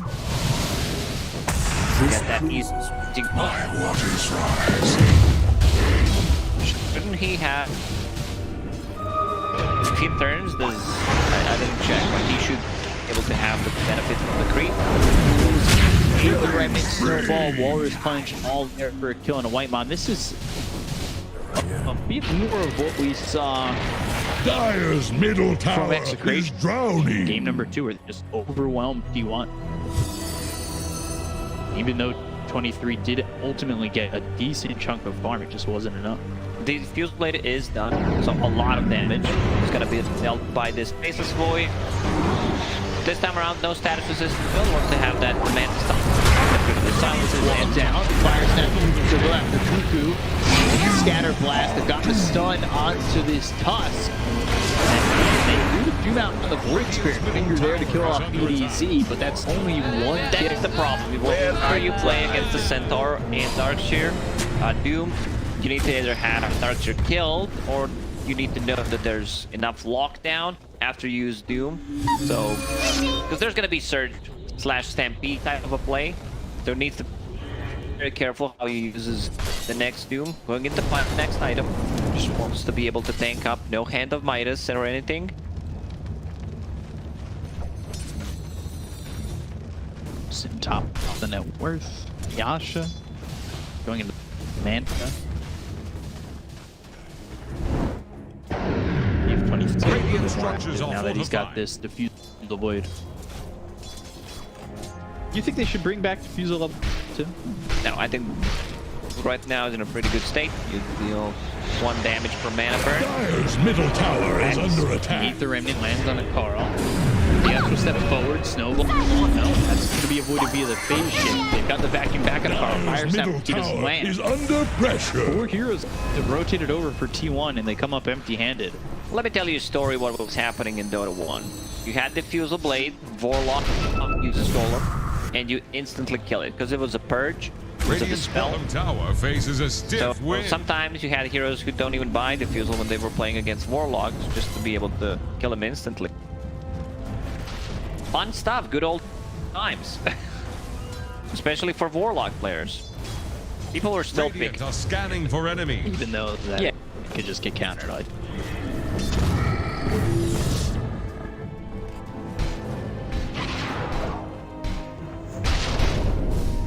Dire have the spyglass at hand. See him trying to truck along. Farmel. He's in about 1,000 gold behind this I one. told you which item he's gonna find. Possessed Mask done. Has that lifesteal, has a bit more agi, more damage, and has that sustain. If you can farm the Ancients efficiently with it. It's the perfect drop. Radiant's top Seems to tower be, is on the rocks. Addition as a lot of perfect drops throughout the season. Got it.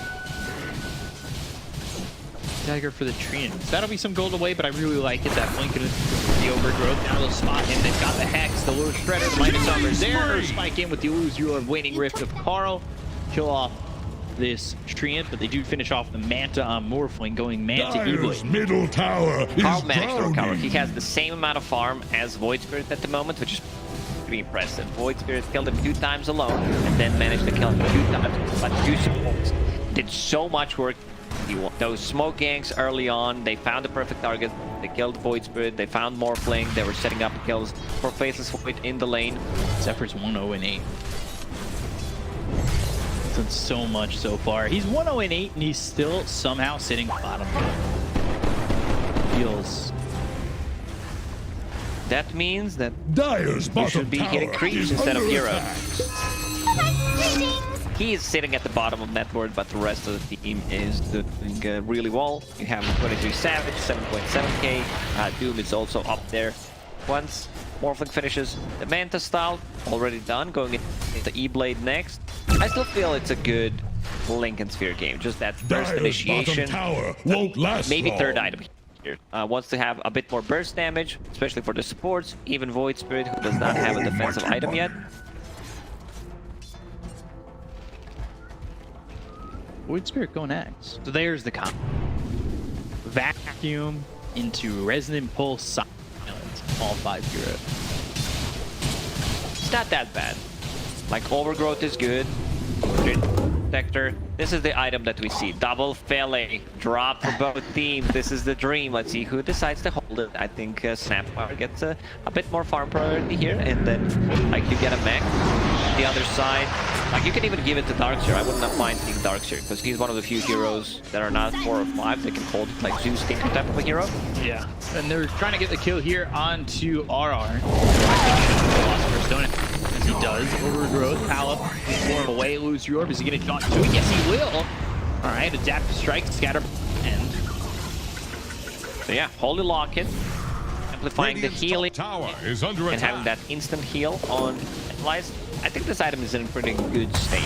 Maybe if price drops only 100, you can invest into it. I feel like that would be a really good investment. Can't handle this Might even game. see it on some different heroes. Anything that has any kind of heal, I wouldn't mind seeing it. Because you get the charges more often, from 15 to 10 seconds and 7.29. So you're just constantly getting all these charges. Definitely feels like a first item for Tree. First. Putting the Philosopher Stone. Link Dagger prior, we'll see if that's the case. Does finally grab that gold. Haven't seen Chronosphere in a very long time. They're trying to set it up on Faceless Void. They have those 2 silences plus Overgrowth. You sitting behind the White Mon, that should be a kill. Time Walk way early spiky, and that hits time with Morphling. They've got the Aether and the Trooper comes down, but it's only after the Tusk. Mortimer's Kisses, they get the call to 23. Can they get anything to return this for the side of T1? Just don't feel like enough, but finally the fingers are getting the call to BBZ, so it ends to be a 1-for-1 trade. So first by glance on Morphling, they've got the Fire Snap. They get the Aether and locking the Snapfire.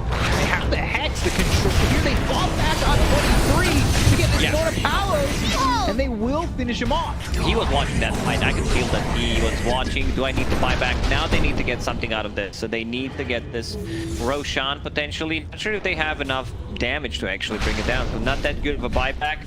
Who got the last hit? Goku. At least they needed to give the last hit to face Void if possible.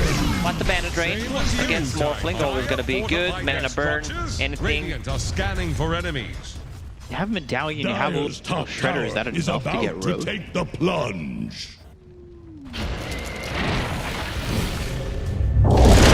Maybe they could have. Overgrowth? Like the rest of the team doesn't deal that much damage, so could be a bit problematic. Carl just stowing with Treant at the moment. Usury Orb, staying with RR. It's got help. I want to dive that tower. Dyer's So in the end, top 23 tower is Savage under attack. changes his item build, decides I need S and Y for some status resistance, a bit more tankiness instead of Manta. Like he can get the style off those silences, but there's all the second charge. He can dispel the overgrowth. What carries like the build against the Treant Protector, but it seems like he changed his mind. Yeah, now the thing is though, he's gotta work the gold to get this buyback money back that has slowed down his game a little bit. He's sitting top of the net worth. This is certainly a scary few minutes here for T1 because you lose the Void. He's You lose the Void, you lose Roshan. That's how it is. Tusk picking up Blink Dagger, so they have another way of saving people. He can stand behind. Very hard to play Tusk into any kind of leash mechanic, into Grimstroke, into Bug. Now maybe you have that opportunity to back. Sit Dream back, Coil goes exactly. down. There you go. Because before, if you get leashed, you have to risk it, snap it, then maybe hope that you're alive still after you snap the Dream Coil. Oh, gotta love those hope moments in Dota. I hope that I don't die if I just pretend that I'm being AFK or I'm worthless in terms of net worth. They'll ignore me. They'll ignore me, exactly. Dire are scanning for enemies. BKB down on Doom on top of Pipe, so he's gonna be pretty safe. They have two abilities that go through Magic Immunity, Overgrowth, and Punch, but he should feel pretty safe. Morphling about to finish off his E-Blade, so boards need to be very careful. Blink Dagger is done on Lion, so they could potentially get the play on They're more. trying to bring down Can Radiant's be top bursted tower. if he does not get the shift off. Smoke from T1. Let's see what they could do with this. Kuku holding on to the Purge. And then know something is up. They saw the Insight Aura from Pipe in the river on the creeps, and they decided to fall back. Something that sometimes you forget about it. You know, that Aura can be seen. Walrus Punch, Fire Snap, Kuki trying to get some distance out of someone. Stuns up Kuku as well as Zephyr. They got the Hex for Spike with the Infernal Willing Finger there for the finish on a BDZ. Axe picked up, Dream Coil onto the high ground. Back catches the Void Spirit. Wheels up into the air. He's okay for now. They've got the Doom ready to throw. If they can find somebody, 23 moving in with a Time Lock, and then the Adaptive Strike as well as the Nature's Grasp comes down on top of him. It's a lot of damage. All they get is the Tusk. I'm not sure. They have enough damage, but there's still gonna be 5 heroes alive, so going into Roche Pit could be a bit risky. Also, every single time I see Faceless Void, tier 2 items, Nether Shawl, because why not? Just give him that 25% magic resist. Always. It's also spell damage, so your time log, magical damage, amplify that. Not the biggest deal, but it's all about that magic resist. You get a better good. Dire's top tower is under attack. dagger for the Lion, so see if he can make a big move here, get that blink Earth Spike as well as that. I would like to see more mobility for the Doom. It's another Doom game where we don't see the blink or anything, but he's not holding War Stomp right now. He's holding a Purge, which is much better, being able to purge off Living Armor, purge off Surge, Iron Shells, even Resonant Pulse. Like, that's so perfect. Break down the plays a By little bit more. purgeable, we mean dispellable, but I like how that, like, it was a, I'm not sure if it was at the start of the 2, but back the 1 days, it was called Purge.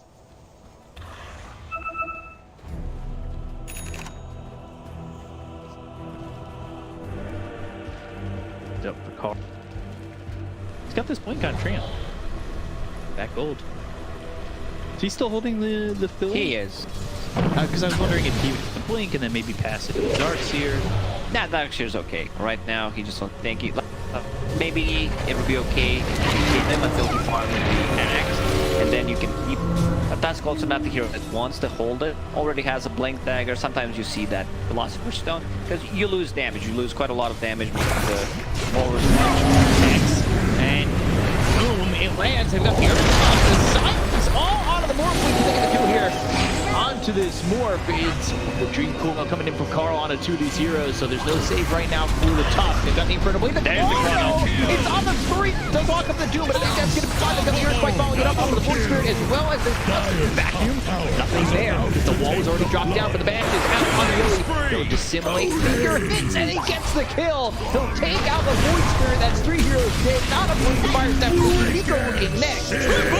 Triple kill here for Carl. And it is, in fact, looking spicy. It is. They get the Doom off. Morphling who got the shift off, but still they have enough lockdown. The coil, everything from Lion pretty much. And this Purge actually doing so much work in the Fox. Like, you can see the Doom purging off those Iron Shells, the Surges, Living Armor, so much stuff that he can do with it. The coil after that on Morphling, no status resistance whatsoever, so the coil is going to last for a very long time, and the perfect setup for a Chrono. Now they're going to go inside the pit. 23 will be the one picking it up. He bought back, so next time he dies, if he dies he's trying to go for a play. I thought he might jump in, try to steal it, but did not happen.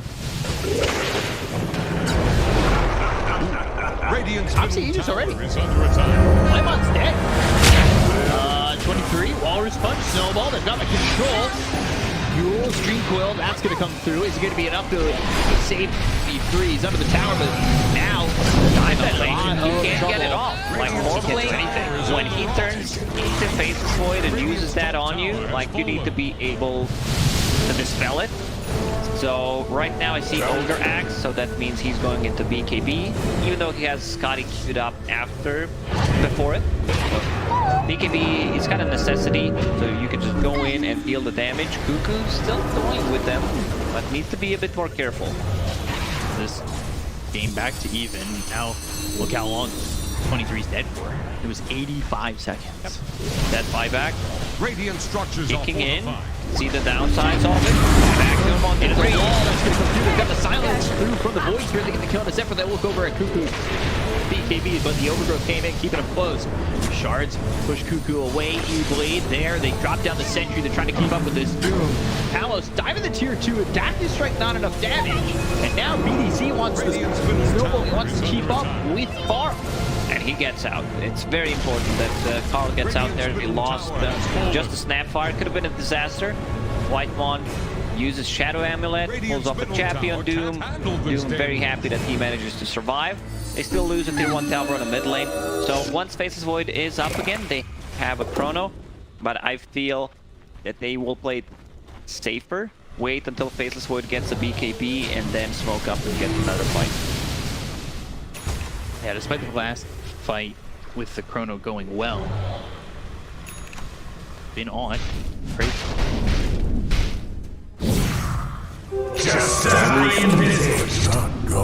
Glimmer Cape, he throws down a Sentry, trying to look out and scout for vision. Both these supports have blinks. You need to be careful if you're 23. Surrender Voided, Silence there, Shards get the money, but they don't want to die. Morphling Dire's finishing bottom off tower his is under BKB attack. and going into Lincoln's neck. I thought that Lincoln's might be his third item. He decided to swap things around a bit.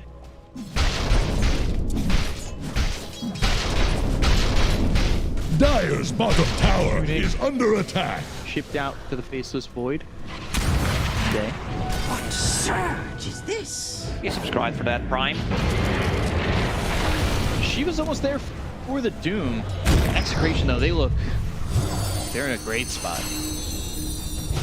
Do they? I'm still favoring T1 here. They get the better initiation. I think getting those kills put them in a great spot. They felt like they falling behind 4K deficit could have turned into more, but you get the 2 kills. Still respecting Morphling. Yeah. You know, his E-Blade, his damage output is insane. We saw a bit of a combo, what they can do. It was a 5-man back into silence. If they have overgrowth of it, could be a bit tricky. Radiant's bottom tower is under attack. Quiver, Mindbreaker. Almighty money. See if he passes that Mindbreaker off to someone, maybe the even. I think he should be the one holding the Mindbreaker. You don't care too much about the evasion here. Maybe, you know, he's thinking about the illusions. So right now, something that 23 Savage does is he uses a lot of neutral items. He has 4 at the moment. It feels like it's the match when the neutral items were introduced. When you saw Huskar holding 4 neutral items, nothing wrong there. Wall down, and Vacuum actually doesn't land. So I can try to understand like what he's doing. He's going to keep that Nether Shawl in case he's split pushing, and then you have like a bit more magic resistance. You could potentially get this stuff off. He has Possessed Mask if you need to heal up, but the Mindbreaker, I think that's offensive item. It's such a great tool against the Void Spirit, against Morphling, getting that silence. It's a long duration silence. Before it was 1.5, now it's 175. That is a lot of micromanaging your inventory. To take the plunge. It is, and he decides to get rid of a couple of those. So BKB done on him. Smoked up. Are in a perfect position to break the smoke, and there it is. Throw down the vision, and they can't even get to him. Dire's middle tower is under pressure. A couple of sentries near each other on that high ground.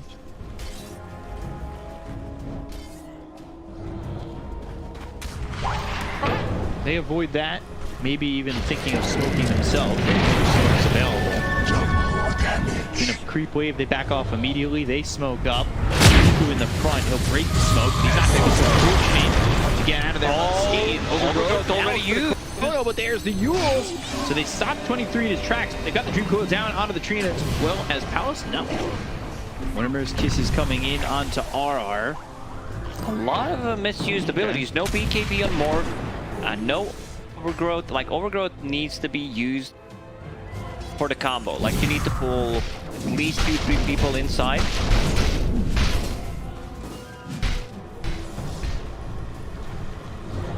Time Walk off, but Execration, they want to go in again. Use that second smoke that was on the Treant. Not gonna find anybody. They're walking through mid. They know something is up. T1 is drawing on a minimap. Hold the high ground. Everyone falls back.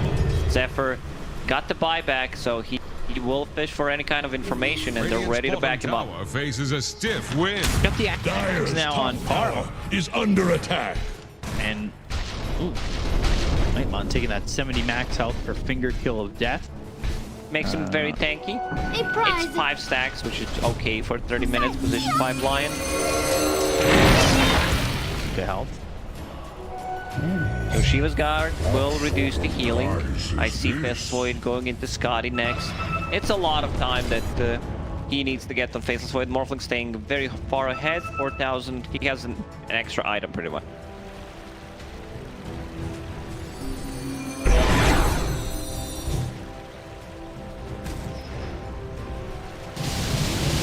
Roche potentially back up in 40. We'll see if they posture near this and how quickly it's going to spawn. That minimum respawn timer. They're trying to bring down Radiant's This top is tower. a tough Roche fight for Execration. Fighting in a Dream Coil, Chrono, Same Mortimer's goes Kisses. for T1. Fighting into Treant Protector ulti, Vol, one of the best abilities inside the pit. So they need to be careful. Roshan may respawn in 10 seconds. There is a smoke from T1. Still Tier 1 tower, full HP thanks to Treant Protector. It's going to be instant. So Roche is back up. Let's see if they decide to check it. You can't check inside the pit with careers anymore. Gone blind. They need glasses now. Dire are scanning for enemies. I think a lot of Dota players are like that. It's not gonna be the fastest spawn. It's always long. Dire's middle tower is under attack. Radiant are scanning Short for durations enemies. with Roche. I always feel like it's max duration or not. Dire's Doesn't middle spawn at all. tower is Like, under sorry, pressure. second Roshan is Fortified not at structures home. can't be He went breached. out. I could. Holiday. And Chrono used for just the void script. Got one of his kisses coming in from a distance. The fingers used to get the Kodioe. Now they look over at the top. The Earth Man. They got mana drain. Heatwave thrown over. Earth Spike from Palos, who turned into the Lion. They've got the damage coming out onto the Darts here. They get the kill to RR. That's going to be 3 dead with buyback coming up for the top. Now let's get the Darts here. They look over, bashes out. He's doomed up. This is big problems here for Palos. And they will lose this Morphling. It's a full team wipe. They fall back on Tusk.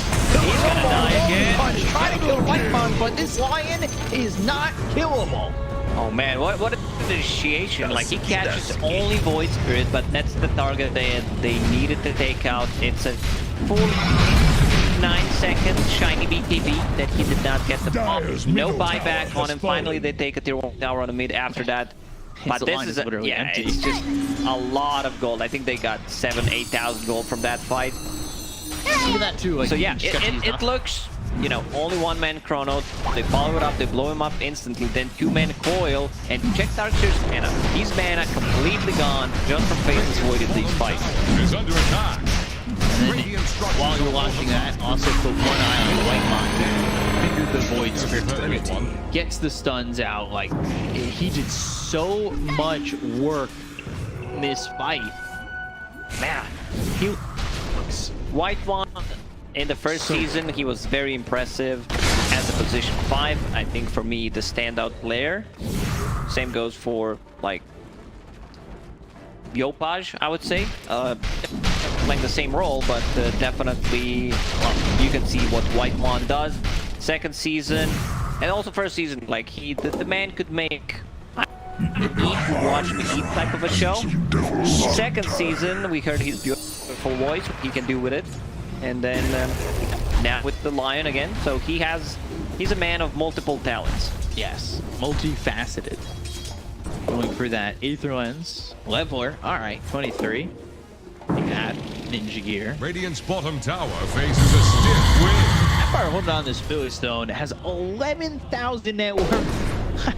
You said that, you know, he was struggling, even though he was involved in pretty much all of the kills early on, but that Philosopher's Stone and one that, the extra gold that you get from not just Philly, but being alive, Yeah. is always going to be good. So what, he started 1-0-8, since then he's 2-1-10. So now you have Scott. You do not have a Spirit Vessel, what I call the Holy Trinity anti-morph items, but they have Scotty, they have Sheep's Guard.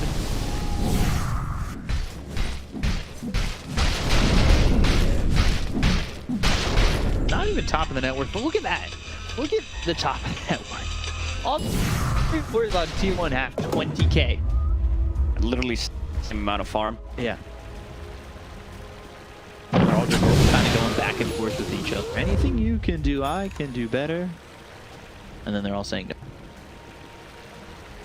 Radiant What are was that scanning for song again? enemies. Better by the original. So Morphling, Lincoln's done, going into the sphere. Going the sphere. What am I saying? He has a Lincoln sphere going into Scotty. A lot of those ultimate orbs. A lot of spheres. Radiant's top tower is on the Booster, rocks. that's a sphere. Lincoln is a sphere. The ulti orbs that were there to build it, all spheres. He's quick. Radiant's top tower is under attack. Quick on those fingers. Greetings. He had a horrible start. He did not die a single time after those 4 deaths in the laning stage. So he's right now 9, 4, and 8. Dire's bottom tower won't last long. Really putting it together. Structures are fortified. Finishing the Aether Lens. Trying to bring down Radiant's top tower. We're here for Doom. Dire's bottom tower Cuckoo. is about to flounder. Going Cuckoo for Dire's cooldown. bottom tower couldn't withstand the Top tower is on the tide. rocks. This Purge, man, I just love how he keeps that. No way he gets rid of this creep. He's been holding it the whole game. Dire's The spell bottom mechanic tower is is so under good. attack. It's slow cooldown. Radiant's It's top tower is under 2.3 attack. seconds with Octarine Core. Duration 5 seconds. So extra slow. Dire's bottom tower Getting rid of is the- about to flounder. A lot of these Bring down abilities, Radiant's top tower. you can't run away. It's Surge anymore against this dude. But still love if he gets a Blink Dagger. I don't think Blink Dagger is a bad idea. What's the cooldown right now with the Arcane Rune? It's 1.6 seconds. Doom cooldown 76. Infernal Blade 2.1. Dire's bottom tower is about to flounder. Get Shard, just throw Infernal Blade constantly. Dire's bottom tower has fallen. Not more about the War Gold. 30-second cooldown. 40 gold.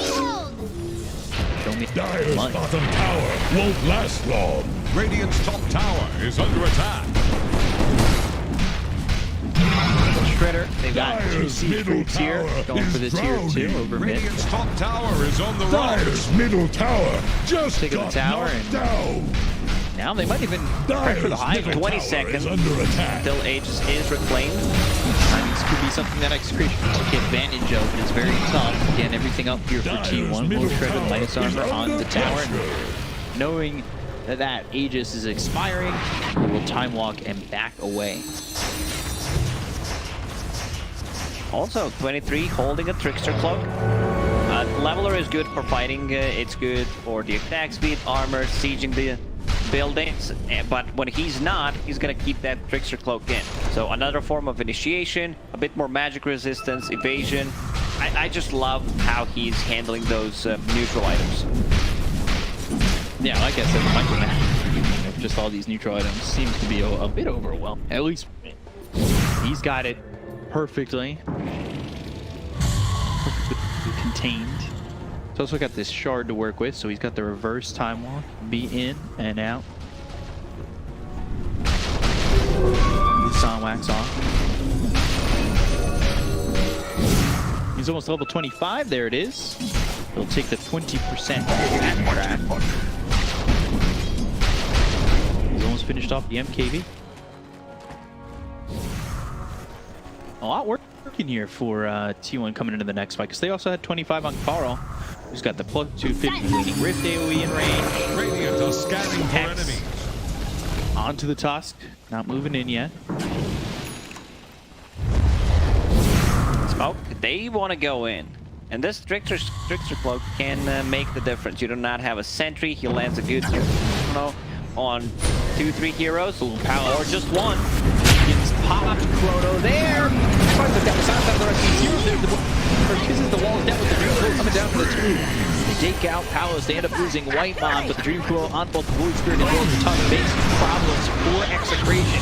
They've got a Fire Snap 50 that lands on a BDC. They get the kill on the Tusk. They look over for the Void Spirit, who will use that Astral Step to try and get some distance into the trees. He's spotted, but not stopped. No bashes. Doom was not close to use the Infernal Blade. But the 2 big kills. Morphling did not get the shift off.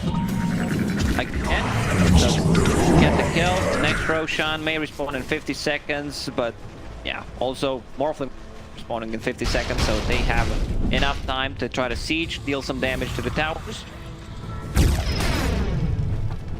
17k deficit. Roche potentially up soon. And Puck finds a very good item for himself. Timeless Relic.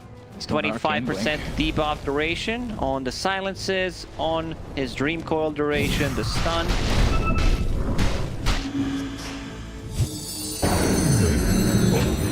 Boy. Dire's top tower is under attack. Carl? Oh, he found him. He knows where he is, but the flicker. He's trying to juke. Oh, Dream Coil, all right. That Dream Coil missed. Yeah, he avoided it. Went a little bit north. Oh my god. Astral Stack. Flicker. Assimilate. Finally silenced. Duels into the air. And now 3 here. Another flicker in a second. Silence. Infernal Blade. There's the Hex. All right. Finally, they bring him down. It took them a while. Almost had the on this ready again. Maybe with one more juke. He drops the wall. Vacuum, the bashes all coming in. Nico trying to surge away. Carl, again, more of those kisses are down. And they get finger from White Mamba. And this game just falling apart for Execration. It kind of feels like it's always the same thing for Execration. They win game 1, possibly, or just one game in the whole series, and then they crumble in the third game. I mean, this is a big one for them, too, because I would almost go as far as to say winning this, putting them at 4-2, could have been major deciding. Yeah, this is a big one for them. Because the team looked, we talked about it, the panel mentioned it, how they looked more stable in the second season after changing the players, and they do. Like, this team is really good. It's just sometimes they need that tiny extra thing that could possibly, you know, skyrocket them into the major. Yeah, and with a victory here, if they've gotten it, they are up against Little Gun in their final match. It literally could have been, we're going to end 5-2, and that was the number needed for the major in the last season. But now, it could be potentially 4-3 if they just peek out on the cusp. Immortality. Ags picked up for the Faceless Void via the Blessing. Arcane Blink for the Puck. And they've got the Inferred Blade damage upgrade at 25. Has reverse time walk, has level 25 talent, the backtrack. I don't know how you kill this guy. Has the Aghanim Scepter. Yesterday I played this guy that, you know, was clowning on the Faceless Void, or green for Blink also to reduce the cooldown, the Arcane Blink, and just going in and out. Like, it's one of the most annoying things that I've ever seen. I was a bit worried, but in the end, it works. It actually works. I don't think in a real game you would get Arcane, but this time walk, and especially, like, you also walk green for, walking back and forth. This will hasten my footfalls. Singing into the mic while you do it. Titanic picked up for 23. It just feels that he can't die. Coil. Whip.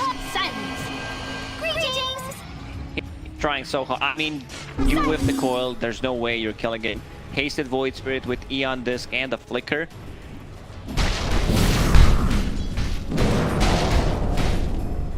Nullifier next. Talking about the Octarine, Arcane Blink build. Puck has one. Yeah, and he's happy with that. So let's check cooldowns. 5.6 on Orb, 3.9. You can perma-silence people with this, because duration is 425 with the talent, so good luck with playing against this. Oh dear. And also at the Timeless Relic, because this is not the mat with the Timeless Relic, so at 25% on top of that. You got this? Yeah, I got this. It's 5.3. Dire's courier just went belly up. That courier goes down with a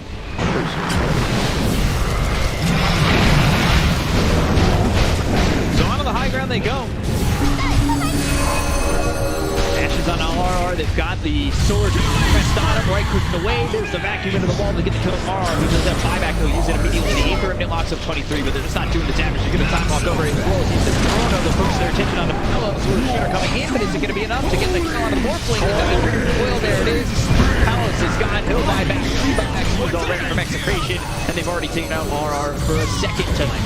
He's down for 76 seconds as they look towards the rest. Being caught by Palos, but for what? He's got nothing. The E-Blade actually gets thrown back his way. He knew the Lotus Orb was on the Snapfire. Snowball going over. Kills off Zephyr. He's got buyback. White Man back as well. Or his punch in the air. Need Green out with any mana, but they still have Carl behind them. Some Lincolns on a Palos. Palos the time off away. More in the face of Void. They've got the silence on a bold Nico as well as Yogi. It's just perma silence. You can't let go like that. They continue with silence. They throw the E-Blade on himself. There's the kill. 2 minutes gone, and it looks like T1 has sealed the deal. They will take this series over Execration 2-1. There's a long, hard-fought battle for both teams, but T1 are going to be the ones make it out. And even Doom, went for Arcane Blink off-screen type of cooldown on every single ability, especially the Purge one. I think that this Purge gave them a lot of momentum in the mid-game, being able to purge off the shell, Surge, shield from Void Spirit, like that, armor, so many things that they did with it. And T1 today, they looked like a better team. I think this is the best Dota that they played so far in this second season. Yeah, since the last series, they've kind of been on the uptrend. Yeah. This is really good for them. Puts Execration in an interesting spot because now they're 3-3 with one last series against Logan. 4-3 was the edge of making it to the major last time. I believe it was Boom who missed out at 4-3 in the